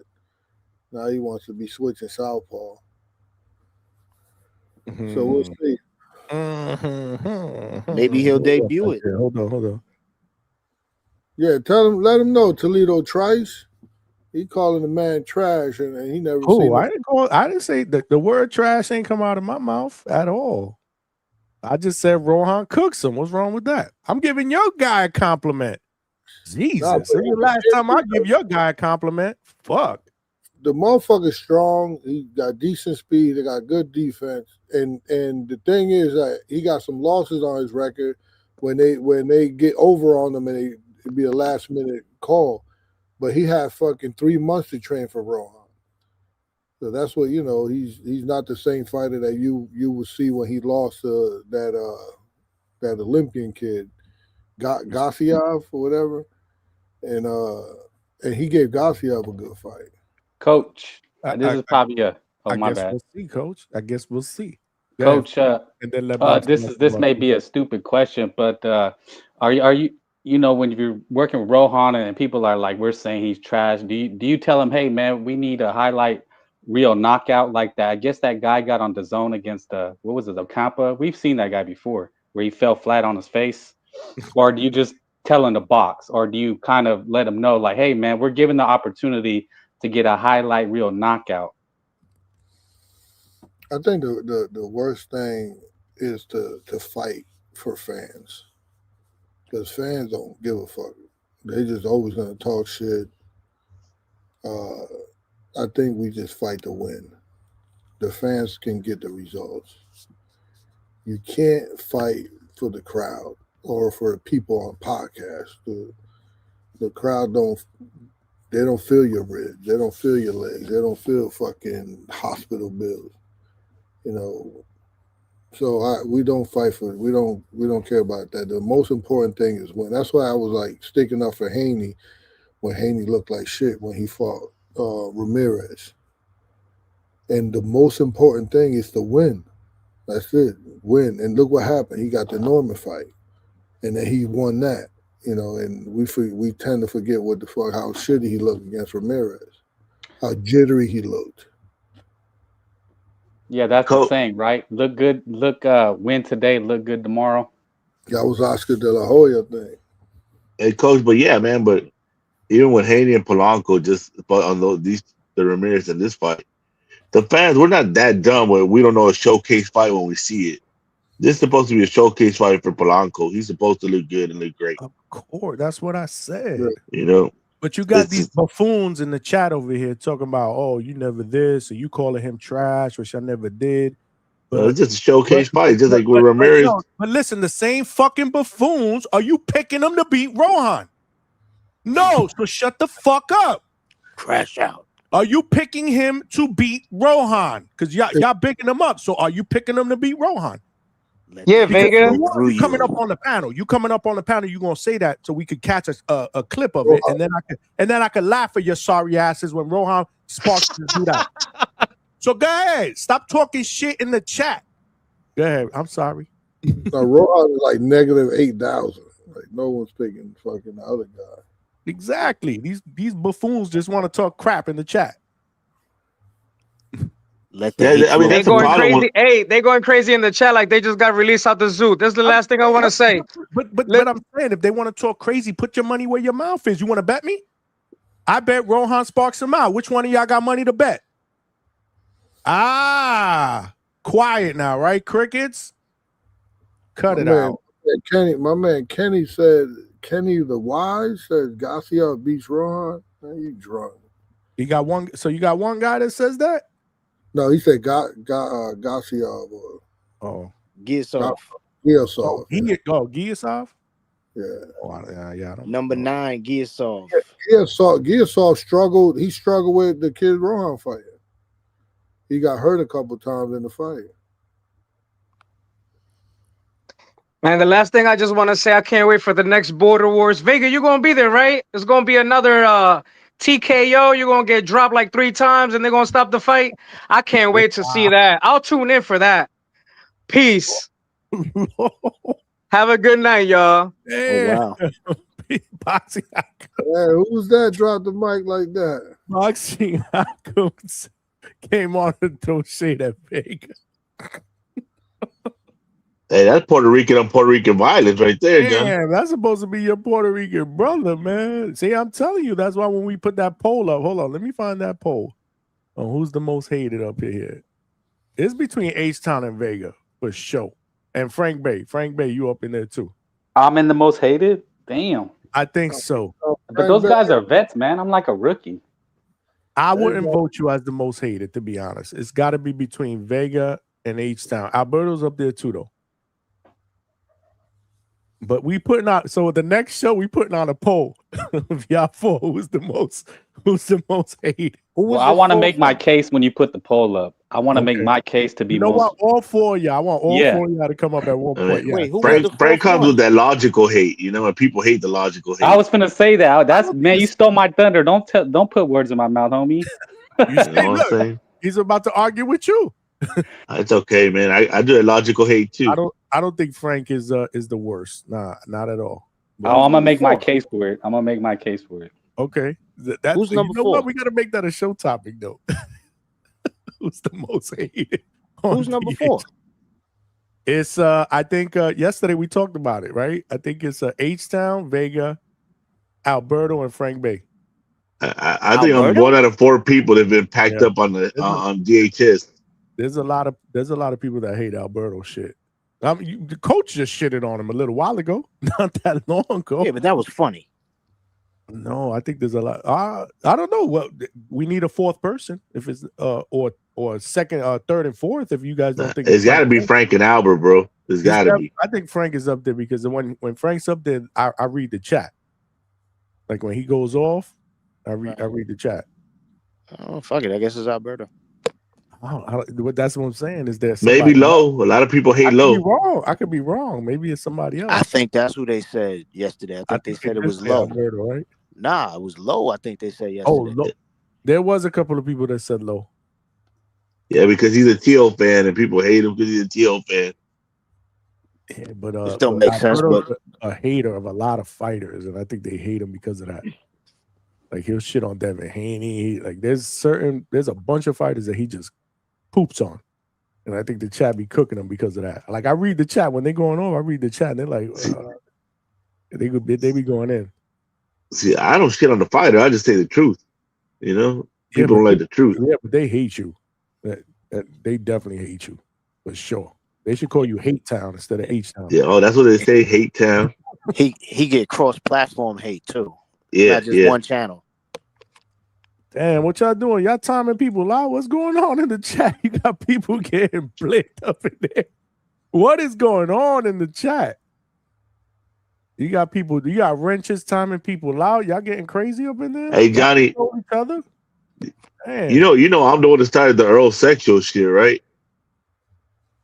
No, I started on Blue Blood's channel, and then Blue Blood kicked me off his channel. He did kick you off? Yeah, a long time ago. Uh-oh. Oh, shit, really? Hold on, look. Chevy's red corner is chiming in here with the $5. Straight cash, homie. She said, boxing outcome is corny and disrespectful. He got to come see me on the panel next. Tell him put some bass in his voice, too. Wow. Yeah, that's more Puerto Rican violence. That's another like, what is going on with y'all in the chat? Yo, if they in Damn, the background. she got a new avatar. Is that AI? What happened to Somos Boricua? I just don't get it. Like, where this came from. Like, there's people timing people out. Chevy put that in there. Like, what? I'm not reading the chat. So, Johnny, are they both pulling up? Who? Chevy and Outcome. I don't know. That's what she said. Chevy at work, man. She have a patient gonna die on her.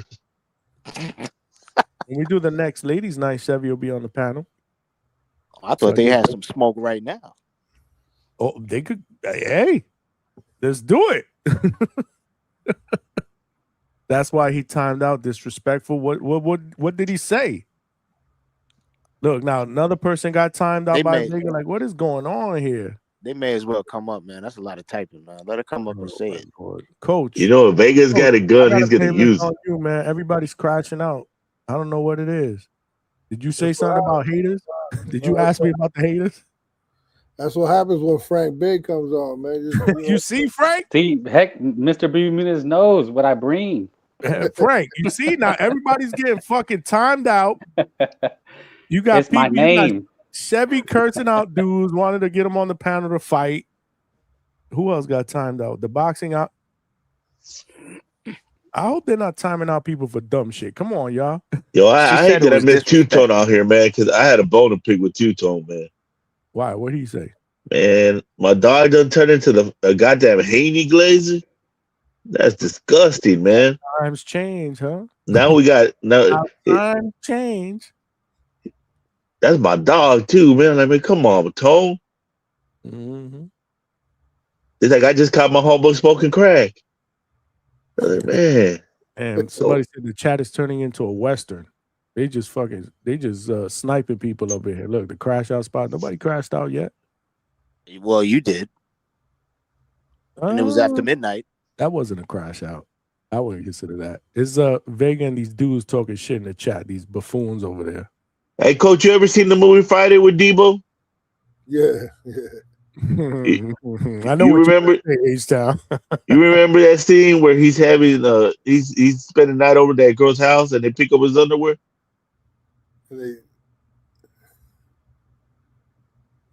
They broke into the house smoking and Debo was sleeping, right?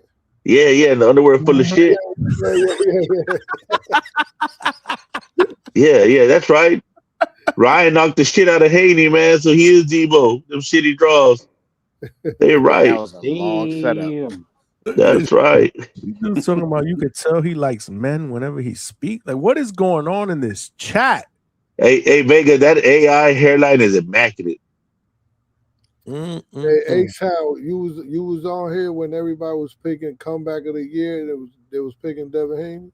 You was hating, bro. Man, that's crazy. How did he come back of the year in the middle of his career? Of course you would do that, Coach. You a hater, bro. Come back for a fighter that's been out. Picking up there for you this go. dude right here. Look. Tamo Boricua.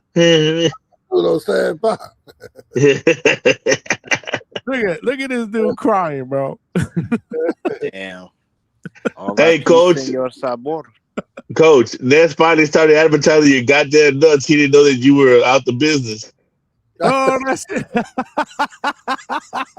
Hey, yo, he texts me, oh, I need a discount code. I sent him a text. I said, yo, he's packed up. You wasting your text. That shit was funny. Wow. I was actually listening during that part, though. I tried to tell him in the chat. He said something about it. Yeah, he was advertising how good they were. And Coach Bermudez. You was ignoring him with the discount code. He ran out of nuts. He ran out of nuts. He loved your nuts. All that shit. He was loving on your nuts earlier. No pause. Right? No stop signs, all green lights. That's my dude. Yeah, no, listen, man. Damn, maybe I shouldn't say this, right? But I love I bought nuts too, man. But I ain't buying them shits no more if the coach ain't down. Fuck that. If somebody can find it, cut that piece out. We might I get him a deal. He wants a discount code. I was like, yo. Man, how the fuck did he get that? A sponsorship. He didn't get your sponsorship, Johnny. You let that shit go over your head? What? Coach just said he's gonna get him a deal. He's gonna get him a sponsorship, and he didn't get you a goddamn sponsorship. Those supposed to be your salty nuts, Johnny. He be talking shit. Look, that's why he crying right now. Look. Yo, Coach, you ain't see this one that they put out there? You got a brother dreaming about them shits, man. And now I can't order any because I ain't getting no discount code. Fuck that. I ain't making nobody else rich. Yeah. Carne asada these nuts. Nah, you know what's funny? Look at Coach. Look at Coach. Man, look at the teeth on that guy. I know. Yo, the honey srirachas, those were my favorite. Oh, you would have seen Shakur's doctor. Coach, the honey srirachas were my favorite. Those were really good.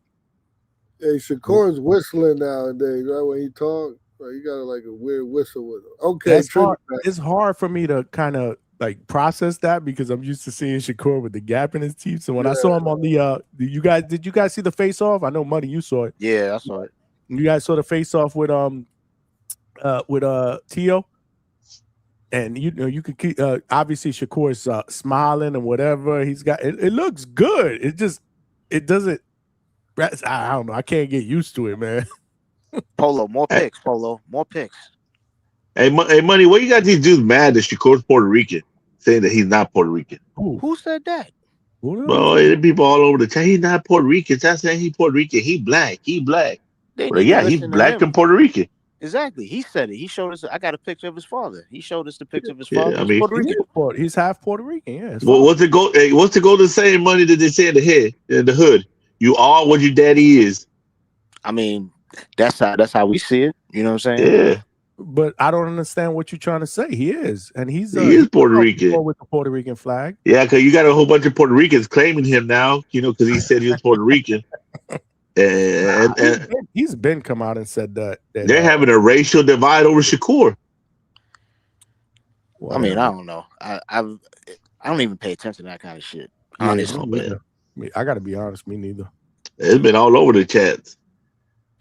You talking about you must be talking about TBV chats. Oh yeah. Well, because round one claims Shakur. As soon as he says he's part of Puerto Rican, he's like, yeah, he's Puerto Rican. Roger that said Jake Paul, the real Puerto Rican. Yeah, that's a real Puerto Rican. El Gallo de Dorado. He lives in Puerto Rico. Coach He's more Puerto Rican than you. Coach Bermudez is a real Puerto Rican, bro. Coach Bermudez is real Puerto Rican. Nah, they're gonna tell Coach, vive en la isla? Hell no. No vive en la isla? No puertorriqueño. Hold on, H-Town, he a real Puerto Rican, but his Spanish is... That shit is a 2-pack of ass. Like mine. Yo, Johnny.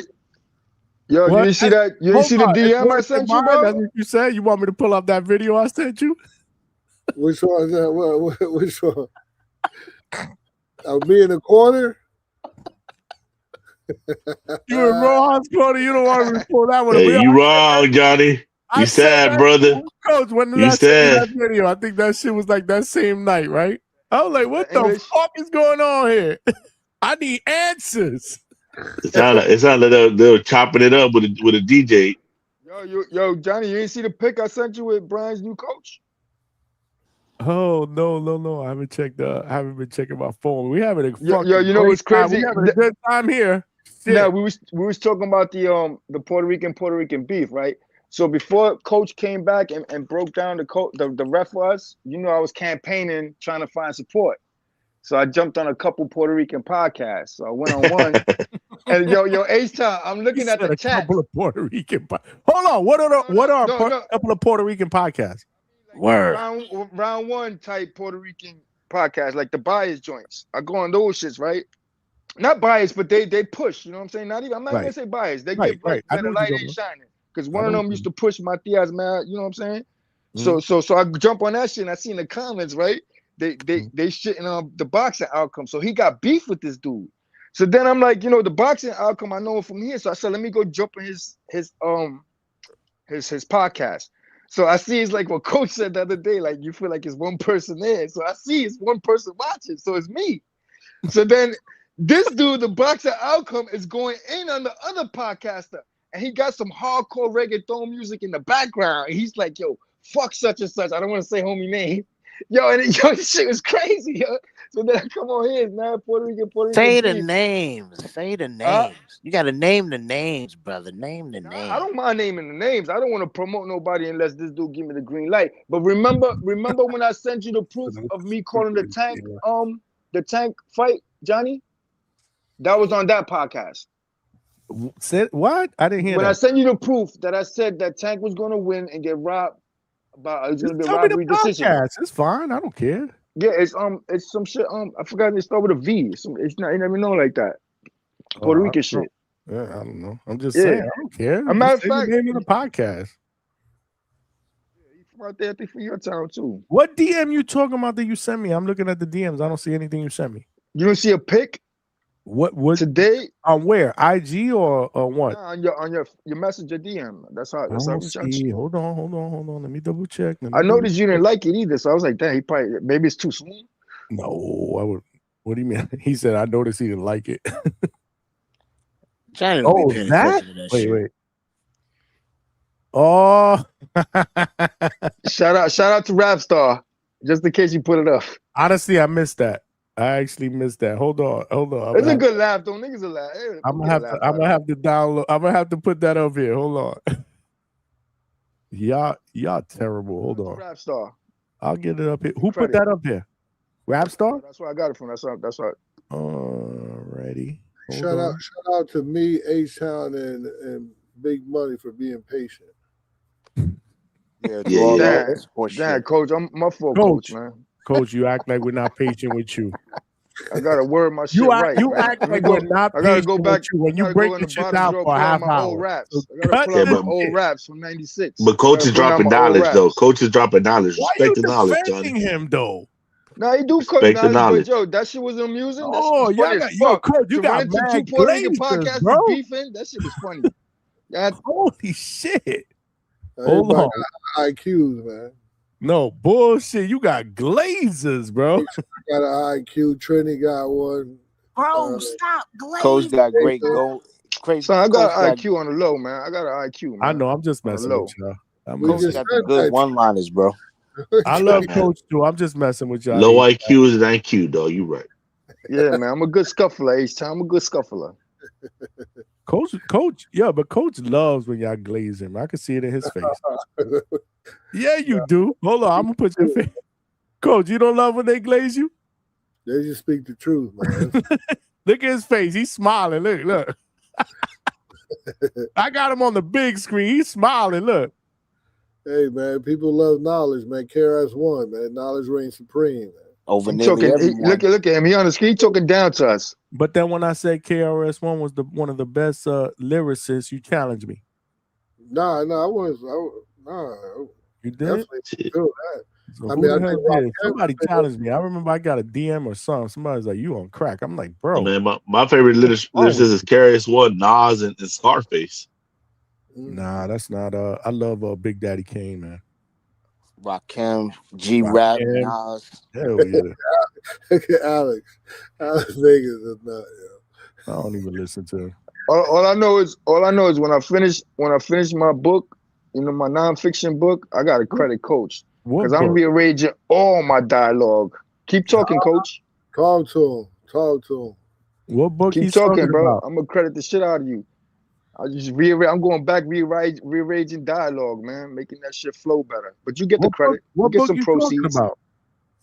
You're gonna get the finish. You're gonna get the first copy, God. Don't worry about that. I got you. All right. Look at what these dudes are sending me, bro. Welcome to DHP. This is what they sending me. That's where they think he'll end up. Nah, it was the it wasn't that one, man. It was the Brim. Yo, It Haney was the don't Brim. It was Brim. It was Brim coaching him. I didn't see that one. Nah, it's Brim coaching him, bro. You gonna do that one, bro? You ain't gonna do that shit. I sent that just to send it.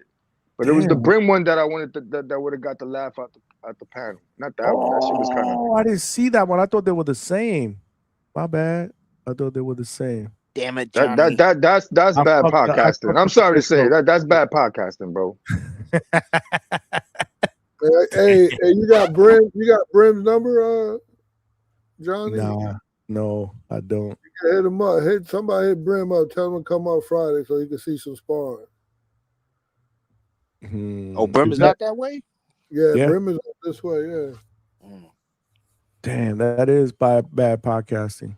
But keep his eye on both fighters at the same time. I gotta be better, Trini. I gotta be better. Each corner. Look at coach, 2 fighters. And what time it is. All right, Johnny, this is bad podcasting, bro. Yeah, man. War, he got me with that one. I was like, damn, I ain't want that one up there, bro. Shit. This one? Yeah, that one right there, man. Shout out to Rapstar. That shit had me laughing on the way home from work, man. Wow. So Brim on Rapstar 2 arguing with these people? No, I listen. They in between the arguments, they give good boxing takes though. I ain't gonna say there's not. They just that's their way of venting, bro. They get it. Hey, Rap got a lot of Norman haters over there, bro. Yo, you got hate last night, coach. Yo, there's somebody moving it up here. Yo, they call you some crazy shit. They was like, yeah, he put that young kid in there to get killed, man. That dusty coach Bermudez. Yo, they be going in on you, God. There's somebody from Australia that don't like you. That's why I told you to build on it and get the Polanco Paro fight. What young kid they talking about? Kurt Scooby? Nah, the kid with that fought Tim Tszyu, because he's from Velasquez? Australia, the guy. They talking about he put Velasquez in there? He was like, it was a young kid, and Tim Tszyu ain't had shit and was still fucking him up with just two punches. That young kid, 30 years old. What are they talking about? That was probably the Aussie man, huh? And I'm sure he got a nice paycheck for it. Oh yeah, he did. Exactly. Yeah, I mean, I heard that shit is corrupt. Actually, arguing curse at each other over there. Give a shout out to Velasquez. He already bought a house, man, and he doing corrupt. Good for him, man. Coach. That was an opportunity you could not have passed by, especially the timing, because timing's a lot to do with it. You know what I'm saying? I know it was short notice you took it, but we seen how Tim was looking, and we, you know what I'm saying, we was all banking on him to go in there and land a good one. That's what we was banking on. Yeah, and Tim Tszyu said it in the back. He said, man, he hit me one time, and I didn't even see it. He said he hit me one time. He shook me up. Velasquez could crack, though. He just don't know how to put it together. He got like all knockouts or some shit. His knockout shit is crazy, right? His knockout ratio, wow. He's strong, though. He got that retarded strength. Shout out, no disrespect to the. Yeah, we say Rolly strength over here. Yeah, man, come on, man. Why you respect Rolly, man? Can you? Y'all just be going in on Rolly for nothing, man. Can you just not be? I like Rolly, man. I'm not even gonna say it.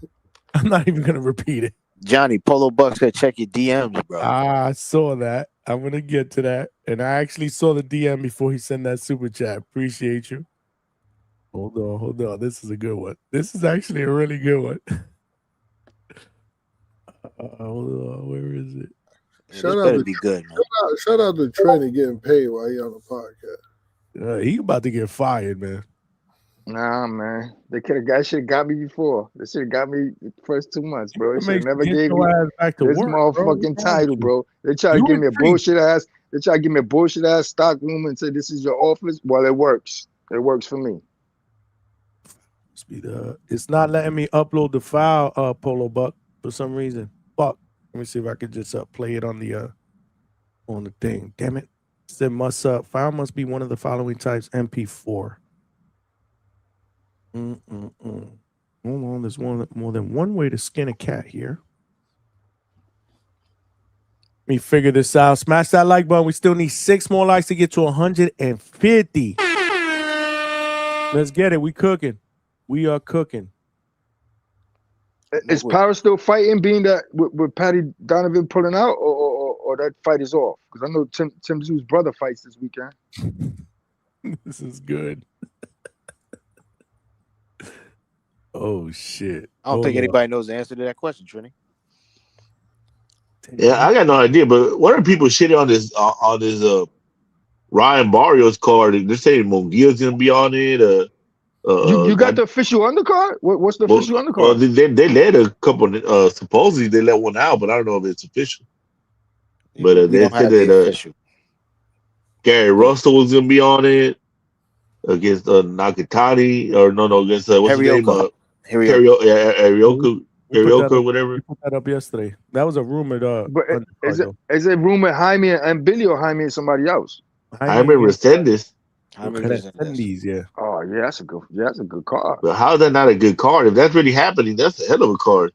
That's you're gonna see violence on violence on violence. If they throw Duarte Hitches in there, that's gonna seal the deal. Yeah, man. That's gonna be the only finesse versus power fight. Everything else is gonna be just a goddamn chicken fight. You know what I mean? You know why I like Coach, that Mexican shit.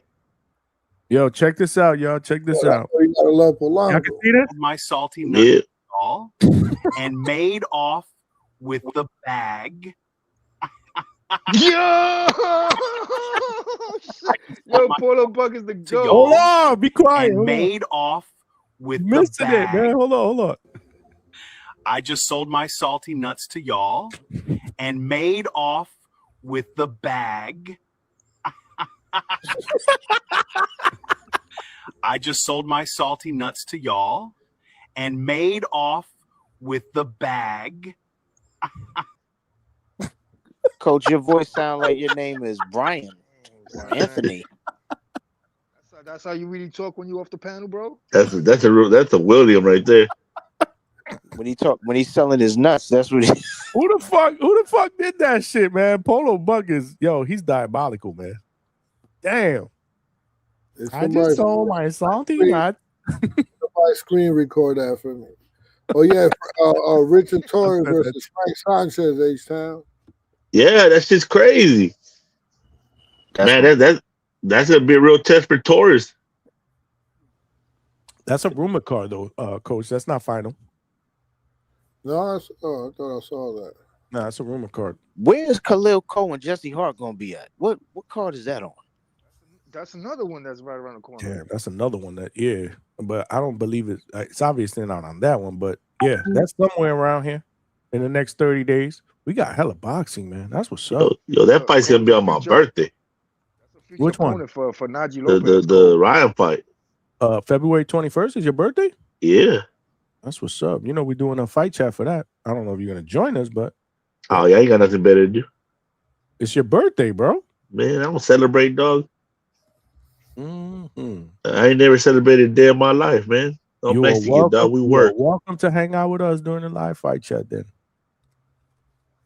I mean, if you ain't gonna celebrate it, we're not gonna celebrate it either. Just come hang out with us and talk boxing. We'll shout them out. You know, we'll have we'll do a toast for them maybe. You know, we're all having our drinks, but yeah. Yeah, put up a PayPal for me. I appreciate it. He said a PayPal. Yo, that was classic. I gotta send you that, Coach. That shit was legendary. Yeah, send that to me. I'll send it to you. I can save it into my but the laugh was diabolical. The laugh was crazy. I could not upload it into this shit, which is crazy. I'm gonna get a new software though. Send the one crying too. That's a photo though, so that's easy. Yeah, that's easy. The other one is a 10-second clip. That was funny. That was hilarious. I ain't gonna lie like that. They made him sound like a Ronnie or a Jimmy. You're supposed to give that raspy voice, man. Come on, Polo. They should have gave him like a deep Boston accent. That shit would have been hilarious. Polo Buck said he sent it to you already, Coach. So you probably have it in your DM. Polo Buck, you just you like Vega. You're not a good guy. That's crazy. They said H-Town wants the Marco GoFundMe. Yeah, send me a belt or some shit. He want the Marco, Musty Marco GoFundMe. Look. Wow. Yeah, the GoFundMe. Moritaya versus Cruz co-main event. I thought that was a headliner. No?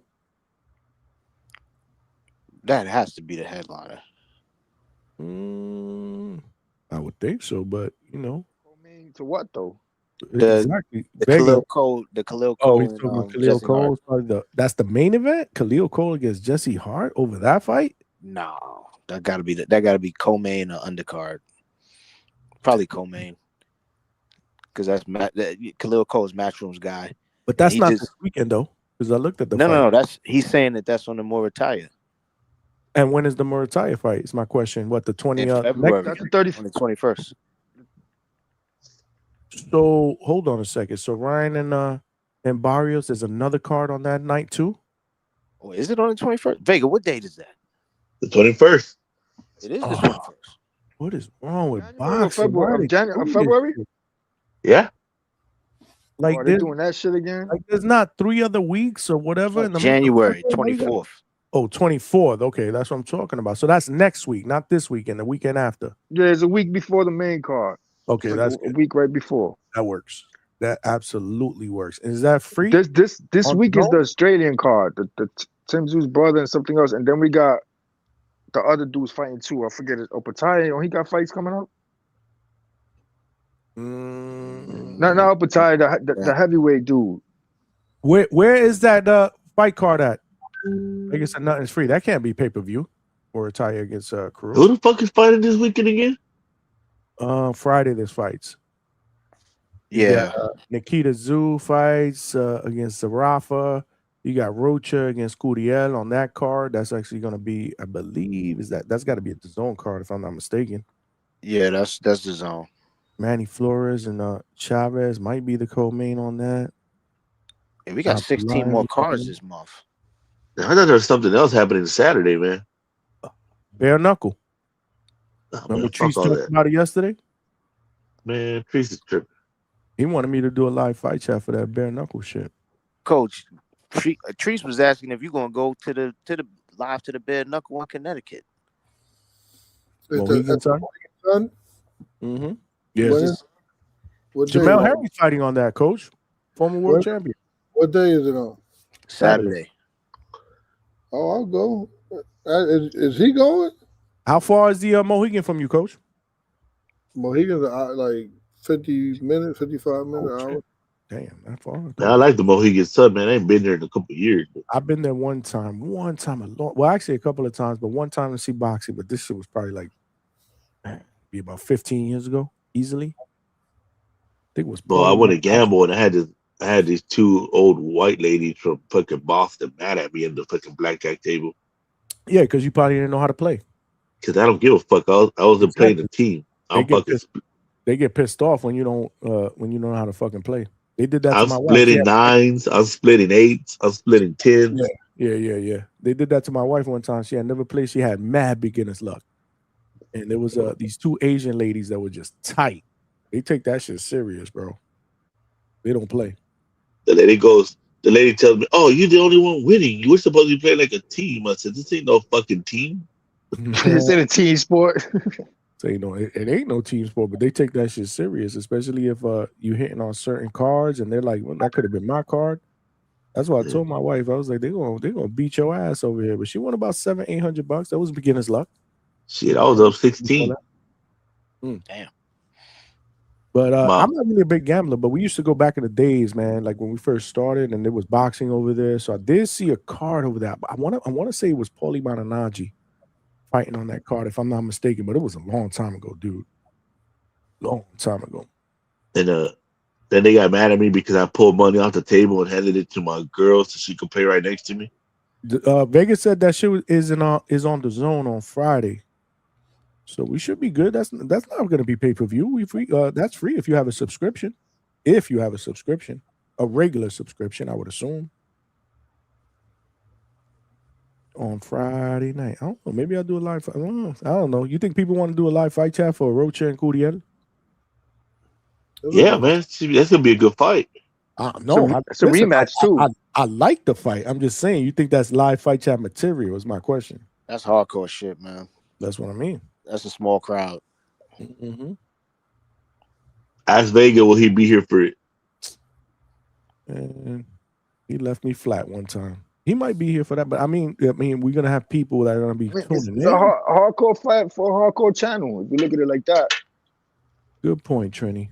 That's what I like about you. That's a very good point. We'll see. We'll see what we got planned. Usually that's date night, but yo, not for nothing. It's gonna be cold as fuck in Florida this weekend and next week.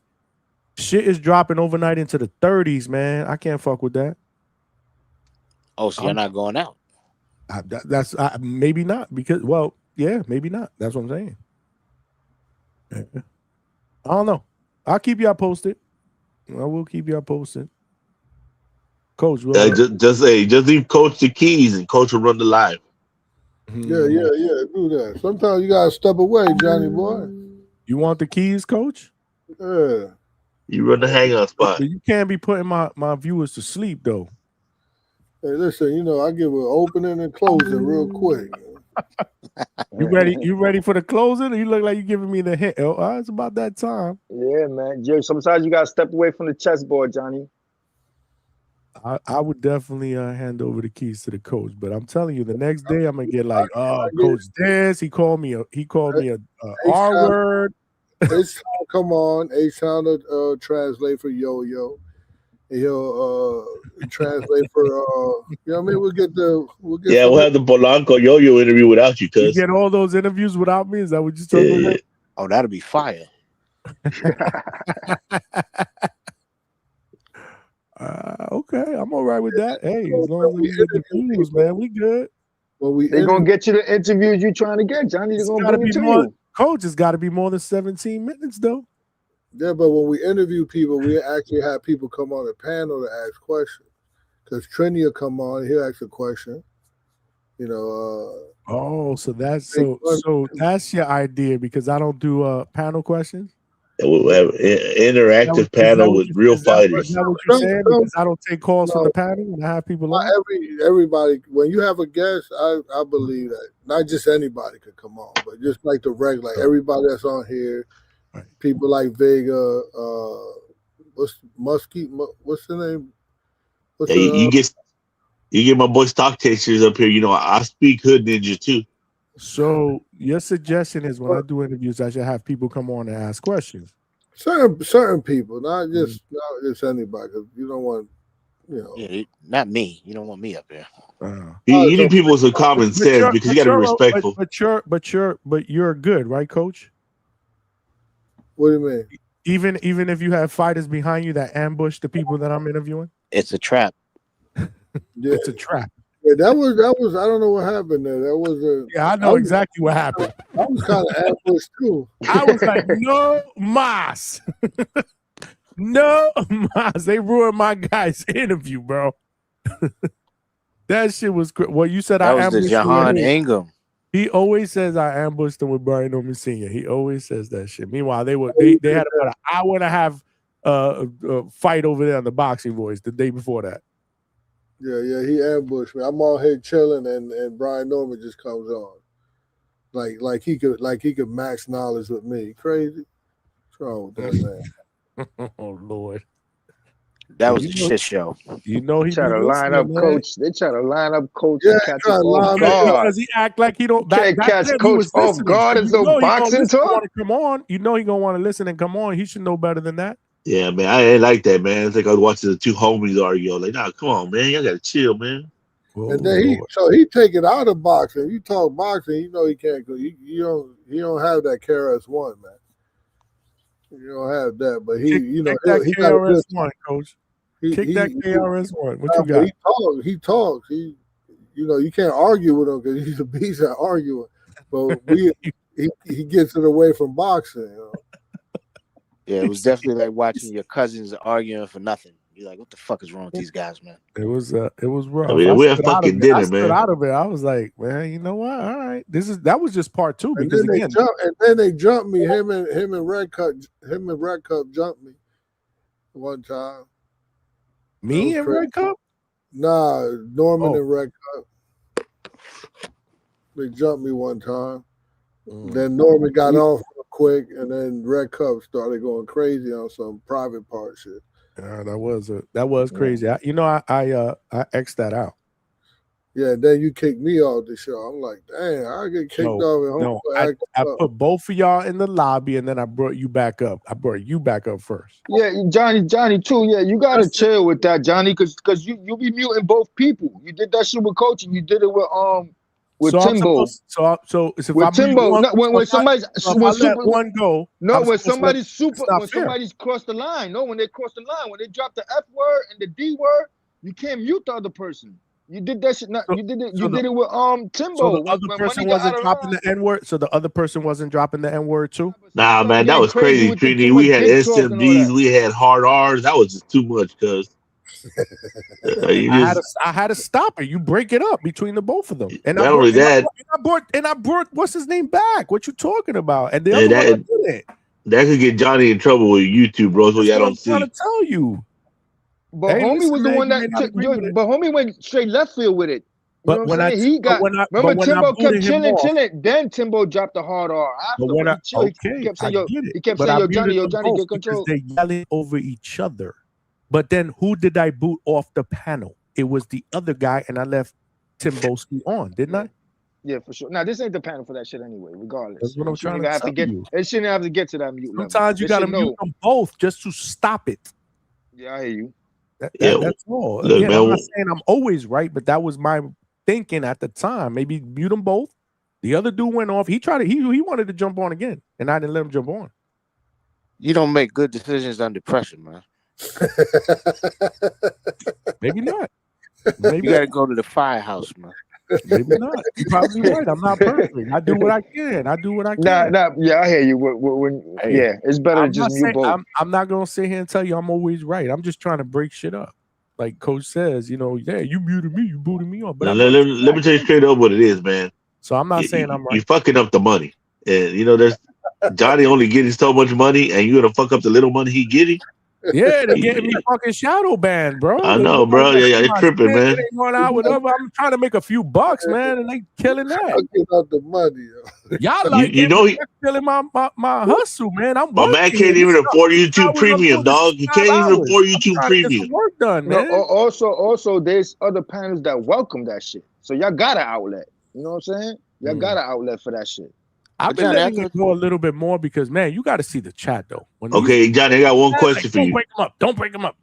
I'm like, damn, y'all some tired. Y'all love this fucking loving hip hop shit, bro. I thought you liked being shadow banned, man. Huh? I thought you liked shadow banned, man. You thought I got shadow banned? That's what you said? No, I thought you said you don't want to get shadow. I thought you like the shadows, man. You don't want to get shadow banned? I'm not trying to get shadow banned, and nobody's the market spot in the shadows, bro. I'm putting my shit out there. I'm trying to get more people, more views, man. I'm trying to grow, man. Hey, Johnny, I don't have the luxury of having years and years on people. I'm growing right now. I'm not Johnny, but did you get the premium already? That's a good question because you got the money for it. Somebody super chatted the money for you to get the premium. Did you get the premium? Look at this. The show was proof that you got the premium, John. Hold on. You know what? Let's put it to the test. Let's put it to the test. Let's go infomercial Johnny time. I'm willing to put myself out there. Let's put it to the test. Because every fucking time, you know what I do? I queue up something before the show starts. And I'm like, okay, I want to keep it here. So when we get to that, I don't have to try to queue it up. I can just go share my screen and press play. And every time that fucking shit happens, a fucking ad comes out. Every single time after I play it for like 5-6 seconds. So hold on, because I wanted you guys to see something real quick. All I heard was fuck shit. Play the shit already. Hold on. I'm getting there. Hold your horses. It's actually what you were you talking about this earlier? With this face off, Big Money, me and you were talking about it? Yeah, we was talking about that shit. Let's see. Look at Tio, because this was something that when Tio was talking and Shakur was like, he was trying to shit on Tio's Tio's win against Loma, saying he was too big, which I don't agree with. But I believe that 140 may be a bridge too far for him, a step too far for him. Shakur was honestly the most flawless from 123 all the way down to 114.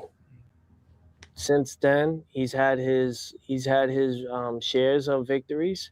I think 135 was his top tier. 140, I think we just gotta wait and see. You know what I mean? And for him to even come up to do that, you know, I think he deserves his flowers for everyone else out there. You know, guys trying to go more down into the ranks why of Shakur? You top ain't say 5, that. top You ain't really 3, say that. Hold on. and eventually top 1 for pound. For But me, that ain't what you said, bro. What'd I say? Look at I mean, I Shakur's gotta teeth. remind you. You said basically I'm good at lower weight classes. The only Look way like that my teeth are I'm good at 126 pounds against guys like Inoue. Look at It those seems like choppers. Coach Bermuda's teeth. You're gonna the picture, Man, right? Shakur should be that studying slower Señor at that weight Sabor. class. So Hold on. that's Hold what on. you said. When did I say this? When did I say this? I want to say it was the Danza project. You was sitting there doing the interview, and I want to say that's what you said. Yeah. Yeah, like About like 2 years ago. 2 years Yeah, ago. you said I can't move up. It was 2 years ago. Change. He does have a point there. It's changed. Okay, so you Like- respect it now. No, it's not that I respect it. It's just that from what I was going off of was the present moment. I think he was fighting at 30. You feel me? Yeah. I was already going up to the 40s. I was already at 40. Yeah, for sure. So you see that 10-pound gap. I was thinking I was probably gonna move up to 47. A little Okay, bit. seeing me, you think I'm smaller in person or like, what do you think? I know nothing. Okay. I know nothing, man. I'm 'Cause just I think that was your angle with Lomachenko. Like What's I up? felt like you knew how little Lomachenko was, and you kind of capitalized off of that. Heck no, that man was a lot to deal with. Y'all don't understand. The man was number 1 Yeah, for over sure. Canelo, over Crawford, over Inu. But you don't think that the size advantage kind of helped you? Bro, Preach, Gio, styles make preach. fights, not the size. I agree with that. I'm with you on that. So if you agree with that, then why you bring it up? And I like Shakur, but that to me is a corny argument. But hey, it's They defense. weighed in at the same weight limit. If he's physically taller or physically stronger, how many people did Lomachenko cook that were bigger than him? He was No, never a big guy. I agree with Theo because and then Loma was rocking him. You That's see the what difference. I'm You saying. see the difference in size in the Loma Ringo fight because Ringo's skilled. See, that was I didn't let size. him. You didn't let him punch? Absolutely not. Okay. Now maybe this is the wrong way of explaining what happened the first 6 rounds. Let's see this magic. Must be magic then, man. Why have you been waiting? But anyway, yeah, I just Yeah, listen, no man. commercials, huh, Johnny? Yeah, whoa. Did y'all notice? No ads, right? Hell, Can I get a fucking apology? yeah, man. All Yeah, for sure. That apologies. should have been funny if a Senor Sabor commercial popped up. If Hey, Johnny. right when I would have you press pause, the fucking ad would have came up. Hey, but the irony of what Shakur is trying to argue, and then this is the same reason why Shakur feels secure in fighting Teal, because he feels Teal ain't that big. So that's ironic that that's what he's trying to argue. Yeah. Of course. Remember, he's moving up in weight. You know, he doesn't feel that. That's why he asked that. Well, do I look small to you now? So I get all that. But How my you thing feel is, about- I agree with you. It's not about whatever. But then why you bring that up? Like to me, again, the guy made the weight. Coach, am I wrong? He made the weight. So what if he's physically taller? So what if he may be stronger at that weight? They both made the weight. Oh, you only beat him because you're bigger than him. They trying to diminish know that that. T.O. win. I did this with somebody else one time. I almost crashed out. I forget who the fuck it was. If you kept playing it, he reneged on that because Tio made the point that skills pay the bill. It's not about size. And then he goes, "Yeah, I know." So he Right. actually he ran it. He walked it back right after. It's just silly. It's Even silly though the to weigh-in do point, that. you see the difference with like Rigondeaux versus Loma because Rigondeaux is skillful, but you can clearly see that was like size difference. But coach, how you feel about like those fighters that stay in the Olympic for multiple years, and they end up competing against pretty much kids for that gold medal. How you feel about that? Hey, it's there's a lot of countries like that. Besides Cuba though, because I know Cubans be stuck there sometimes because of the political situation. Yeah, and the Russians too. I mean, you know, now the crazy thing now they're making a lot of money. I think Yo when he won gold, he made like 200 grand. Oh, that's good, man. And now they're making even more. There was a kid from the U.S. named Gonzalez, who I think he had like silver. He got 100 grand. The AIBA tournaments, they're paying like a lot of money now, so that's a good thing for them. Does that have to do with that name, image, likeness? I don't know what that is. That was something that they developed. I thought they developed that like in the collegiate level, in the college level, where when they use your name, image, and likeness for the players, meaning when they use their name, image, and likeness, that they can get paid or some of the revenue that the school collects when they make money off of, you know, the games. I wasn't sure if that was. This was the AIBA tournament. They making money now.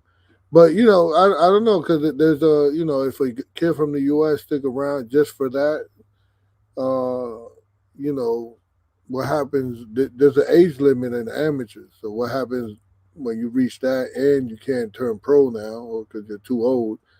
So, you know, there's a caveat to that. Coach, Treese is back with the shitty background noise. Yeah, man. Shout out to my third shift workers getting it in, y'all. We got hella people up in here, man. Smash that like button. Let's try to get to 200, man. We got over 100 some odd people up in here. Let's get it. Yes, Really, Ed Toledo man. being on a panel getting paid, man. That's a hell of a job. And these guys are, I don't know what these guys do. Shout out to the third shift. Shout out to the third shift. We get paid to talk our shit. Shout out to HR when they call y'all into the office in the morning, like, we got to talk to you. We gone by the time HR get in. We gone. Fact. By the time That's HR a get in, fact. we gone. We long That's a gone. fact. I don't see HR Shout out the to company the HR party. department out there that don't. Wow. Are they hiring? I'll definitely be long gone. Motherfucker Johnny gonna be podcasting from the get. That's crazy. No, but what's good? I heard we talking this amateur shit. That piqued my interest because this is, you know, I'd be upset with our fucking heavyweight scene here. And then when we got guys like that motherfucker Bakadir Jalalov, apparently he making more money to be an amateur than the pro. And I was because I was looking like, why the fuck? And we've been seeing him around here. Like he 16-0, 17-0 or some shit. He turned pro and then went back to the Olympics. I was confused as fuck. Like, why would he do that? Come to find out, cuz making more money to be an amateur. Like he apparently between sponsorships and promotional deals and the royalty over there from where he from, they paying him more money to box in the Olympics and shit like that than be a pro.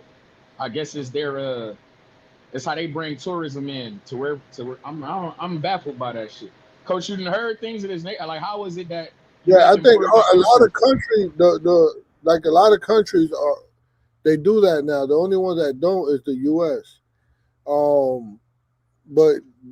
But I remember when I had Rohan as an amateur, and I turned him pro. I turned Rohan pro in Mexico. So he fought in Mexico, and then I think 2 weeks later he had an amateur fight, and he went out to the Olympics. So yeah, they do that. Just the U.S. don't do it, and they pay them to be on the national team. Yeah, they give them the stipend and whatnot. So yeah, I was always just curious about that though, like, because I think that's something that's hindering our heavyweight system, like, because we don't have a feeder system. I'm sure, like, if other guys, because, you know, they do have boxing in college. It's just certain colleges have it. Like the Miami University of Ohio, they have a boxing program and shit. It's like a boxing club. You can box on the team there and shit like that. Like Morehouse College, they got a boxing team and shit like that. So it's just here and there where it's boxing at. I think that's what's fucking up our feeder system, while we don't have heavyweights and shit like that, because we don't have an NCAA, you feel me, boxing. Like I would love to see, like Johnny, imagine what the Ohio State Buckeyes versus Michigan boxing match would be like on the weekend of the game or some shit. We would fuck their ass up. Hey, I would love to We see would it. pack their ass up. Don't even go there. I would love to see it, man. That'd be some shit though. The next week they had like you figure they do the football game, and the next weekend they do the boxing match for Ohio State and Michigan. That should be lit. Or like USC and UCLA, they do a boxing match. Like how come the fuck we don't do? Like I feel like we're missing out. I feel like that shit would be lit. Collegiate boxing would be lit as fuck. I done been to a couple college boxing matches before. Yeah, man. Chevy know what's going on, but it's still That's go green another around one. this bitch. That's Shout out to another my one that Spartans. should be working. That's another one working on the podcast and getting paid while they're on the podcast. It's crazy. Who you talking about, Chevy? Hey, Sam, man, we doing something wrong, man. Yo, Third Coach, shift. did you see the other night when Chevy jumped on and give her her awards? There was some dude behind her that was on life support. Yeah, I heard that she had Sadasha Green as what was it, like fight of the year or something like that, or comeback of the year, or Yeah, that was No, unfortunate. I don't remember because all I heard was the beeping in the background of the person back there that looked like they was on life support in the hospital. Yeah, man was I'm like, flatlining man, you for better sure. get back to work, man. This dude's about to be out. I thought that was a smoke alarm. Nah, man, that was Nah, beep. man, that was a life alarm. Yeah, man, somebody fell and they couldn't get up. That's a life alarm because he cooked. But this boxing shit. Chevy texting on her phone while people are looking for their medicine. Did she? Was it Deja Green comeback fighter of the year? I don't remember. I hope not. That's a horrible pick if it was because she ain't even beat Savannah Marshall on some real shit in that fight. Yeah, If you but scored the fight. Chevy did man and woman award.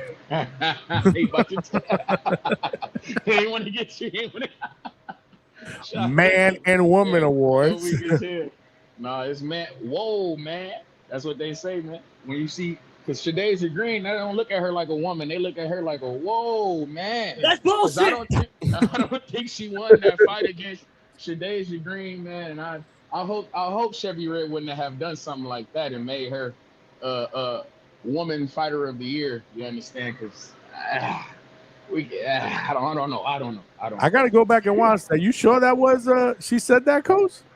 Yeah, I don't know if it was comeback fighter or it was somebody. Yeah. Shit. Now you're gonna make me want to clip that. Hold on. Yeah, she should Hold say on. it. She should be honorable and say what Shadasia Green was. Chevy. No, she said her fight of the year was Gabby Fundora. What was Green? Chevy, what was Shadasia Green? Please don't make me try to, because now I gotta go through the shows and that shit was like 7 hours, that damn show. We need it, man. Johnny, when you coming all night, man, when we going to 24-hour, the boxing cathalon, man. When we could get the day job to boot. Hey, man, January 31st is gonna be so much Sponsors and boxing. super chats will help us get there, man. We putting in that work, baby. Let's do it. I'm with it, man. I'll go every night. Every night. You say, is there like a dream sponsor that you have? I always wonder shit like that. Like when I be seeing these podcasters and shit, like I'm sure you be in gyms and shit. Is it like if Everlast was the contact, like Johnny, we want to sponsor your podcast. You got a dream? Okay, I'll be wondering. Niggas got dream sponsors and shit. Of course. Word. Shit. In the meantime, if you get your man Charles Edward Cheese coming up in here, you'll be cooking.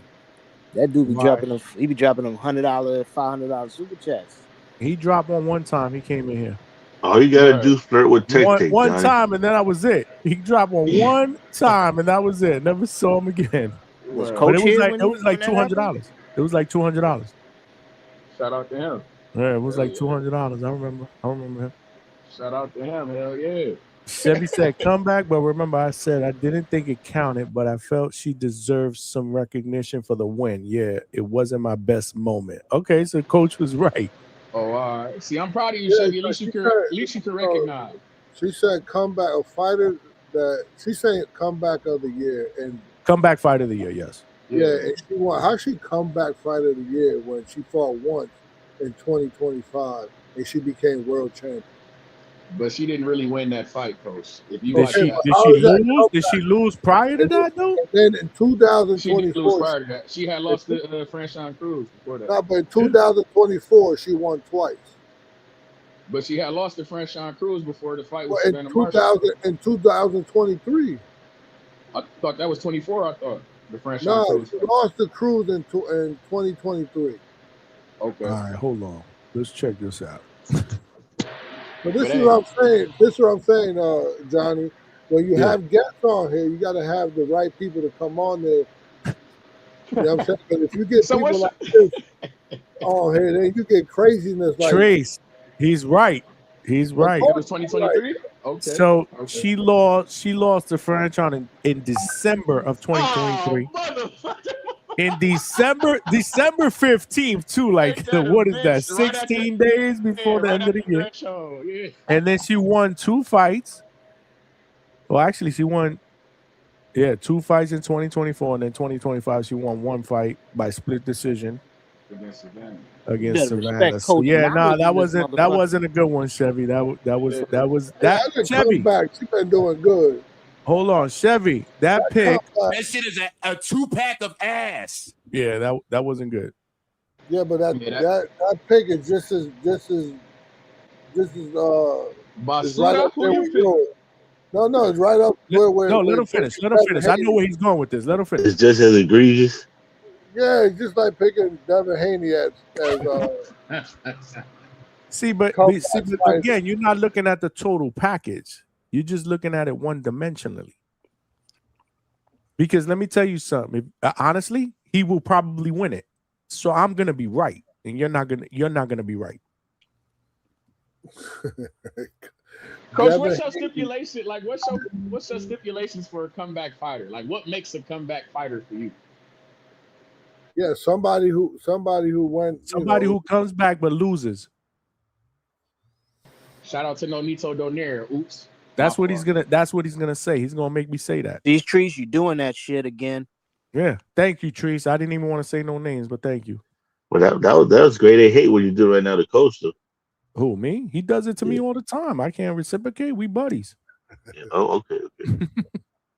This is what the Hangout spot is all about. Because I feel the same way on people that got Bud Crawford's fight of the year. He fought once. Okay, who's time. fight of the year? Anyway. Right. And that one win that Bud did to make history, mind you, made history. Yeah, well, anyway, made history too. He defended Lineal 4 times, wouldn't he? Right. Okay. Hasn't been done in 74 years. Something Were like any that. of those fighters at near Canelo's level? That's what I said.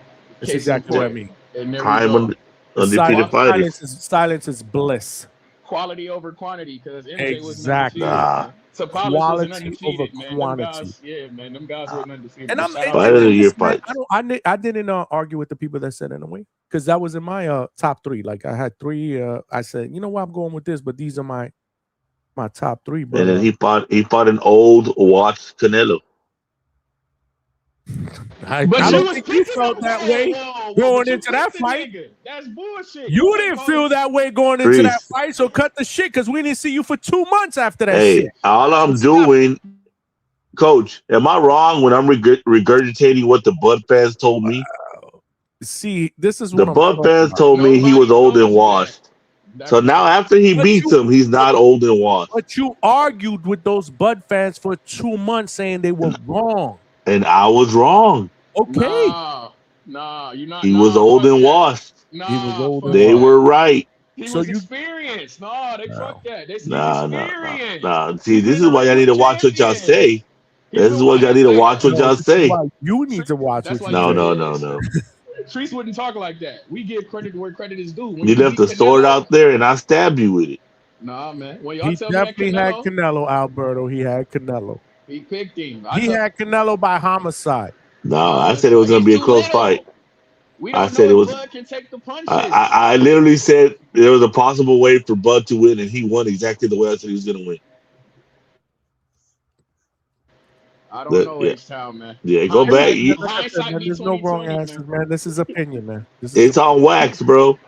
I don't know, man. Coach, do you agree? You agree, right? You probably agree with him, right? Like Bud should not be fight of the year because he just fought 1 time. I know you agree with him.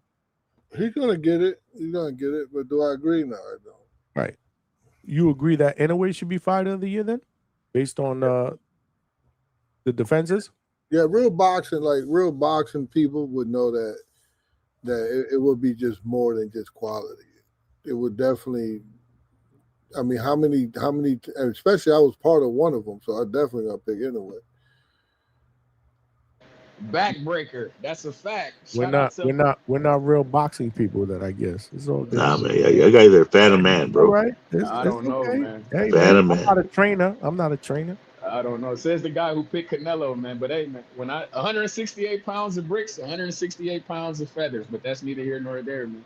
Coach, I got a question for you. You know, in the NBA, they got this award called MIP, man, Most Improved Player. I know we don't got that in boxing, but out of curiosity, if that was, who would you have voted was most improved in your opinion this year? Well, last year over 2025. Whoever I voted for would be the opposite.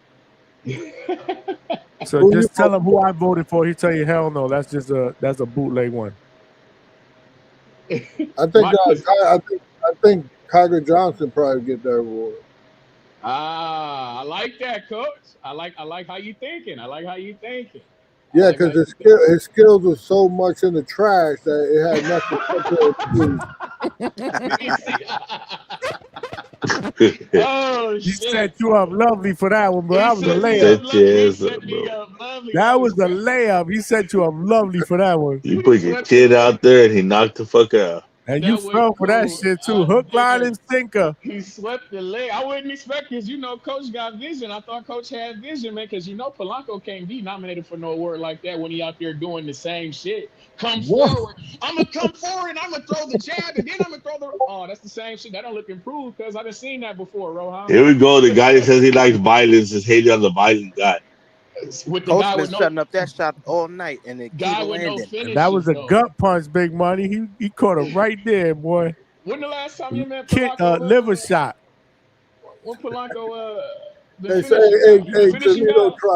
Toledo tried. Just accept it, man. You don't have to come back from that. We can just he's no, we got to come back, man. I got to come back because I need that. He's gasping for air right here. He's gasping for air. Yo, he done buried you with that one. I agree. I agree with Coach. He done buried you. He buried you. He buried you. But my fighter most improved. Trees, do you want to continue? Like I'm telling you though, Polanco can't be in the Stop the fight, bro. Stop the fight. Most improved fighters, man. See, Tiger Johnson came up to his forefront because he know he's most improved. That's what I'm saying, though. Ain't nothing wrong with what they call a Freudian slip. You feel me? It's okay. It's okay. But the point being, Tiger Johnson to fuck Polanco up, and we need that fight, Coach. That's all. How would he? How would he? We'll fuck him up with the skills. Proper jab.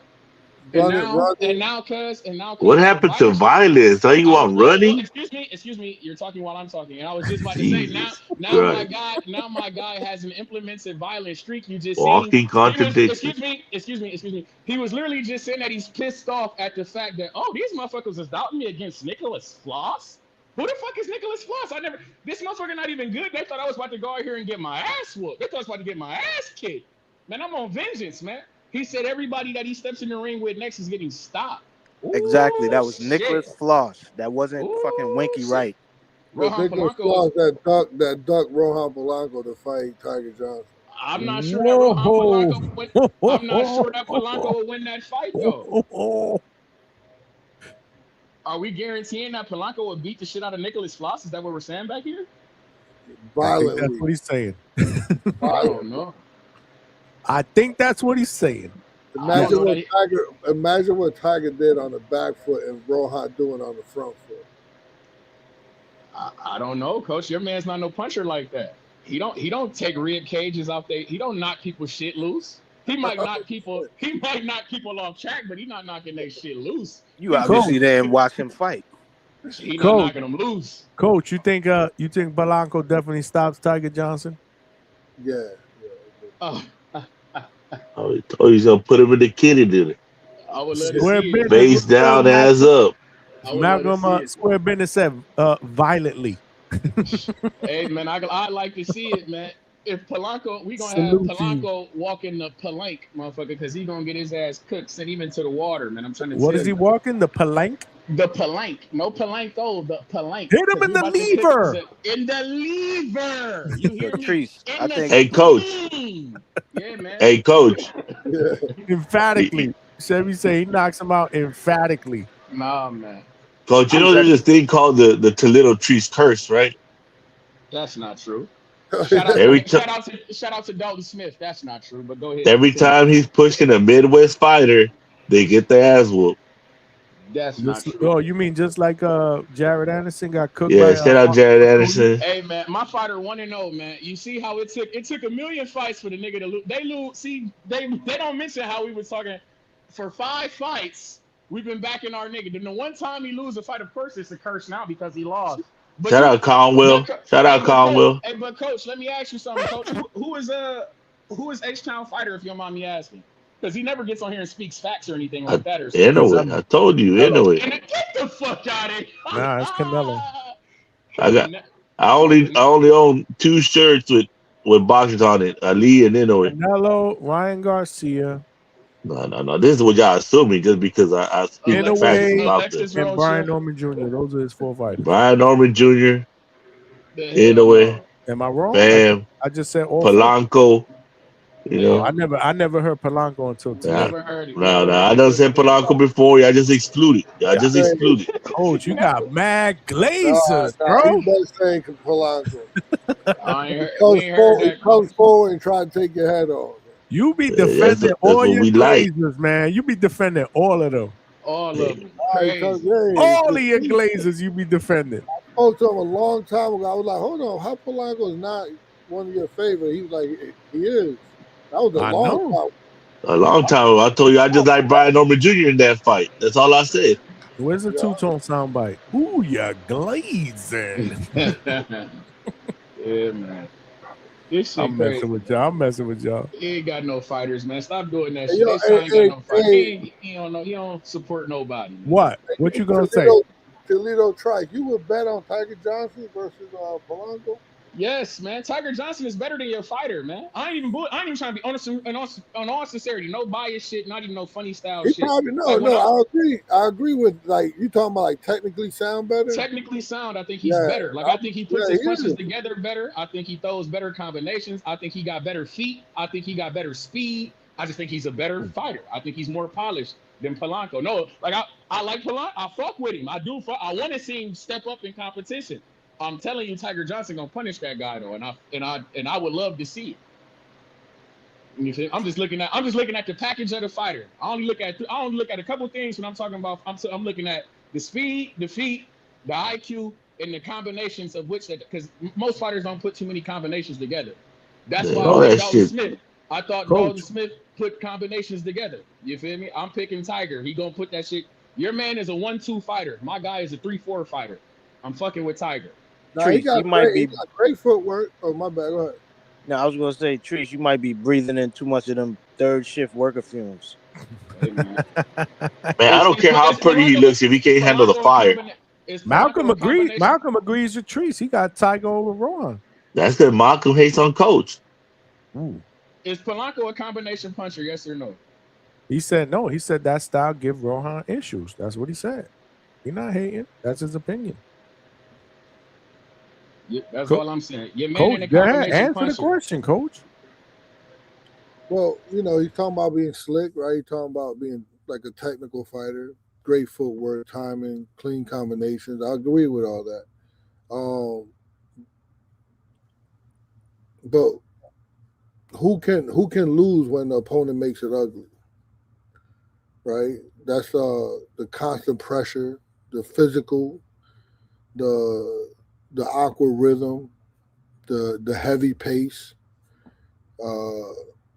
So just because on paper he got a better jab and he's technical, on paper what we can't see is what can't we see on paper? Heart. Can't see heart. Can't see toughness. I get it, Coach. I don't know if he'd be able to. I kind of agree here. Will he be able to hurt Rohan? Hell no. It's like I said, when he's in the fire, what's he gonna do? Right. How's he gonna react under pressure? All that technical shit goes out the window when you're in the fire. Chevy said, also, let me talk. Go ahead. I'm sorry. So So A-Sound, right? So this is I only could talk to A-Sound because the other people are A-Sound got the sound mind here. So we've seen this story before. We seen Tiger fight the same people that Rohan fought, right? We've seen him go have majority decision, split decision with people that Rohan just crushed. We've seen someone like Tariq Zayani, who was undefeated when he fought Rohan, that had a better everything on paper. And Rohan ran him out the ring, and if it was 2 seconds left of the last round, he would have got stopped.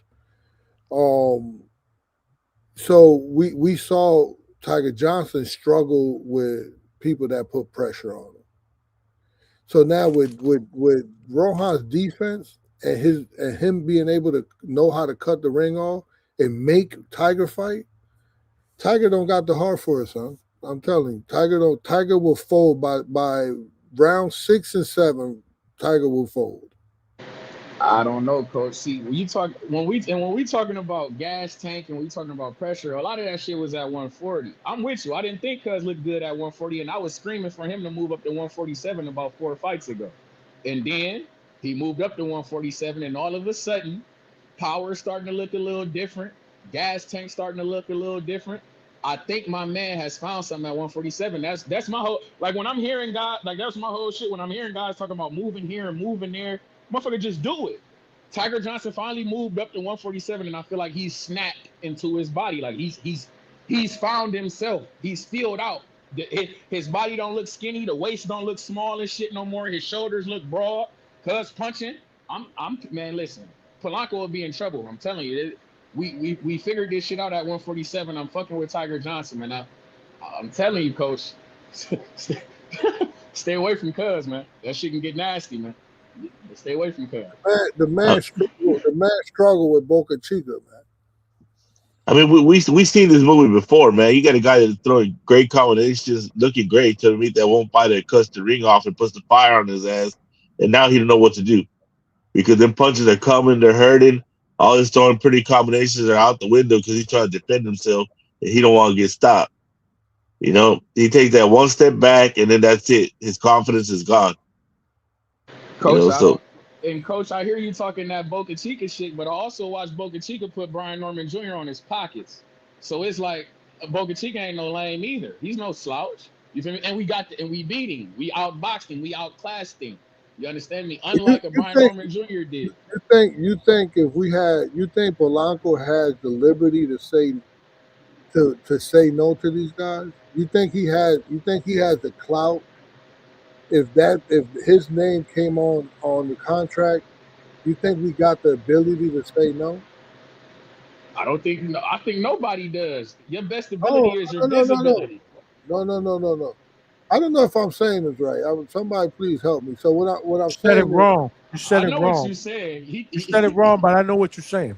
I know what you're trying to say. Polanco doesn't have the luxury to be able to say no to any of these guys when they get brought to the table. So he don't have that luxury to say no, and he wouldn't say no. So why the fight isn't happening then? Because you know, somebody asked Polanco who you want to fight. He could have said Haney. He could have said all the champions. He said Tiger Johnson. And I said, why you say Tiger Johnson? Because he said because he's soft and he's going to prove that he's soft. He got to prove it, man. He got to show us, man. Hey, if he why haven't they fought though?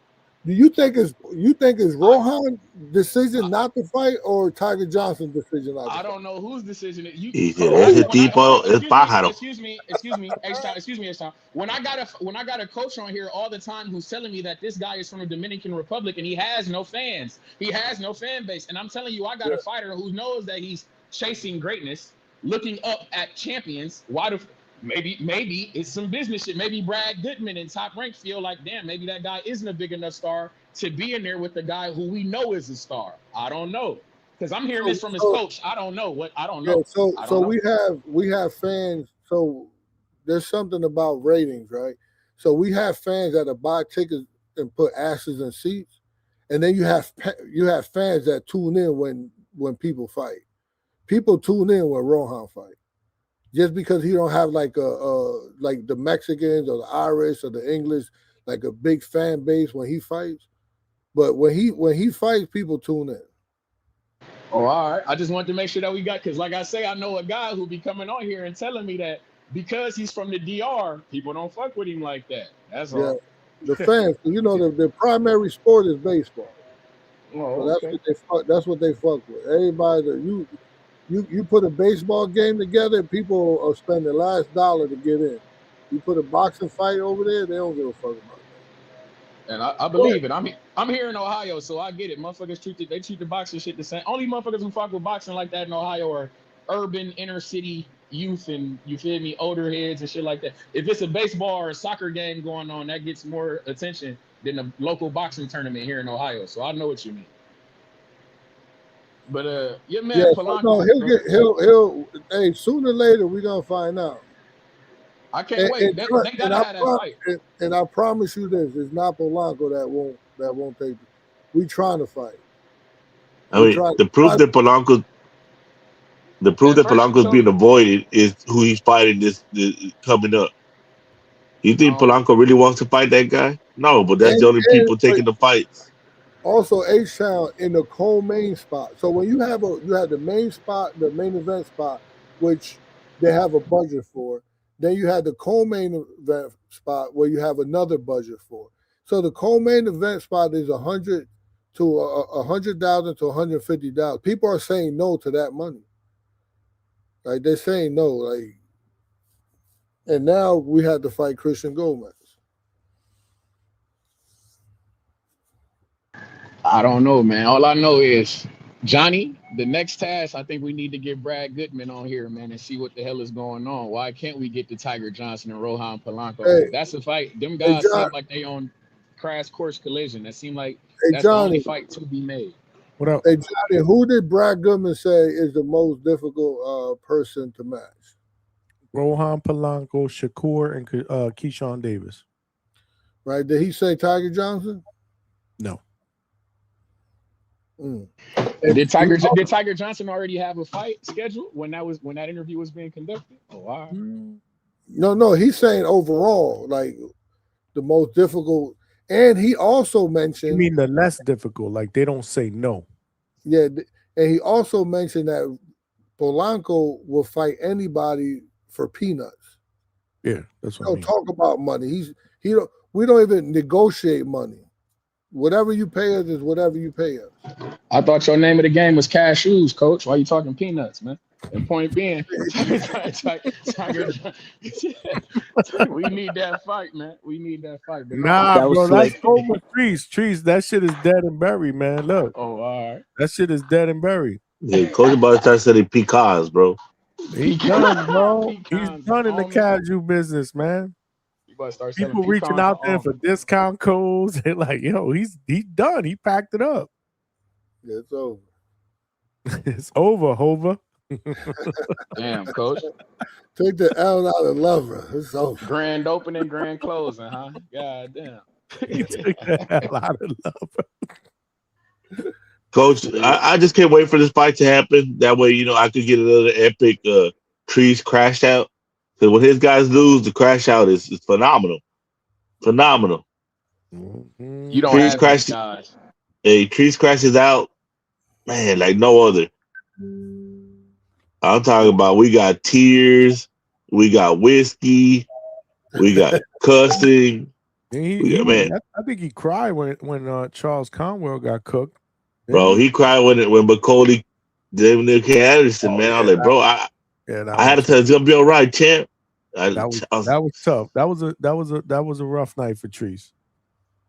That might have been the clip, the tone clip. Tell Andrew Ruiz to bring his ass. Tell Andrew Ruiz to bring his ass so he can get beat on. That's what you don't want them fast hands. You don't want them fast hands. Yeah, he's probably gonna fight Frank Sanchez, bro. Frank Sanchez fighting Richard Torres. Yeah. Oh, I thought you meant Richard Torres. That's my bad. No. We want Andy Ruiz, man. Oh, you want Ruiz? They want my sneaker eating fat boy, man. No, man, former unified champion. We want that name on our jacket, man. We need that guy. Yeah, you want him on the Hellcat? Nah, hey man, we'll run him over in the Hellcat. Either way it go, he Yeah, roadkill. yeah. He's That's roadkill why he either way ain't it beating go. nobody. He too busy worried about the damn Hellcat. Did he make the mistake of not letting Prentice Brewer work with him? Johnny, you know shit. That was crazy.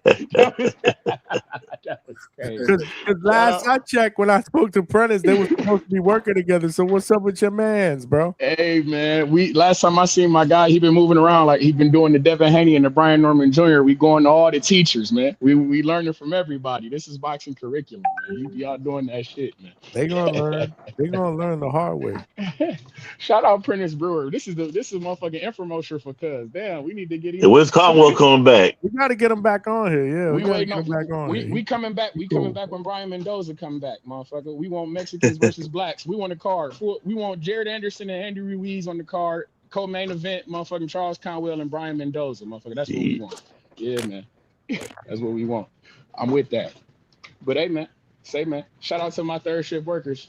The hangout spot in the Midwest Mafia. Let me continue to get this cheese. Y'all be cool, man. All right, man. Go Packers, man. Easy. He said, "Go Packers." They asses got packed up. That's what happened to the Packers.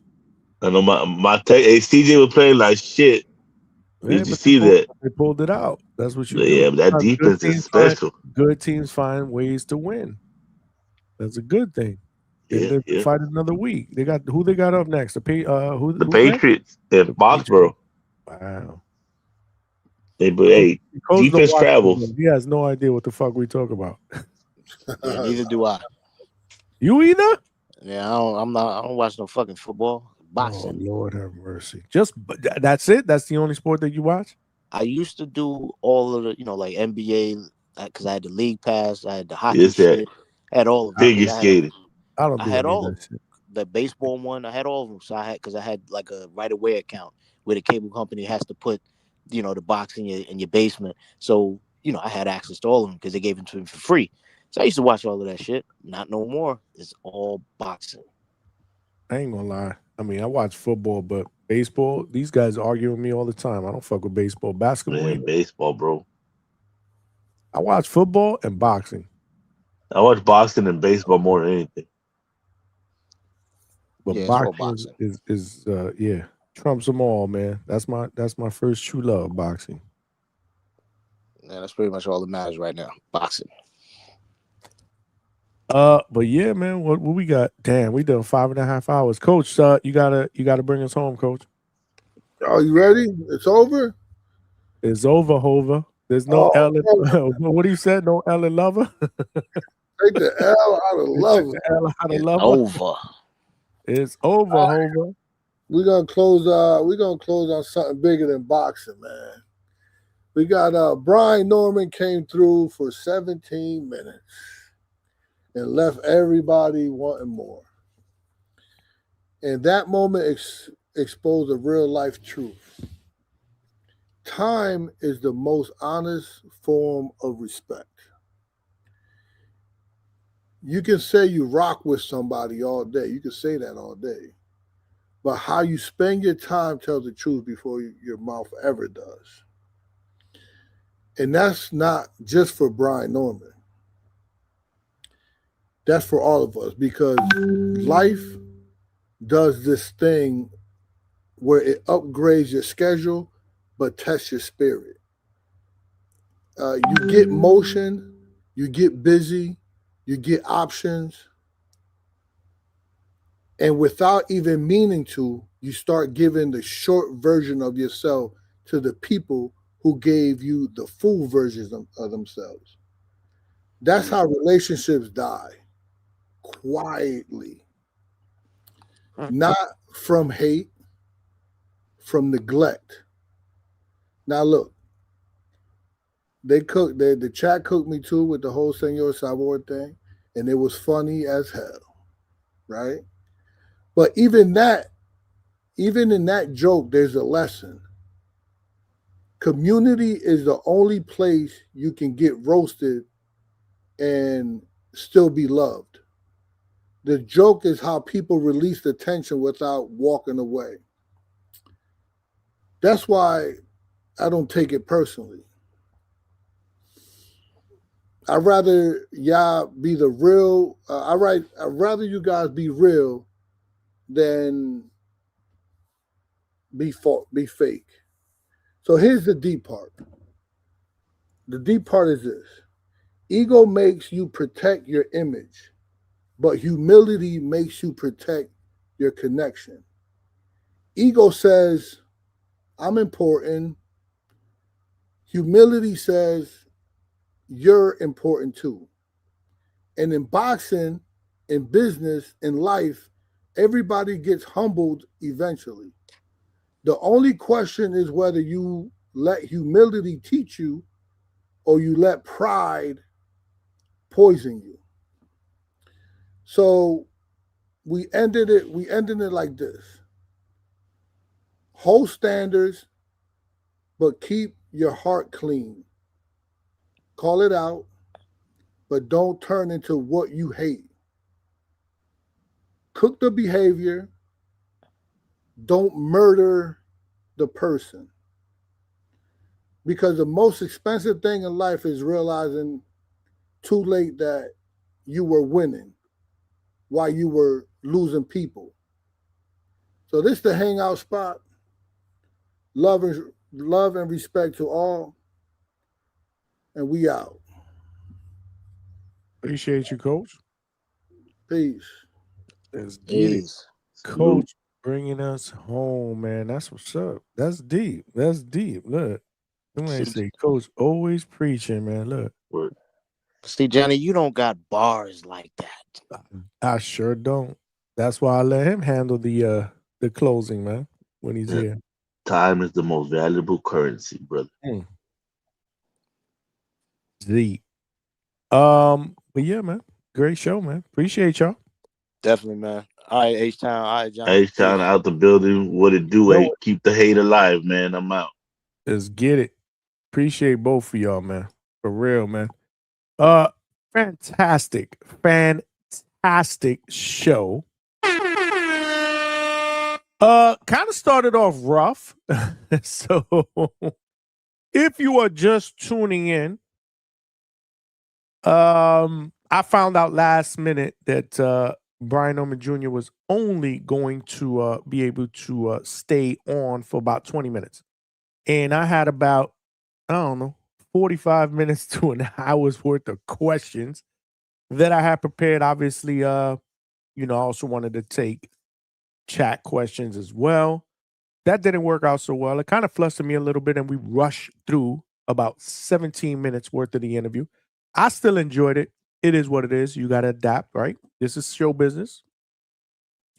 I still appreciate the former welterweight champ, who's my guy, came on and showed some love and gave us his take on what went down, and more importantly, what shit was going down with the whole training with the new head trainer. We did address that as well as a couple of other things. So if you did not see the beginning of the show, check it out. Check out that interview. Show some love. Drop a gem in the comments, especially if you're watching the playback. And then after that, we opened up the lines. We took some panel members. It was rough, man. People's phones, internet weren't good. I was flustered. I was like, what is going on with this show? It kind of felt like a scary movie. A scary movie in the 2000s, bro.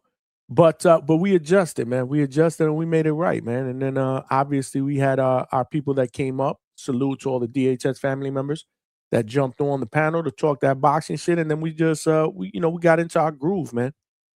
And we've been cooking for the last 5.5 hours, man. We've been cooking for the last 5.5 hours. This is what we do, man. Salute to everybody, man. We got over 150 likes. Thank you from the bottom of my heart for everybody that sends super chats, because we working. Salute to everybody on the second shift and third shift overnight. Y'all know we are the DHS live late night spot for y'all. The champ is here. The champ is here. The champ is here. Word, y'all the real champs. Yeah, man, I had a great time. Like I said, it started off kind of choppy, but again, you know, we make adjustments and we make it happen, man. This is what we do here at DHS, man. We'll get Brian Norman Jr. back and we'll give him some more time. I mean, obviously, we'll get him back with some more time. He is trying to get a fight in March or April. So once something is announced formally and there's some news, we'll get him back here. And hopefully we'll get Brian Norman Sr. back here too. Y'all know the deal, man. We don't throw our fighters away. They family up in here. Just like all of y'all family, man. I appreciate the DHS family for rocking out. Make sure you smash that like button on the way out. Subscribe to the channel, man. We got a few subscribers today. Tell a friend to tell a friend. We are still growing. We're trying to get to that next goal of 5,000 subscribers. Let's see if we could get there by Cinco de Mayo, man. It's in the middle of January. We can get there. We can get there. We are less than 2,000 subscribers away, man. You tell a friend to tell a friend. We'll get there. We are cooking, man. Nothing but big things ahead in 2026. A salute to everybody that jumped on the panel to contribute. And salute to everybody in the chat, man. I've been watching y'all. Y'all been cooking, man. Y'all are the best boxing podcast family out there, the DHS family. Y'all know the deal. So, as far as shows, so tonight, I will be at the Pro Box Gym. So I'm going to get up. I'm going to get to the Pro Box Gym. I'm going to try to get that live work. There's some fighters out there. Salute to my guy, Coach Mark Ferre, for getting me some access. Again, you know, he says I'm always welcome. So we get to the gym. We spend some time with the fighters. So I'll do a couple of live interviews there. Maybe I'll do something live from there, depending on the Wi-Fi. I'm not sure. But I don't know if I'm going to do anything live in the evening because I don't know what time I'm getting home. It all depends. Maybe I will. Maybe I'm not. Make sure you guys are following me. Hit your notifications. I'll let y'all know in the Discord. Again, Discord QR code is right here. Join the Discord. That's where we talk that boxing shit 24/7 when we don't have shows. And we update each other. And that's what I let everybody know when the next shows are. If not, follow me on IG on X. Make sure you guys are locked in, man. 2026 is going to be a big year for us here at DHS, man. So we will figure it out. But as always, I appreciate the love and support. Julio Alvarez, I got you. RL67, I got you. H-Town, appreciate you. Top notch, Canna, I see you. Roger that. Trini Bronx, Big Money, my guy who's on the panel. Square Business, my man Malcolm, Mr. Quick in the building. Josue Rizzo, I see you. Lance Meyer, was good. James Benitez, I see you. I think you jumped on late. Definitely go back and check out that interview. Yeah, man. Chile de Garcia, I see you. Chevy Red, my sister, I saw you contributing. Great stuff. If I missed you, it ain't because I don't love you. My man Malcolm was up in there. I just got too many names up in here to go through. So, again, I will say this to say, I appreciate the love and support. This is your boy Johnny signing out from the Hangout Spot Live. Until the next one, we going to get it. Let's go.